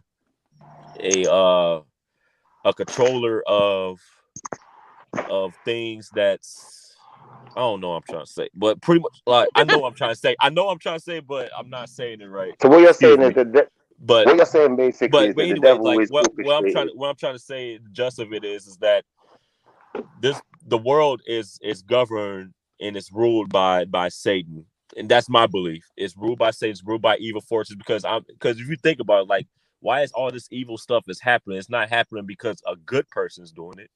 It's got to be an opposition.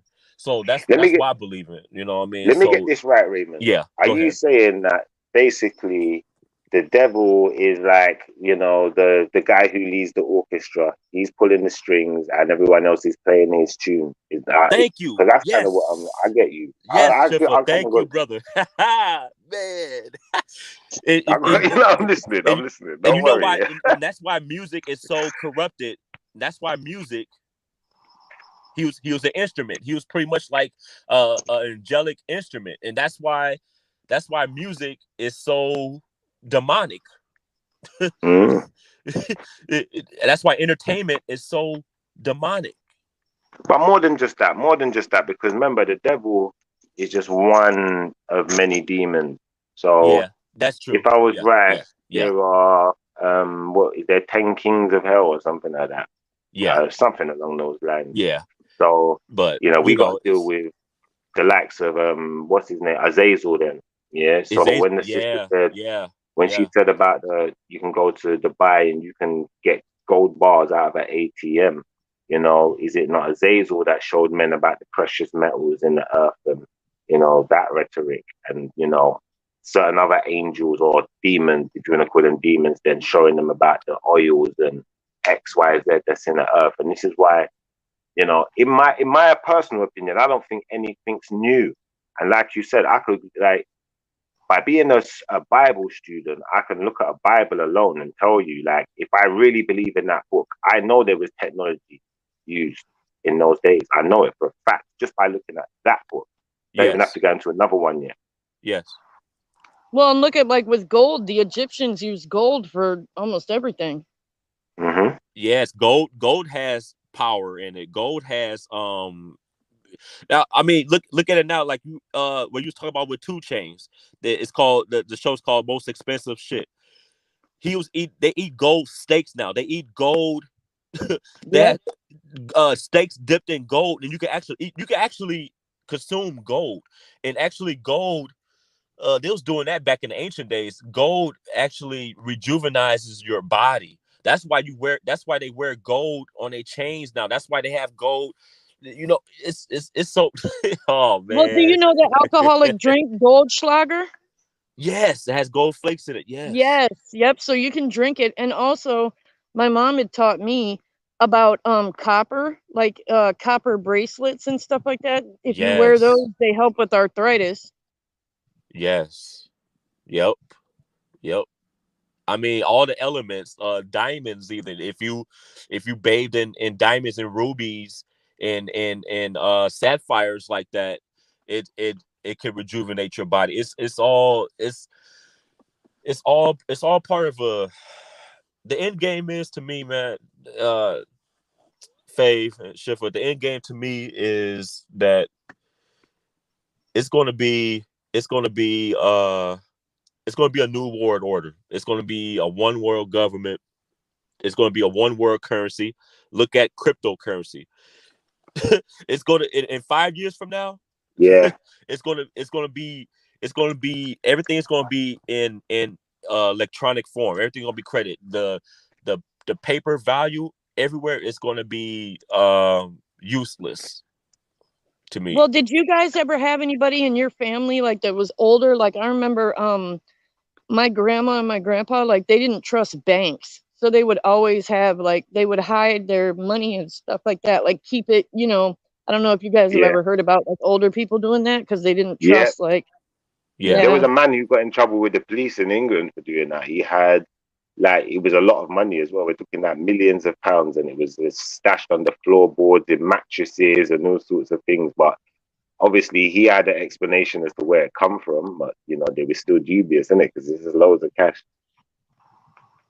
Oh wow. Oh, I wanted to say too, King Ramon, you know how you had brought up earlier about how you can have a house, but you know, you really can't like dig a hole and go under your house or something like that without them knowing. And I don't know if you remember, but I think it was me, you, and Larry that were talking on a panel one day when I told you about that guy that had found a hole in his basement, and underneath his house was like a whole city. What? Yeah, mud floods. Yeah. Yeah. That's probably why you can't dig underneath your house, because they know they're building on top of things that, you know, is unstable, really. Yes. Wow. Well, and if you think about it, right? Like, say something happens, if we know, okay, there's tunnels under here, or there's a city under here where we could go if something got bad enough on top of, you know, the earth. You know, why wouldn't they want us to know about that? You know. And who or what is down there? That too, because let me tell you, that city that they found, I'll look it up and I'll do some research on it, and I'll do it like for a show, because they ended up going miles and miles and miles, and they're still researching it. Like they haven't found the end of it yet. It's the reptilians, man. They're under it. I don't know. I know Larry's really serious about that reptilian thing, but I don't know if I can get on that bandwagon yet. No, I believe in it. I believe in it. You do? Okay, well, King Ramon, then explain to me like where they come from and what they're here for. Reptilians came. Oh, sorry, Schiffer. Reptilians came originally from the reptile himself, the one that deceived Eve and Adam. Okay, so they're evil. The snake. Yeah. Okay. Yeah.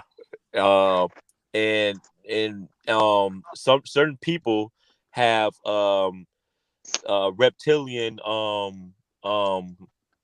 DNA in them that you could see like the change, the pupil in the eye, whatever, the dialect in the eye, it changes into like a reptilian, like how a reptile's eye is, and like that's a snake a little eye. bit creepy. Yeah, it's shit. Yeah.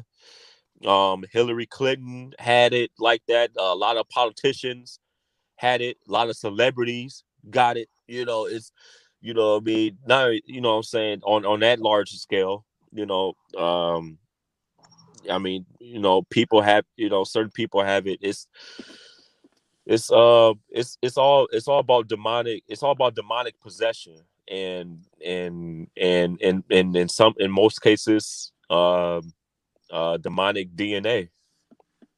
And Oh wow. yeah, it's that's another thing I want to point out. It's the world is so evil that you got billionaires out here that won't even give up $1 million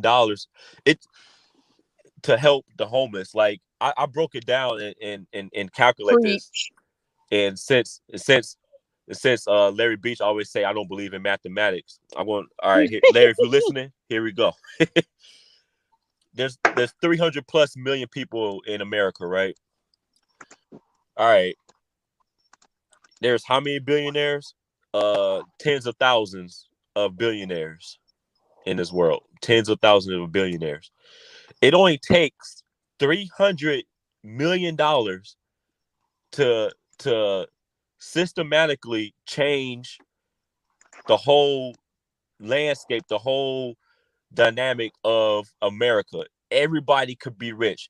Everybody could have at least 100,000 at the minimum, at the bare minimum, 100,000. That means that's man, women, kids, child, infant, even the unborns, and they still have enough money left over, trillions of dollars left over for this world to strive.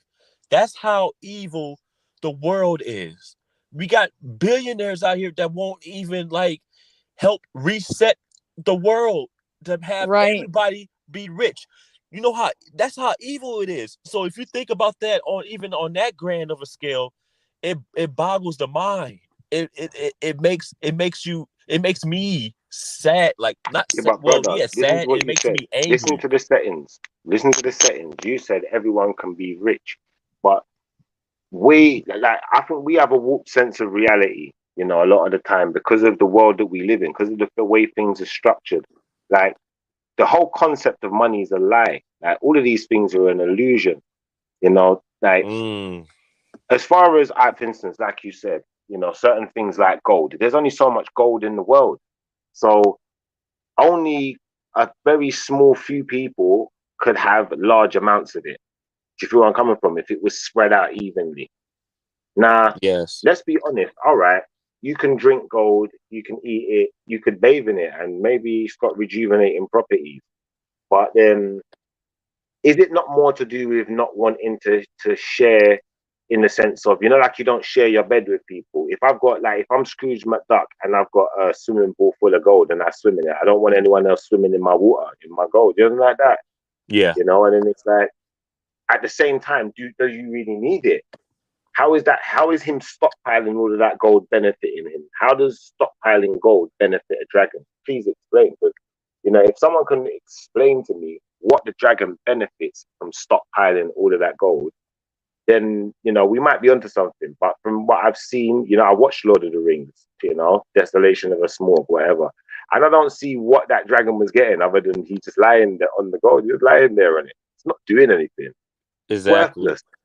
It's worthless, bro. Like, let's be honest. All of this stuff is worthless, you know, and there's a lot more to life. But yeah, I think life is, you know, the life we're living now is more consistent with, you know, we're slaves to someone else's agenda. So you got ideas like NASA, you know, you got these ideas that they're working on, you know, to leave the planet and, you know, to mess it up and to drill all of the oil out of it and whatever. That's what we are. We're part of a project. It's like in America, you don't live in the project, but you don't realize you work on the project too. Sometimes, you know, like, that's what it is, isn't it? It's a project. Yeah. It's an experiment. Everything, yes. like, come on, doctors are practitioners. This is a big experiment we're doing on the population. Like, come on, it's an experiment. No one ain't got to be poor, but we experiment and we seeing how it works. And, you know, this is better for us. Do we feel better when you're poor? Do we feel better when you can't wear the same shoes as us? Do we feel better when you can't have the same car as us? All right, cool. Yeah, we feel a little bit better. So we're going to keep that up.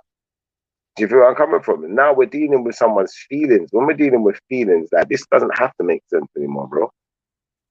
There's no need to make sense, is there? It's all about feelings. It's all about wants. There was never a need.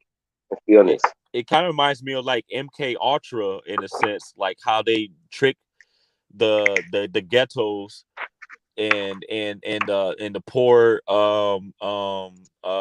like you said, projects into believing that, oh, glorifying the hood is a good thing. Oh, I'm from the hood, I'm from this. But if you have a mind state of, okay, let's make our hood better, then it'll eliminate all the things that they was trying to do to downplay the right. the people, you know what I mean? So it's all it would have the reverse effect, basically. Yeah. And that's what you see what you said there. That's where we're really getting woke now, because we need to understand.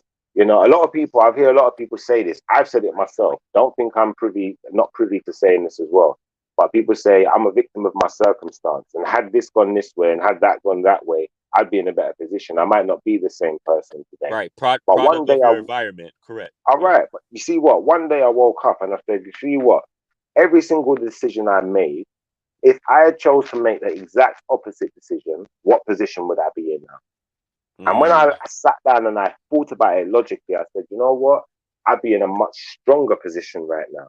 Even if I may have suffered at certain turns and corners more, I'd be in a much stronger position now. Once I evaluated and I could see that clearly, is where my mindset changed. And I think, that's what it's about, really. It's about changing mindsets. When we're having these kind of conversations, about people really understanding and waking up and, seeing through the lies. That's true. That's right on. That's spot on. Well, man. Yeah. What say you, Faye?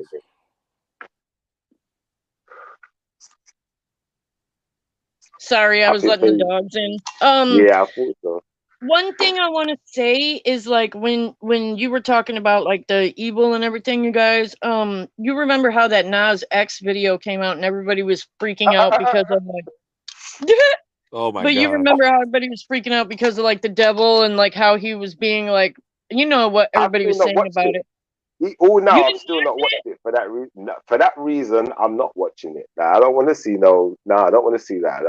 Well, here's the thing, right? Here's the thing that a lot of people I noticed didn't even understand. They were so floored about what was in the video, they didn't even notice that Nas X was the only person in the video. He was the devil. He was the person that he was hunching on.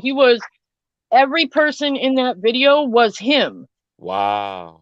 That's why at the end, he when he's done and he kills the devil, he puts the horns on and turns in it because it was him the whole time.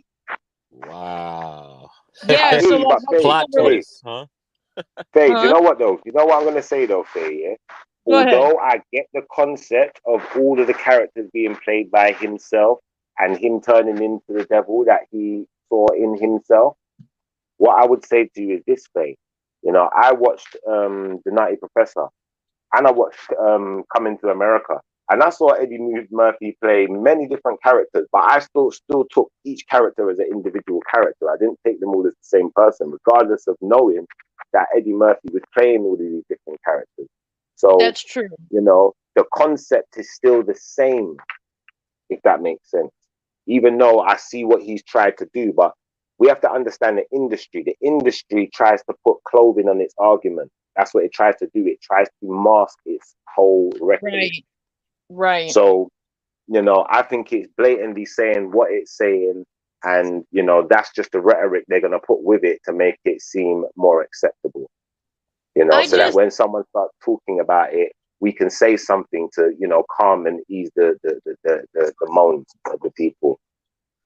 I'm not gonna lie, right? I can't believe, like, even when, I was younger and everything, I can't believe, like, it's just unfathomable for me to see how far music has came, how far videos have came. And I don't mean technologically, I mean, like, raunchy wise. You know what I mean? Like, 10 years ago, Back in the day, you could even have black people on TV like that. Like Michael Jackson was one of the first ones. You know, it wasn't even acceptable to show black faces on TV because we weren't seen as decent people. But in 2020, it's okay to, or 21, it's okay to show a black man doing some demonic stuff on the TV. That's fine. Or some gay shit. Well, thank you, King Ramon. I was trying to say that, but I was trying to say it politically correct. But thank you for that's why I love you. You just come out and say it. That's what you had me here for. Shoot. Exactly. Exactly. I got no filter. Yep. And I don't mind that about it, but it's just like, you know, kids are gonna watch that. Like, did he have to give the devil a lap dance and hunch on the did he have to take it there? Like, you know what I mean? Yeah. It's all a setup. Look how he came out all innocent as that Old Town Road. Got all the kids singing it. Right? Yep. Fast forward. He came out as homosexual, right? Fast forward a little more. Now they got this. The devil. He's the devil. So now you got kids. So now he's a demonic homosexual. So now we got kids that still listen to Old Town Road, looking at Lil Nas X, like confused and shit. Now it's like they're like, okay. It's all play. It's all power play with the powers that be. They know exactly what they're doing. This is all orchestrated. I'll tell you one thing though, if it really is orchestrated, which you know I believe, are they stupid enough to think that it's not going to affect them too? Oh, that's you know the plot twist of it is what? They don't care. It is what it is. Wow. Yeah, I agree. They rather they the what's the saying I was gonna say? The devil's so evil that he hates himself, right? The devil's so evil that he even hates what I was trying to say. Never mind. I get back to it when I but it's pretty much like they like what I was saying, they don't care. Like they like it's you know if man, I'm trying to say it the way. Never mind. Look at what Rich Mo put. He said King Brother Ramon, aka Conspiracy Cuz. I have a lot of nicknames. I have a lot of nicknames on the Behind the Bar family, man. I got Conspiracy Cuz is funny. That's funny. I know, right? I got Hey, Laura. Huh? I was saying hey to Laura. Oh, hey, Faye. I mean, Faye. Hey, hi, Faye. But hey, Laura.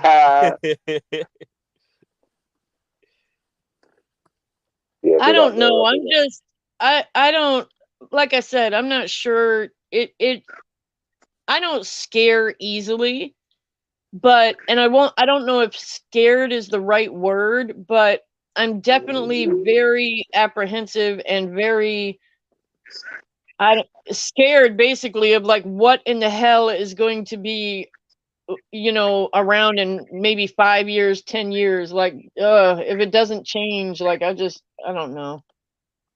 Yeah, trust me. The thing I'm looking at right now is this play with the COVID.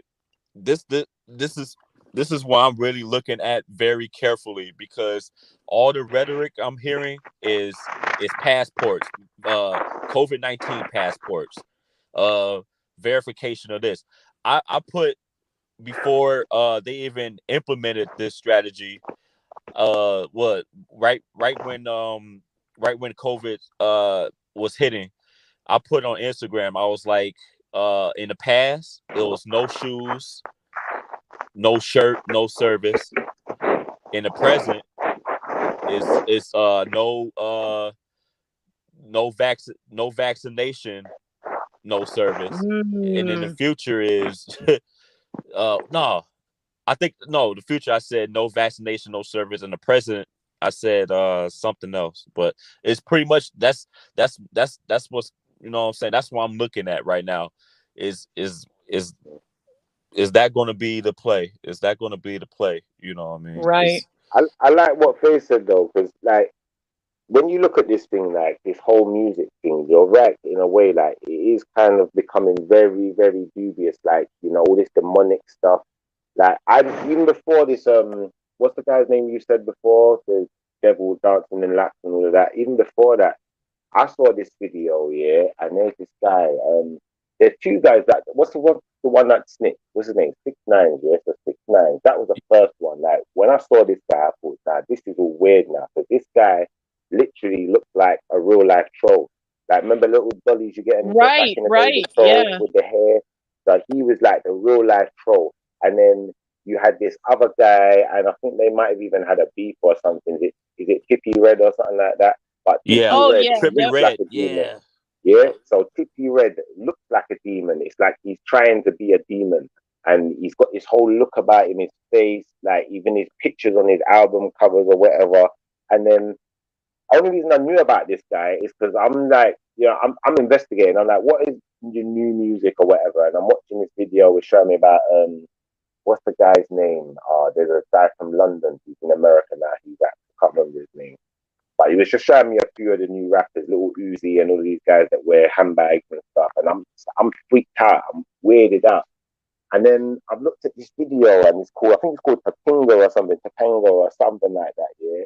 Oh, But this Topanga, yeah. listen, this looked like a ritual's happening in the video. That's what it looked like to me. It looked like some type of cult rituals going down here.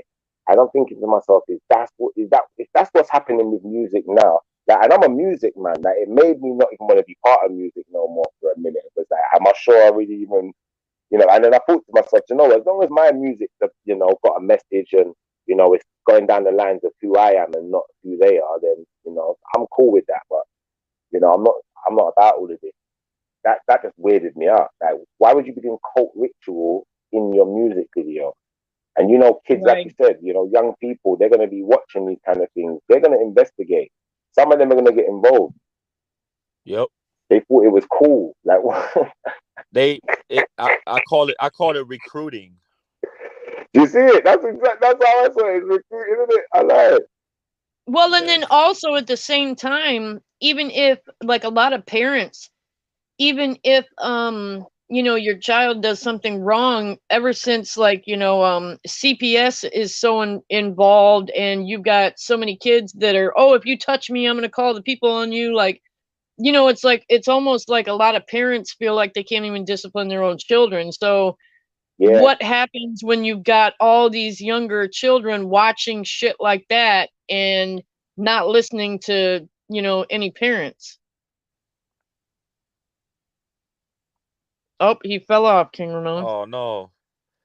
Well, yeah, I mean that's their goal too, is to have kids defy their parents. Have you noticed like a lot of this TV shows and movies that it involves, oh, he's back. Can you hear us, Schiffer? Okay. Yeah. Can you have you noticed too, Schiffer, a lot of these shows and movies involving a lot of kids, but the kids are not with their parents. Have you noticed that? Yeah. Have you noticed that trend? Yeah, you're right. Yeah. You're right. Like Walking Dead and all of that. Yeah, Walking Dead. Like it's like a lot of these shows that doesn't involve like the parents at all, or the parents have little to none authority in their lives, and they just running amok. You know, it's like this is what I say. Like this is what I say. Like yeah, you're right, Laura Reyes. The world is getting crazier and crazier. This is what I depict here. That the from music to movies to TV shows, it tells a half truth. It if you look at it, you know, half glass full or whatever, if you like, they tell you the truth in plain sight, but they mask it into like let's say you know, like They cartoons or something trivialize like it that. or Like, make it comedy, yeah, basically. thank you. Yeah, they make it comedy, or they make it as science fiction into something so outrageous that you don't think is believable, but they put a lot of truth in there. And if you woke, you could catch it. You know what I mean? You could catch Right. all that stuff that they doing in there to be like, okay, this is what they planning. Old Okay. Children of the Corn and shit. Yeah. Yeah. I mean, oh man, it's a lot of things. It's a lot of shows, a lot of especially cartoons now. These new cartoons now, oh my goodness, man. It's like it's so demonic. It's so like what's the word I'm trying to use? But they're trying to reprogram the kids so much now into defying their parents, or to have them be their own. Yeah, but why? Why? Right. Yeah, remember right. that's what we're dealing with Rez here. just We're said it. dealing Look with at the why. Nickelodeon. Exactly. We want to deal with the why, because the why is always, like I said, in my opinion anyway, I think that's always the most important question we need to ask. What is the you're right. The why? Why? It's to have it's the why to me is so where the old, like we was talking about, like with Nancy Pelosi and Mitch McConnell, all these politicians, when they get old and they die and they shiver away, right? Who's going to be the next people to step up? The children, of course. You know what I mean? Yeah. That's my why. That's my reason of the why. Can I give you my why? Can I give you my why when you're done? Oh yeah, of course. Yeah, I'm done. Yeah. All right. I was going to say this. Like, if you look at all of these things in subtotal, it's like being at a till and we just added up your bill and this is the price of your bill. You know, what they're trying to do is sexualize your children, our children. That's what they're trying to do. And we could see that from, the likes of Britney Spears, Christina Aguilera, that was promoted to your children. Like you said, in the same way, just like a little Nas X came through the door through a friendly window, like Peter Pan. And then all of a sudden, they're sexualizing your kids. And this is what we need to really understand. Like certain places like France, they don't even have an age of consent, like that, until where, there was some people that tried to get an age of consent brought in, and it was the feminists that rose up against them and said, no, you can't tell a woman when and where she can use her body and what she can use it for, and whatever rhetoric. But, all of these movements, you need to start understanding they're political. As much as, okay, some of them have helped uplift people who may have been in situations, these things become politics, and then they get bought out by politicians, like that, who want to spin their rhetoric and sexualize your children, and they kidnap your children and do things with them. That's what it's always been about. Like, come on, man. Like, look at all of this stuff going on with in America right now. All of the Steens, Epstein, Weinstein, whoever Steen, anyone who's a Steen, you just gotta be dubious, right? You gotta be careful. All the Steens, yeah. Hey, listen, you gotta be careful if his name is Stein or Steen or however you say it. Steinberg, I don't care. Like, if it's Cubase, I've got that program. But if the guy comes around, he's not around my kids. No. We just need to be very careful, because a lot of these people in high positions of power, these are the kind of crimes that they're committing. And what we'll notice is that they go to jail for very short amounts of time for doing the most heinous things, touching people's children. And it's upsetting, man. I get upset talking about it, to be honest, because I got kids, but we still got to, we got to deal with it. It's out there. I mean, they got organizations here in America. I don't know if it's international, but it's called, have you heard of it, Fave? It's called NAMBLA. That sounds familiar. It's national. It stands for National Association for Man, Boy, no, national. That's the pedophile group or whatever. Yeah, man. Yeah, I've heard of that. Yep. So they're trying to normalize pedophilia. Yeah. And you can see, like, for example, they got men in drag teaching kids in kindergarten. It's as little as kindergarten, reading it to them in drag. But you're right, bro. Atheism was the first step, because at the end of the day, people are really serious about their religion and their faith. They're not going to be able to take certain steps because it goes against it. Right. So atheism was the first step, and then the next step is, getting people to believe whatever I say over whatever they may believe. And then the only way to do that is to make them believe that whatever I'm saying is what they think. So they just think they believe it anyway. Like that. And I want to say this, in case there's people that's homosexual listening, that's transgender, whatever. I have nothing against y'all. Y'all do whatever y'all want. It's God gave us choices to make, I'm saying, to do our own thing, whether it's right or wrong, to do our own thing. But leave our fucking kids out of it, yo. Right. That's what I get angry at, and that's where I voice my opinion so strongly at. Leave the kids out of it. Just please, just leave the kids out of it, yo. You could do whatever y'all want, have your own organization, as long as it's not affecting the youth and our children, man. The children are supposed to be innocent, supposed to have their own choices to make, and this government is throwing laws in the favor of these transgenders and everything. I mean, they making laws for them more than they making laws for minorities. Right. Mm-hmm. It's getting crazy out here, yo. Or to protect children, like you said. Yes. And that's the most important one, because don't get me wrong, I'm from a minority. Of course, I'm will be concerned with them making laws to protect minorities, but I think the children come before everyone.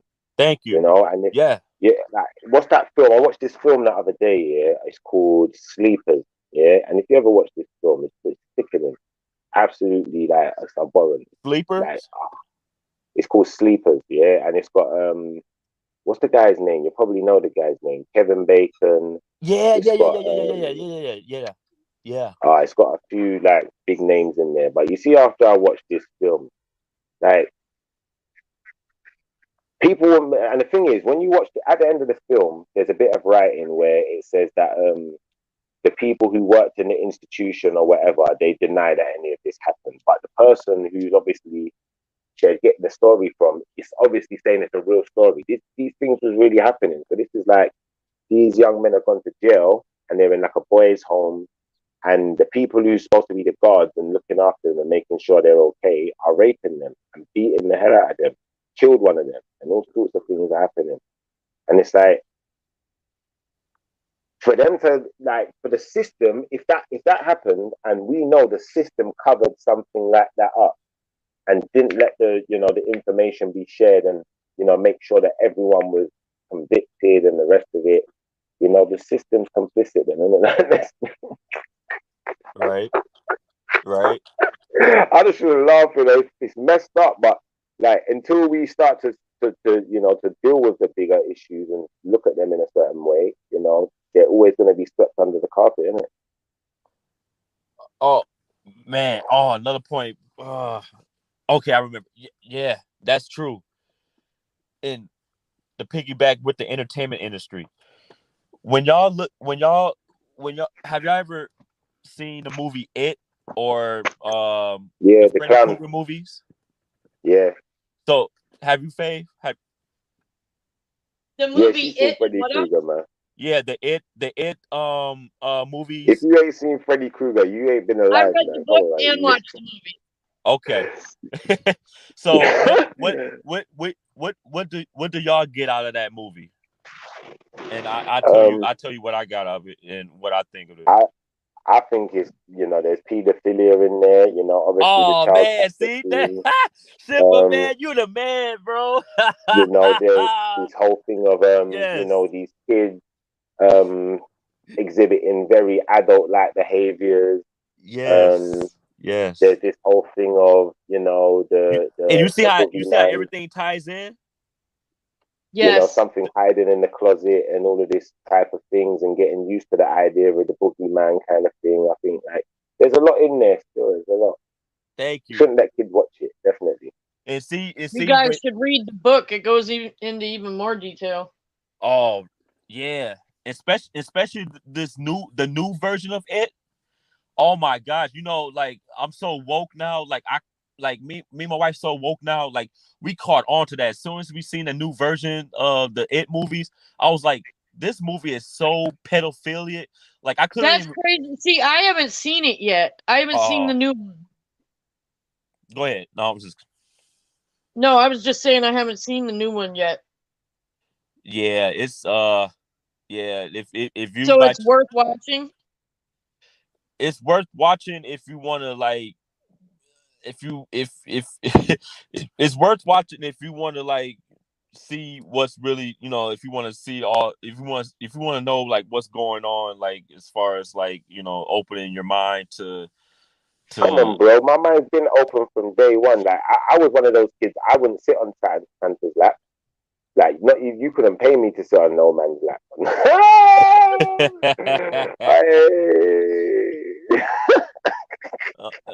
Yeah. Unfortunately, I went through that stage, man. When I was little, I visited Santa, and listen, I never sat on no man's knee. Never that. Yeah, not that. That's and that's why I was like, when I told my nieces and nephews that Santa Claus wasn't real. My sister got on me, but I was trying to not trying to delay that message to him, because of course, Santa innocent, they can't understand like the whole the real big picture of the adult side of it. Yeah, but I was just trying to make them know that like, hey, this ain't that. So no, but most black people don't know what Santa Claus is. Like the ones who do, they just don't deal with it at all. But when we're talking about Santa, we're really talking about Santa, and that's the truth of it. Santa was made out of Santa. Santa is Satan if you rearrange the letters. Yeah, it's Satan and Santa Claus. You know about Santa Claus? So you got this green Santa Claus, which is the original one. But have you broke down the lyrics to the song? Have you broke down the lyrics to the song? Santa Claus is coming to town. You better not cry. I'm telling you why. Like he knows when you are sleeping. He knows. You know how creepy that song is. If you break it down, that shit is crazy, man. He's coming down your chimney. He's coming down your chimney, right? He's sneaking into your house while your kids are fucking asleep. Yo. Pause. Listen, no man ain't coming. Listen, no man never come down my chimney. No coming never happening on my chimney. Make sure I don't know. Hey! The man said he comes down your chimney. No, bro, don't say yo. He comes down a chimney. Someone's out there just to make sure they know it's not Chipper's chimney. No man never touched my chimney. Right. Oh my gosh, man. It's so creepy, man. It's so even with the Easter bunny. The Easter bunny has its origins. Esther was the queen of fertility, and Esther was a goddess that sacrificed children. Yeah, come on, man. Bunny laying eggs, though, bro. Like this don't make sense to me. Bunnies don't lay eggs, so this is a mutant bunny. Like it's this, like, that's what I mean. Like all of this stuff, like if it's not natural, then it's mutated or it's altered. It's not the real thing anymore, is it? Like I don't know. And what the hell's the Easter bunny or Santa Claus has to do with Jesus? I don't know, bro. I don't understand. I don't know either. Bunnies, like, I don't understand what Jesus would do with a mutant bunny. Like he'd probably kill it. He'd put the poor thing down. Suffered enough. Oh man, but yeah, man, it's no pun intended, man. We travel down a rabbit hole, man. Yeah, come on, man. I think we just killed some Easters still, but I don't want to like, I'm not really trying to kill no one's Easter. I'm just trying to, take some of the spin off of it because it's not really real, is it? Like that? It's not real like that. Nah. Obviously, you have like obviously the Jewish people, they got like Passover and all these things. What's actually connected to something tangible, like. But the Easter thing, I'm not so sure where they're going with it. It could be more of a pagan thing, definitely, and the Christmas, all of that. That's why I don't deal with Christmas myself. Like, I'm not going to spoil it for anyone. And my partner, her family celebrate Christmas. Like Christmas, I buy her a little present and stuff. I don't want no presents though, because you can buy me a present when I want it,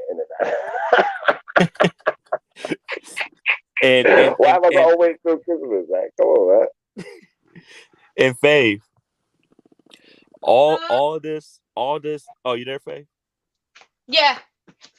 All this ties up to my flat Earth theory.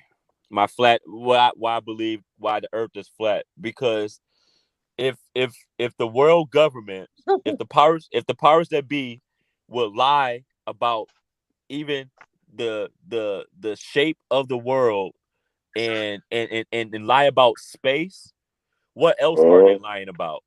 So good question. that when my mind finally opened up to the realization, and this is my opinion, that the Earth is flat, covered by a firmament dome, and then space is fake, planets non-existent, none of that. My mind was like, okay, what else are y'all hiding from us or lying to us about? And ever since then, like, I've been like super woke. I was already like woke of things. Can I say something before we go too deep into this rabbit hole that you're talking about? Because I'm not really a fan of rabbit holes, but I see where you're going with it. And I'll be honest with you, Broski, I'm going to be 100. I'm going to be 100.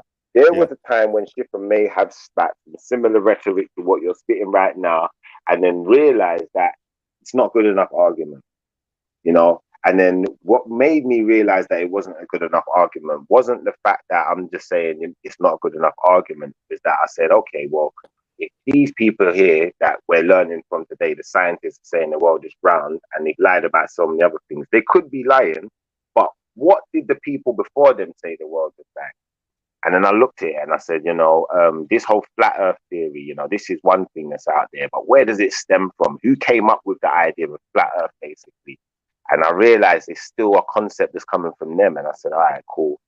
Maybe, that was their first try.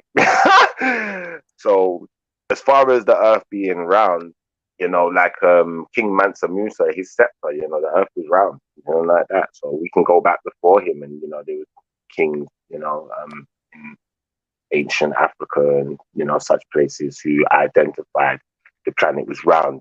And these same people didn't just identify that the planet was round, also they identified star systems, Copernicus, and all sorts of too. things. Yeah. Like way before the Greeks, way before them. Like, so underneath in Egypt you got a thing called Nacta Playa, yeah. Which is basically like a place where you can tell time. It's like a stone circle, a stone arrangement. So you like Stonehenge has got the stone circle, similar kind of thing. And they call it the Egyptian Stonehenge for that reason. And you can use a particular tool there as well to help you tell the time by using the sun. So it's like a sundial, basically. So but, not astrology, not astrology per se, but astronomy. Yeah, and then when we get into it deeply now, what we can do is we can go underneath Nacta Playa and we can see the whole star system mapped out. Yeah, they've got it all carved in stone and stuff, with the Earth positioned in its correct position. Mars, Venus, Uranus, you name it. Or not Uranus, whatever the planet's called. But also, these people mapped out the whole planet from, corner to corner or edge to edge, whatever you want to call it. So they'd already traveled around the whole planet and they'd seen it from a bird's eye view. Do you feel where I'm coming from? Yeah. So where I'm going with this is how on earth could they have managed that without some type of technology? Unless they could fly. If they were Superman, then like we could deal with this. We could say, all right, cool. You know what? You know why? You know what I think? How they do that? You know how I think they did that? Go on, talk to me. It's because the stars and the constellations never change. Never. They always the same. It's like a clock. It's like a clock. The sun, the moon, and the stars are like a clock. The sun tells the day and night. The moon tells the months, and the stars tells the years. Do you know the only way that would work, though, bro? Let me tell you the only way that would work. And you're gonna like this one because I can tell you. Are you a Christian, brother? I don't use the word Christian. I don't use the word Christian. I'm a believer. I'm a believer in the Most High. All right, so you believe in the Most High. You're gonna like this one. So yeah, the only way that would be possible for them to, know all of that information based on the star systems and, the stars always being in the same place, that would have to mean that we are the center of the universe. Because our position cannot change. Do you know what I'm trying to say? We have to be bang at the center to see everything from exactly where it is every single time. But according to science, yeah, go ahead. Sorry, our planet's moving, it's spinning on a wobble, and all of these things. I don't know, man. I don't know. But if okay, let's go with the theory of space and galaxies and what have you. All right. So if we are spinning and hurling through space, right? Aren't we supposed to see different constellations and different stars? Thank you. Come on. Listen, if we're hurling through space, everything ain't gonna stay in the same place because we ain't in the same place. Exactly. But if we're not hurling through the middle of space, and let's just say the planet is round, but we are literally the center of the universe. We hold our position. Yeah. And we can see everything else around us. Now it would make sense that these people with their naked eye could navigate and use these things in a particular way. You know, and people to this day can still kind of use the stars, but I don't know of anyone that navigates just using stars. Like that. I don't know of anyone that does that in today's day because we've got compass, we've got so much technology. We're out of touch, we're out of sync with, certain other types of technology. It's like we're going back to now, like wireless technology, then wireless energy. Because those pyramids give off energy, massive amounts of energy, the ones in Egypt, but we can't harness it yet. But when we get to that stage where we can harness that energy, what's that going to do? What's the world going to become then, if we ever get to that stage? Because that could never happen, in our lifetime. But, man, I think it's a very interesting subject that we've touched on here as far as, technology wise and information and what's being sold to us and where it's actually coming from. And I think if a lot of people, were to be into archaeology and history and stuff like that, we'd start to realize just how much we're being force fed. How much did we know already that you're trying to sell back to us? Exactly. Wow. Yeah. It's yeah, this is deep, man. I love having these conversations, man. I love it. Yeah, this is. Come on, bro. It's like a man telling you to take his advice. Like, you see, if I offer you advice here, you have the right to reject it and say, I don't want advice. But you see, if I'm saying you have to take my advice, now I'm forcing you to take my advice. It's force fed. So this isn't. You're no longer yourself, but when you're taking my advice, you're now me. You're becoming me because I haven't given you a choice. Do you feel where I'm coming from? Snoop. Oh, Lady Snoop got something. Hey, Lady Snoop TV. Blessings to you. She says, but if science was created to cause doubt in God, how can we rely on science before the Most High? Oh, you need to know the history of science, sister. So if you know the history of science, there could be no science without the Most High. Like that. There could be no discovery of any of these metals and stuff they're plundering out of the earth without the angels that became demons that the Most High created. There could be no discovery, nothing. There couldn't be science. It wouldn't exist.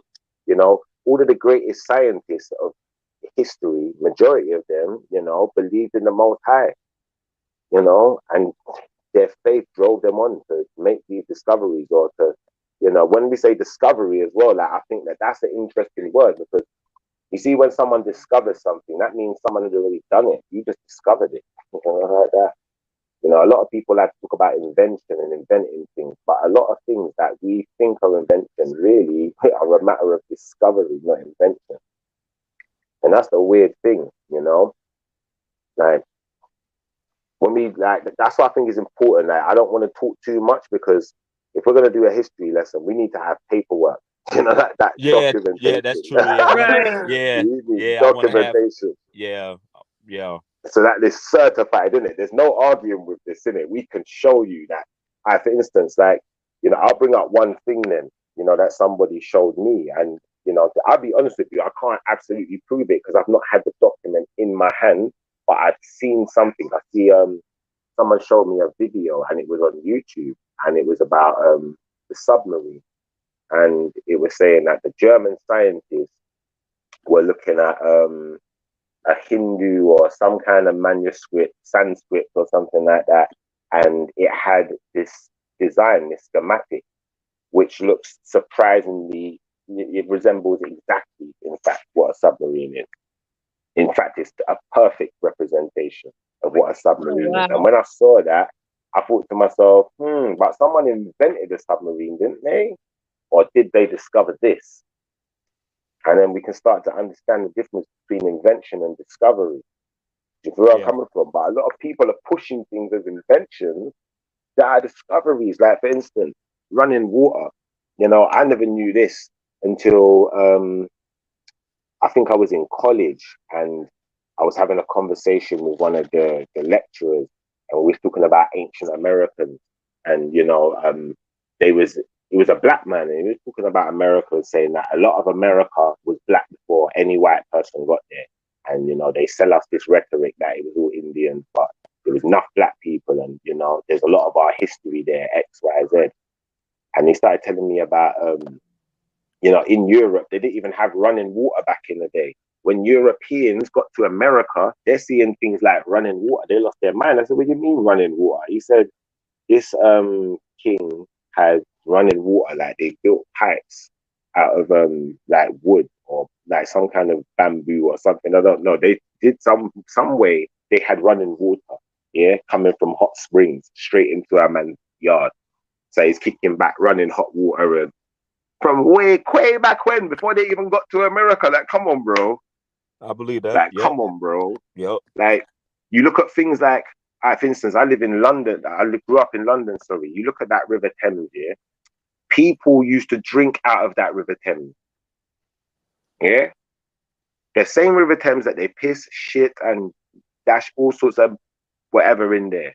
And they drink out of it. If you look at that Thames, if I took you there and you look at that, gangrene, it's gruesome. Yeah? Mm-hmm. But it's like, without the information to know, you're just going to do what you're used to doing, isn't it? Do you feel where I'm coming from? And that's what I'm saying. Like, information is key. Information is power. Because imagine the person who got to America and saw running water and then came back with this concept of we could have fresh water and it has to be clean. And, you know, we have to wash ourselves a certain way.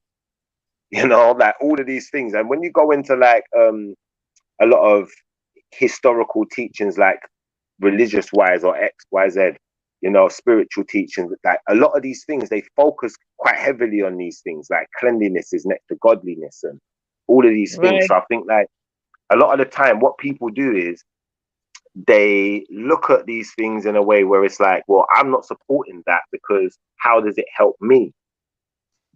But if you was to look around you and look at your surroundings and look at the life you're living, you'd probably realize that most of your morality comes from it.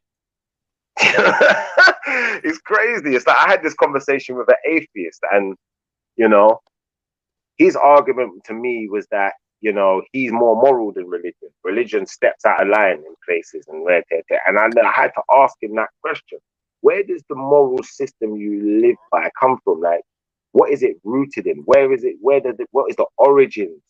You know, things like you respect your parents. Where do you get that from? And in this, when we done the discovery, we found that, you know, obviously, you know, he was heavily rooted in a Christian background. Do you feel where I'm coming from? And a lot of what he believed and a lot of the things that he lived his life by actually came from there. It's just that there were certain things he disagreed with.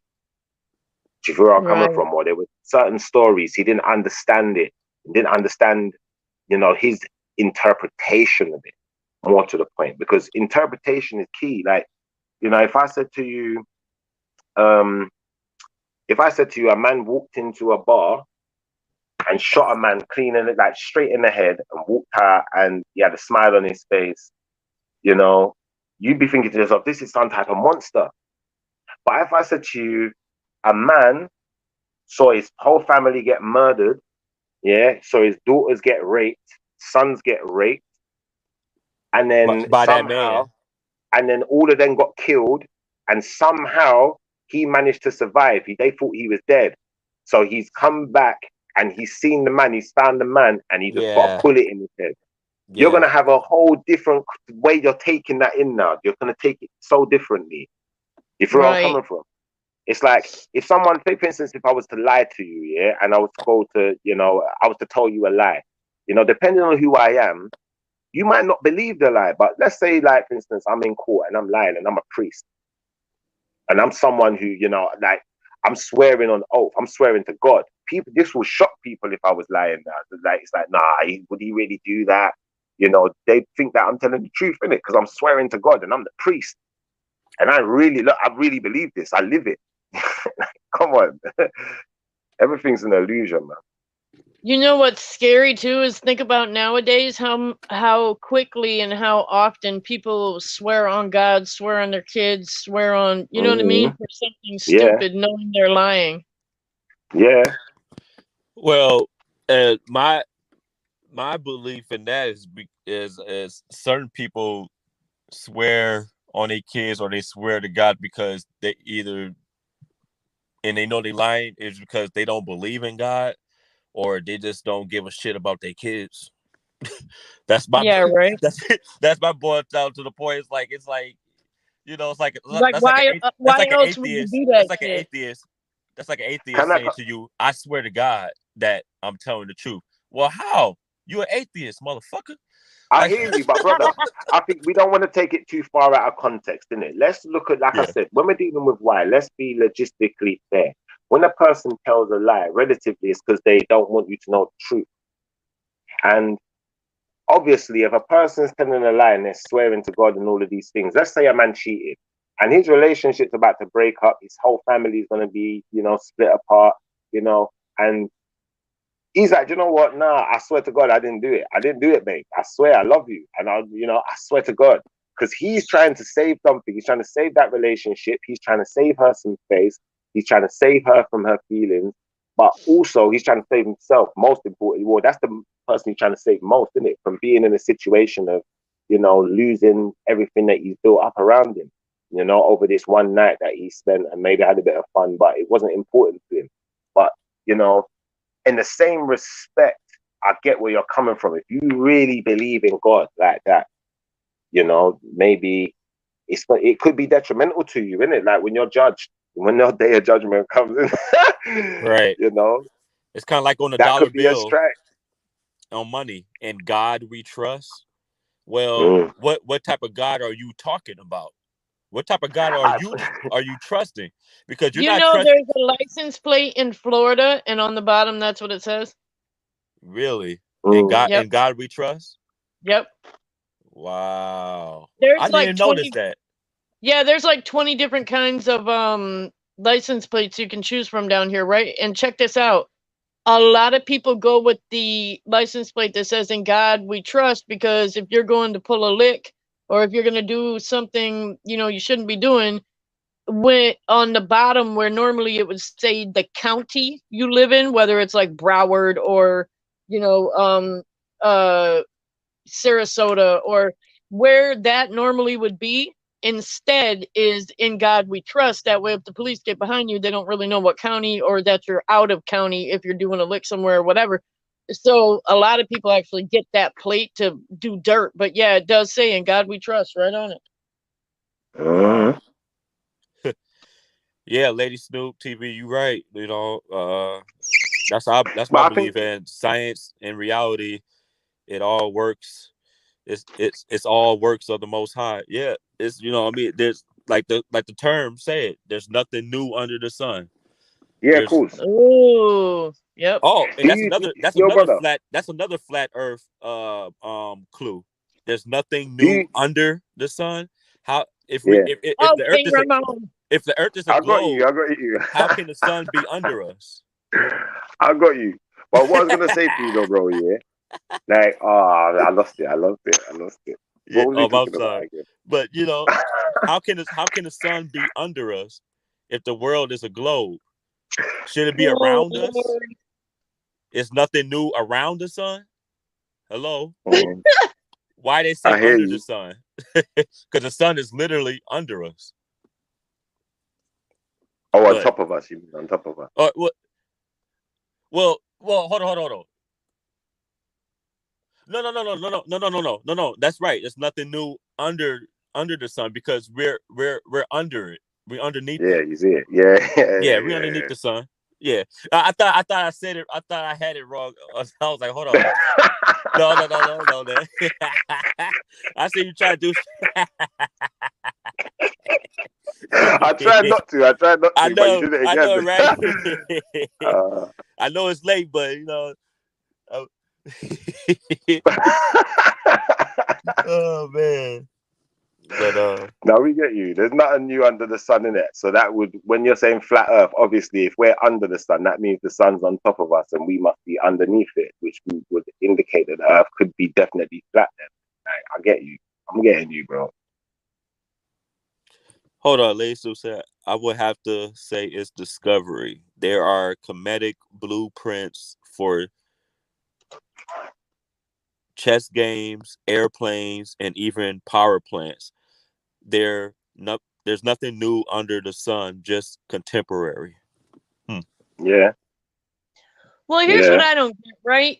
I was watching a show, some years back, and it was on the History Channel, I think, so it was pretty reputable. But a thing that I had never really heard before was how a lot of the hieroglyphics, whether they were Egyptian or even when they were going back into like caveman drawings, and they kept seeing I don't want to say UFOs, but it was kind of like flying objects that were, carved into these walls, or all over the world. Though it was like they would find them in like North Dakota, and then they would find them all the way in like Israel, and then and the thing that puzzled me the most was that how in the holy hell did that happen, where one side of the world had the same drawing as another side of the world, when back then there was no way to travel to, you would have never made it from one side of the world to the other. So that's what they want you to believe. Well, true, but how did Alexander the Great manage to conquer X amount of the world? Right, like that. but If there was no that's travel. what I mean. Like, if they, and I even thought like, okay, you know how we've got like these old medieval tales and stuff like that where they have dragons in them and everything. I was like, what if, because people back then, there weren't airplanes, there weren't, things of that nature. So what if what they were seeing that were really like aircraft, but it was the fire, like, Do you know they where say, you need to go? Your I faith, get what we you're need to saying. go. Yeah. There's a channel here called Panero's Mind, yeah. Peniros, Panero's Mind. He's a friend of mine, yeah. And he done a video about dragons. And really? there's some stuff out there I believe there's pertaining dragons. to like there actually being real dragons. You messed me up, King Ramon, saying you believe they're dragons, because I was thinking that dragons were just aircraft, but they didn't understand what it was because they hadn't seen it before. And with you saying you believe in dragons, it's kind of throwing me off, because I'm like, well, shit, then that makes my little theory go down in hell, like. Yeah, but no, he wasn't gonna say this. You see what I saw on his channel, yeah? He made a video, yeah? I can't remember when I watched it, so you might have to scroll through his videos. But he done a video, and it was saying something about there was a piece of land, and in this land, like the actual shape of there's a shape in the land that looks like where a dragon died, basically. And you can see where its head was, its wings are, and all of these things. And now some of these people, the actual land they're living on, petrified, part of a petrified, dragon, or whatever. I don't know, something like that. It was weird. It was really strange. Yeah, go ahead. I'm sorry. No, I'll let you finish, but yeah, No, I'll go on, piggyback on it. No, go on, bro. Go ahead. I'm done. Hey, Faye, remember this remember this conversation, Faye, I was having about petrified giants and what have you, like Yes. mountains are Yeah. actually like petrified giants and Right. things like that, and like petrified animals. Like I showed you, well, I was trying to show on Larry's page, but he kept shutting me down on some trolling shit. But I was trying to show him that like it was this dolphin, it was this island that looks the exactly shape of a dolphin. The exact That's shape of a different. fucking dolphin, and I believe that back in days that there was giant animals like dolphins, dogs, tortoises. That Well, didn't they say dinosaur. that? Yeah. Wait a minute. I have some gears turning here. Wait a minute. Okay, didn't they say, correct me if I'm wrong because I'm going out of my ass here, but didn't they say that dinosaurs were so huge because there was only so much oxygen or whatever on the earth, and that's why like they were so big? Now that they've found, skeletons that are dated back to prehistoric days to prove that we were here when the dinosaurs were here, what if that's where the giants come from? Like maybe we were bigger just like they were. Yes. Yeah. Yeah. Yeah. That's fucking weird. That's because think about it. If they was, when giants was around, don't think about it. Like think of a they said in the book of Enoch there was giants as far as 2 meters high. Now I looked up 2 meters. That's a big ass motherfucking giant, yo. That's like I hate meters. I wish they'd just put it in feet. That drives me insane. Yeah, that's like 12 feet. 2 meters. Feet. 2 meters is like a quarter of a mile. It's like 10 feet. 10 feet, something like that. I don't know if it's quarter of a mile, but it's about 10 feet. No, 2 meters. No, 2 meters. No, a meter. A meter is a Because remember, no, you're right. Hold on. Basketball players are like 2 meters, man, like almost. Okay, all right. So, but all right, I might have it wrong, but there's because it said there's those giants that was high as 2 miles high. 2 miles, okay, 2 miles. miles. Yeah, that's crazy. That's crazy. That would be just nuts. So think about a giant that high eating animals are in our size, like the animals that we see now. It's virtually impossible, right? Right. That sounds right. like that sounds like Cronus. You know that when you that Greek god stuff. Why you think they got all of that from? They got all of that from the giants back in the days. All the Jack and the Beanstalk. Come on, man. Like everything is tied together. Oh my goodness, man. I love this talk. Everything ties together. Everything makes sense. Look, like Chronos, the gods, and all that ties in to what we're talking about now, and specifically with the giants and with the petrified animals. They had to eat animals that size, like a dolphin the size of an island, because that's the only thing that they could eat, because they couldn't eat, like I was saying, they couldn't eat a sheep that we see right now as a sheep as the size, or lamb, or whatever. Ain't doing nothing. That's not even hitting the sides. No, right. That's it's not even an appetizer, like that. It's not even an appetizer. It's like Tic Tacs. Exactly. Come on. So and that also explains to me this: the Earth is bigger than what they're saying it is. Like the map of Africa. Africa is so big. Like I see like the real map of like Africa, like they brought out, it's 3 times the size of North America, South America, and Central America combined. Like it's like the Earth is so big. Like they even lying about the size in the diameter of the, like, it's so like, man, like, I'm like, oh my gosh, man, like, why are they lying so much to us? I mean, I know why, but I'm like, my goodness, man, it's like, it's mind-boggling. It's Right. mind-boggling. And think about this, like, this is my other theory about the flat earth, why I believe why it's a flat earth and with a firmament dome. All right, the Tower of Babel. Y'all heard about the Tower of Babel, right? And dog, salute. Yeah, What's in the up? Bible. And all right, you heard about the Tower of Babel, right? Yeah. Yes. Okay, so all like they built the Tower of Babel to reach to the heavens, right? So, all right, let's play with the theory of space. If it was space and the Earth was round and everything, why would they build a tower to reach the heavens? Good question. If there's space, that's virtually impossible to do, because if space was real, then heaven wouldn't be on top of us. Heaven would be far out somewhere. Why would they'll build a ship, right? Yeah.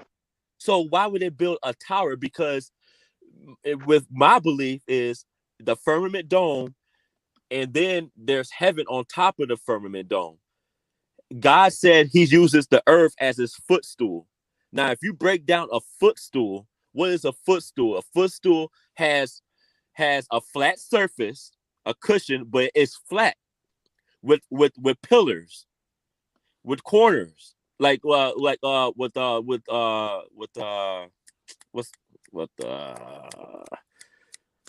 it has wooden pegs or whatever, anything, whatever.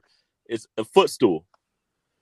And I Googled footstool. I was like, okay, that makes sense. All right. But anyway. So God's resting his feet on the firmament dome. That's why I got it. But anyway, so back to Tower of Babel. Tower of Babel, there's portals. I believe there's portals and gateways to get into the heavens. And that's why God knocked down the Tower of Babel, because if he didn't, they would have completed the mission into getting into heaven. So he knocked down the Tower of Babel, and he scattered everybody into a different language, because everybody was on one accord. All the people, the giants, everything was on one accord to get to the Tower of Babel. Can I give you another interpretation, brother? Because although I'm not going to say what you're saying is implausible, it's not possible, it could definitely be possible, but I'm going to say this. As far as the tower is concerned, the fact that that tower goes against the Most High's will, even if it serves the purpose even if it doesn't serve the purpose that it's supposed to serve. Say like they was building this tower, it was never going to reach the heavens, and God knew it was never going to reach the heavens. The fact that they're building it alone, yes, and challenging the Most High is more than enough reason for that to get knocked down. So that doesn't necessarily mean they was going to build that tower and get anywhere. I know eventually, yeah.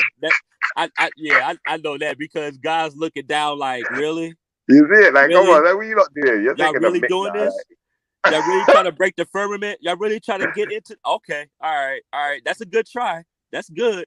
And I bet you the person that was on the tippy top, he was like, hey guys, I'm pushing up on the firmament. I'm almost there. God's like, bloop.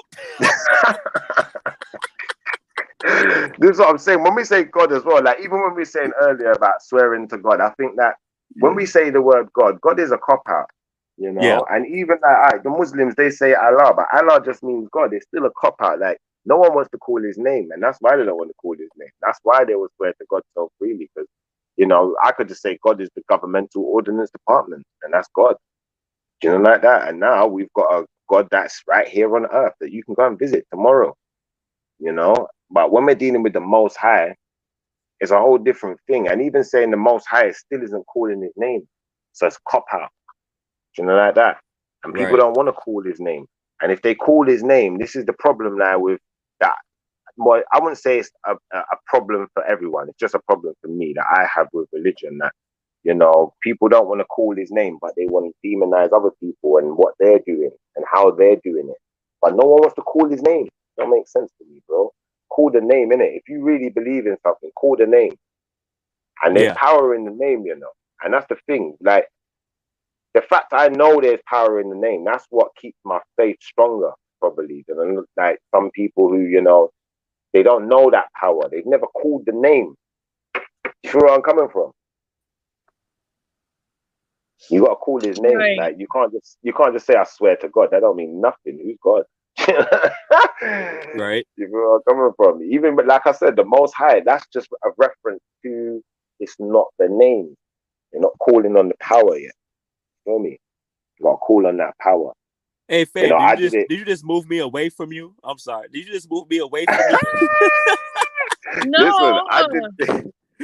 Did you notice that trip? I'm like, dang, she just pushed me to the side. She just Don't brought watch you that. for. I'm like, oh, nah, it's not. It's bro. Hey, There's no judgment. No judgment. Look. No, believe it or not, like I didn't do anything though. It was like, okay, look, somebody popped up in the back, but when I clicked to it, nobody was there, and then you just moved. Okay. I'm just messing with you anyways, but that looked crazy. I'm like, that's weird though, right?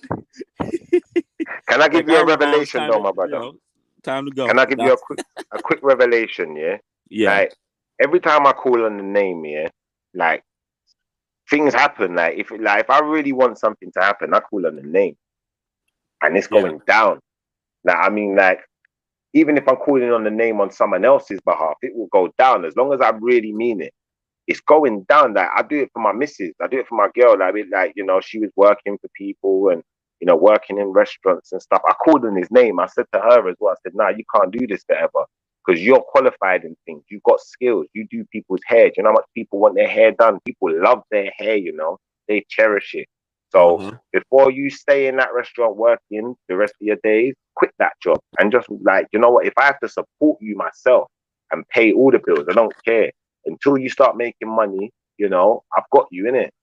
And within a short space of time, she's making more money than me now. I called on his name. Yeah. Faith without works is dead. Listen, I called on his name. You see, when I called on his name, like, I feel like the preacher in the church now, because this is real to me. Like, it's that real. Like, bro, I called on his name.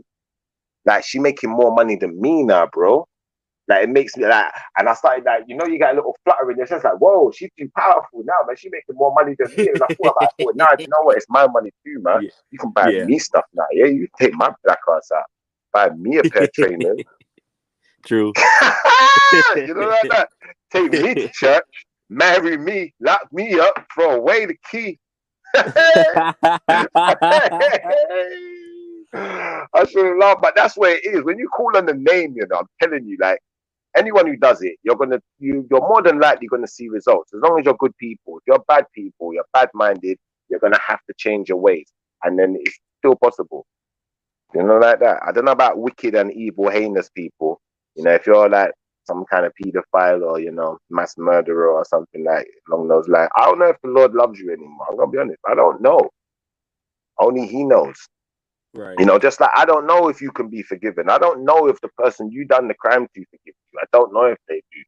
And if they can't forgive you, maybe their soul's in jeopardy. So maybe there's no way out for you because you just, you know, you condemn someone else's soul. So you got to go with them. I don't know. I thought that's kind of how it works. Is that, I don't know. Talk to me. How do you feel about that, brother? I'll tell you one thing though. If it was able to be proven that there was no, you know, God, or there's nothing but just what we're living in right now, I think like the world would just fall apart worse than it already is, because I think in a way, like, the not knowing keeps certain people from doing, you know, certain things. Like I can't imagine if there wasn't that out there, how bad it would really be. Said. She said the not knowing keeps people from doing it. Nah, you know what? It's not the not knowing, you know, it's the knowing. It's definitely knowing. Because you see, if these people who are in power did not know that there was something, if they didn't know there was a higher power, I guarantee you, we would have been finished a long time ago. I don't know if black people would have survived slavery, you know, like that. But they know. I'm telling you, they know. Because what else have they got to answer to? So they're very cautious about the way they make their steps. Like I said, everything's about us thinking we're the ones making the decision. We're the one who wants it. It's like, I said this on another show and I'm going to say it again. You know, back in the day, you know, if you was a young man and you didn't have money for your parents to send you to college or whatever, you'd end up being a slave laborer for someone. And then, you know, people got upset with it. They said, oh, we can't have our kids slaving away. And, you know, then they're hardly getting any pay and, you know, they can't survive and whatever. So they said, okay, do you know what? We're going to come up with an idea where the people who were creating the slave labor can still benefit, but the people who are the slaves have got a way out. And they call it apprenticeship. So you come and be my apprentice and slave away for me and, you know, get underpaid for X amount of time. And after a certain amount of time, you'll be fully qualified. You can either stay here and I'll pay you a fair wage, or you can go somewhere else and, you know, get your money somewhere else. But I've got you as my slave for this period of time without it being slavery. You're now wanting the slavery. You're inducting yourself in, you know, I want an apprenticeship. Someone let me in, please give me that job. You're asking for it now. So if you ask for it, you can't be upset, can you? Exactly. Oh, wow. And that's the reality of life, bro. Like, if you ask for it, it's like, you know, people ask for rights, and we ask for, you know, freedom of rights and freedom of speech and freedom of this and freedom of that. You wanted all the freedoms. Now you got trannies and, you know, bis and, you know, they don't know what their sex is. Is it asexual or whatever? You got all of these things. You wanted it, you got it. You can't then, like, you know, start change the rhetoric and say, oh, well, we want freedom of rights and freedom, but only to a certain extent, because that's not really freedom. Right. You know, so we have to know what we're asking for as people as well. And then that's why I say, like, that's where the Most High comes in. That's where I see that, you know, the most powerful people in the world, they probably respect it more than we do, but they use it to their advantage. And Dog just said something that we was talking about before. Yeah, right, man. When we gonna take back what's belonged to us? It's time for a change. You're right, and Dog. Yeah, right. and Dog, we were talking about a bunch of that earlier, and I'm gonna, when I go live later on tonight, we're gonna like go even more into detail about it. But yeah, we were talking about that. So I hope you come to the live later, because that's what I was stressing, is like, what are we gonna do to like change it and everything. Yeah, we need to know what we're gonna do and why we're doing it. 100%. 100%, man. Can't just keep having conversations forever, otherwise, you know, it's just nothing's gonna change. Right.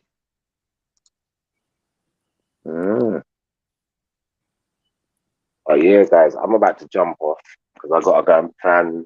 Well, not on my own, but I've got to go and help plan a disco today. Well, not a disco, kind of a party. Someone's private party, or a rugby club to be specific. So I'm gonna go and do that and start setting myself up. But what time you on later, Faith? King Ramon, what time are you going to be able to be around for the live? Like, what? Because I want you to be there. So, what time? Let's see. I could be around like the late afternoon or evening. You know what I mean? I get some rest, of course, because I've been up like all day. Right. Well, so, I wouldn't do it until, I probably won't do it till like maybe like 10 o'clock at night. Is that okay? Oh yeah. Oh, okay. Oh, most definitely. Yeah, I'll be well rested and I'll be around. Yeah, then that way everybody should be home, and like, you know, all the other people that are, you know, like if Maine goes live or something, he should be done by then. So I'll shoot it for 10 o'clock. Yeah. I just got one question before I go. What kind of animals is it that you look after? I have 2 dogs. What, just dogs? Do you look after any other animals? Are you like administer medication and stuff? What kind of stuff do you do?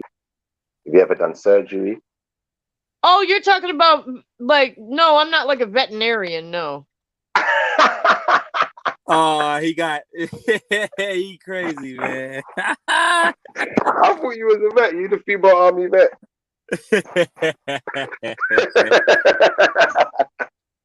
No, I'm playing. Oh, I've God. actually had people ask me that before, though, like when I'll be talking to, and one thing about the military, we abbreviate a lot, and they always tell us they're always like, don't abbreviate when you're talking to civilians. You got to spell it out. Da, da, da, da. And I'll be like, oh yeah, I'm a vet or whatever, and then like they won't say anything, and then like days later, somebody will be like, so how long have you been working on animals? I'm like, what the fuck are you talking about? Like, hey Schiffer, you know what's crazy? Right, you know what's crazy about that, Schiffer? With my first like encountered Fave in a live chat, it was on Main's channel on Behind the Bar, and I seen it, and I seen like her avatar and icon said female army vet. I'm like, oh, okay, she's a veterinarian. I thought that too because she has the dog icon on there and everything. You see so I it? was like, oh, she's a veterinarian. She cares. I'm like, oh, okay. But then I turned, and then I started to realize like, oh, okay, it did it said veteran. I'm like, oh, veteran. Okay, oh, okay. Whoa, hold on, Faye. You was in the army. yeah, that's where the army comes from. But would you like when you say? Because I'm thinking you're the army's vet in it, like so you look after the horses, the dogs. Like I don't know. Oh wow! Oh my I god! don't know. You know, you got the army doctor, you got the army vet, you got the army administrator. The you know, I'm a vet that's how I was army of animals and shit. Yeah. When you say a vet, what does that entail though? Like, does that mean that you've been on loads of tours? What have you done?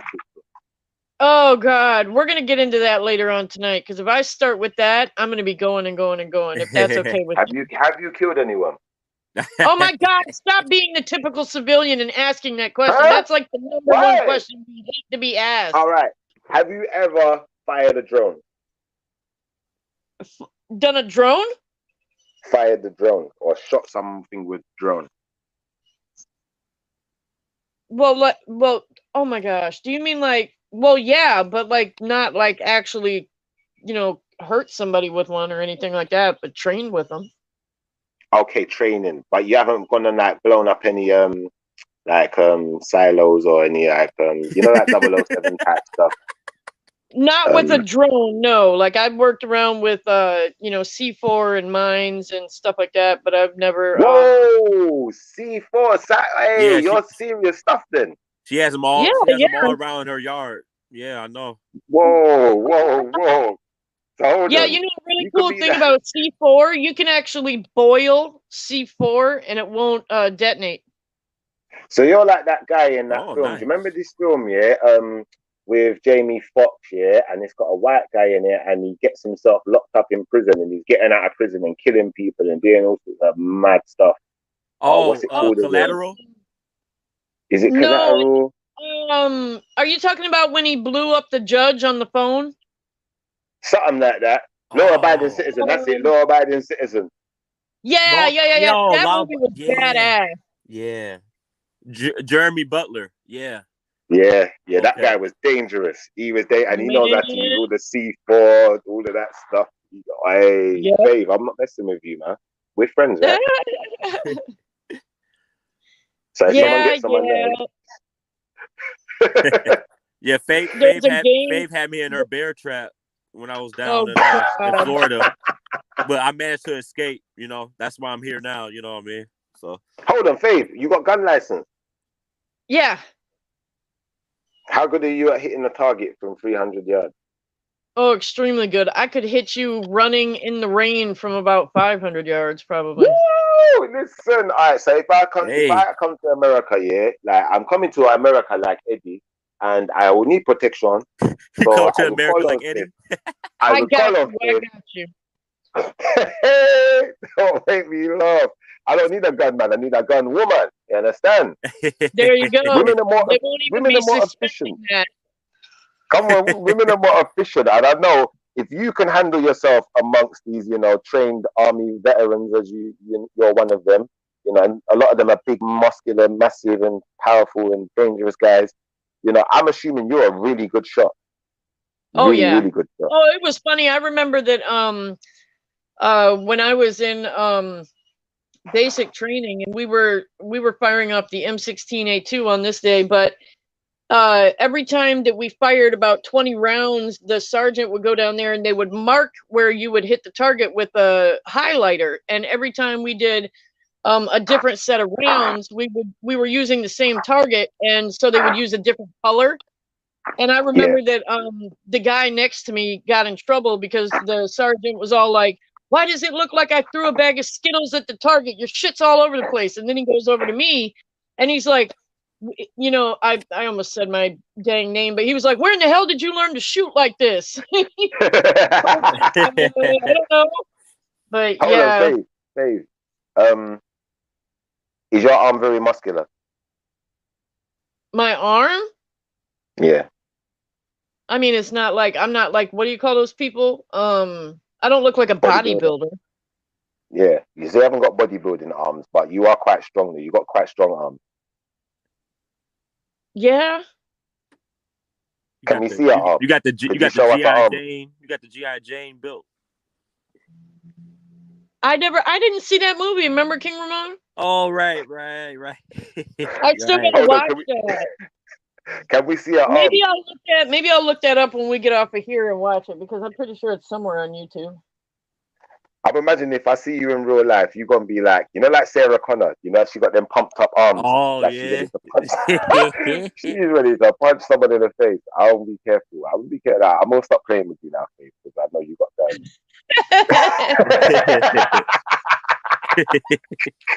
I don't have one of those licenses yet to be messing with y'all.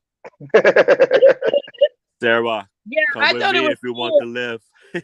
Yeah, right. I know that when I was getting ready to take my concealed license, the classes or whatever, the guy was like, "Oh no, once you've been in the military, you know, you got out with an honorable discharge. You don't even have to take the classes. You just send in the paperwork and they mail it to you." And I was like, "What the shit? Hell yeah!"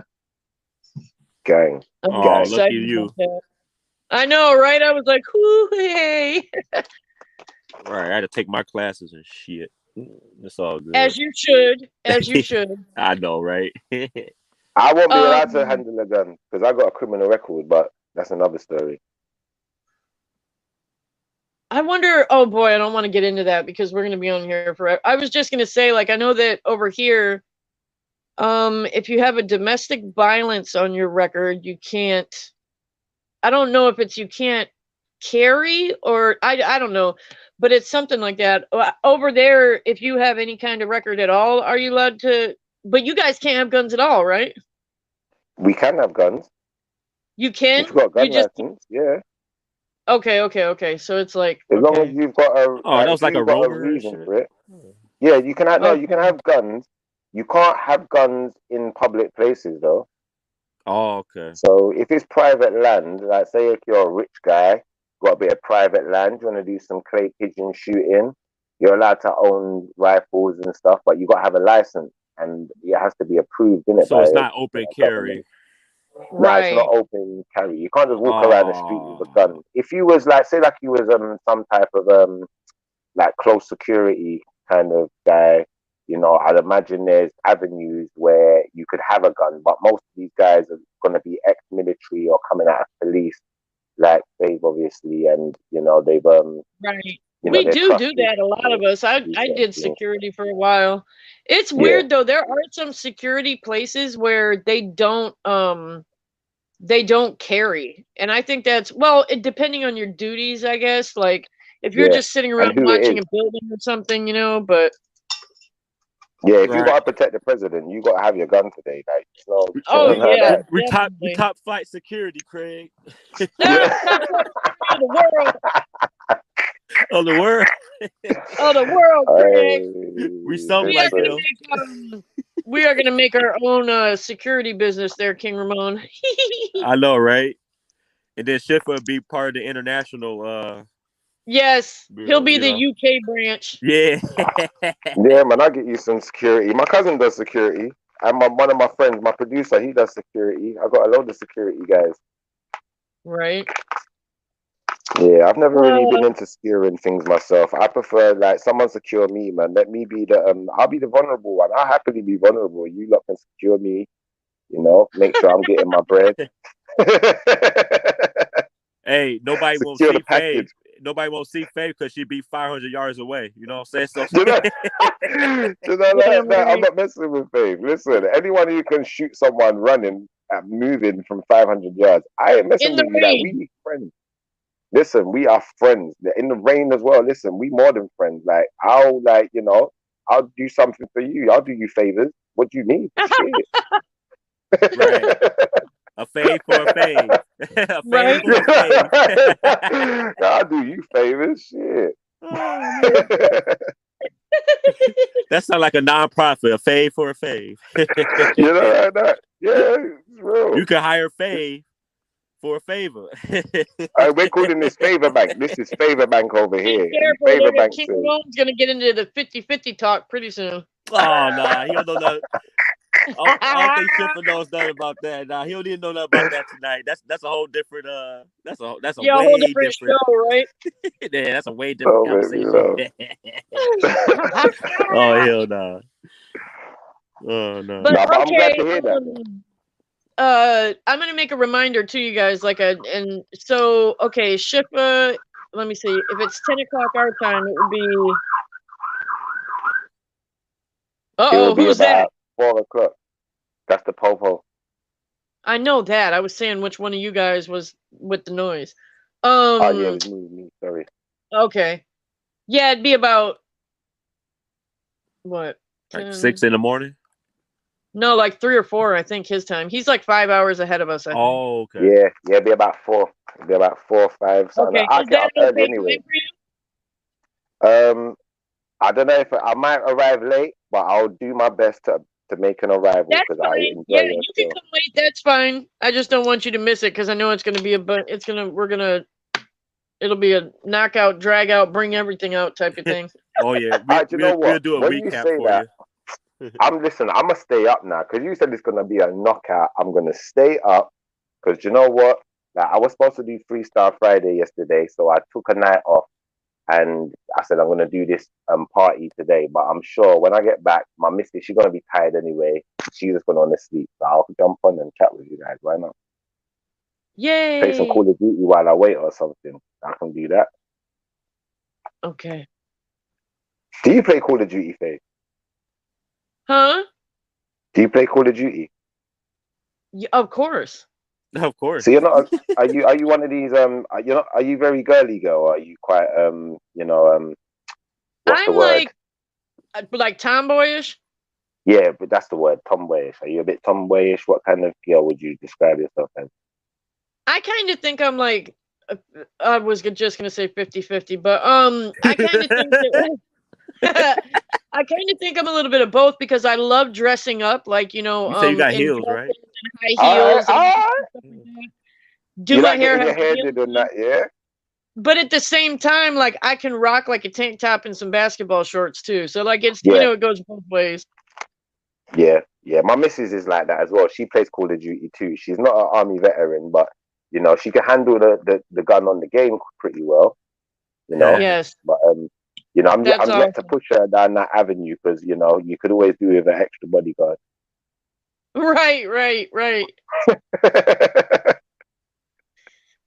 Well, thank you very much, you guys, for coming. I had a really good time. Thank you, King Ramon, for being up here, and you too, Shifa. And I will look forward to the show later on today. So, and King Ramon, if you have anything like to piggyback off of what we talked about today, just make sure you write it down like I do. That way I try not to forget.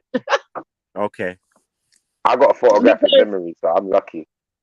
Ew, are you serious? My dad had that. I was so jealous. Like, you could just open like a book and just remember it, right? Yeah, I don't forget things. And even things that I think I've forgotten, they'll just come back to me. Like, sometimes I'll question myself. I think I'm going to get something wrong because I couldn't have remembered it that perfectly. And then I don't know, it's weird, strange.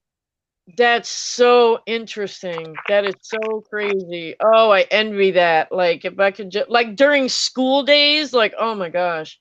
No, you don't envy it. Listen, I remember everything. I remember being a kid and walking in the room and, your mum's in the room with her boyfriend. You don't want to remember things like that.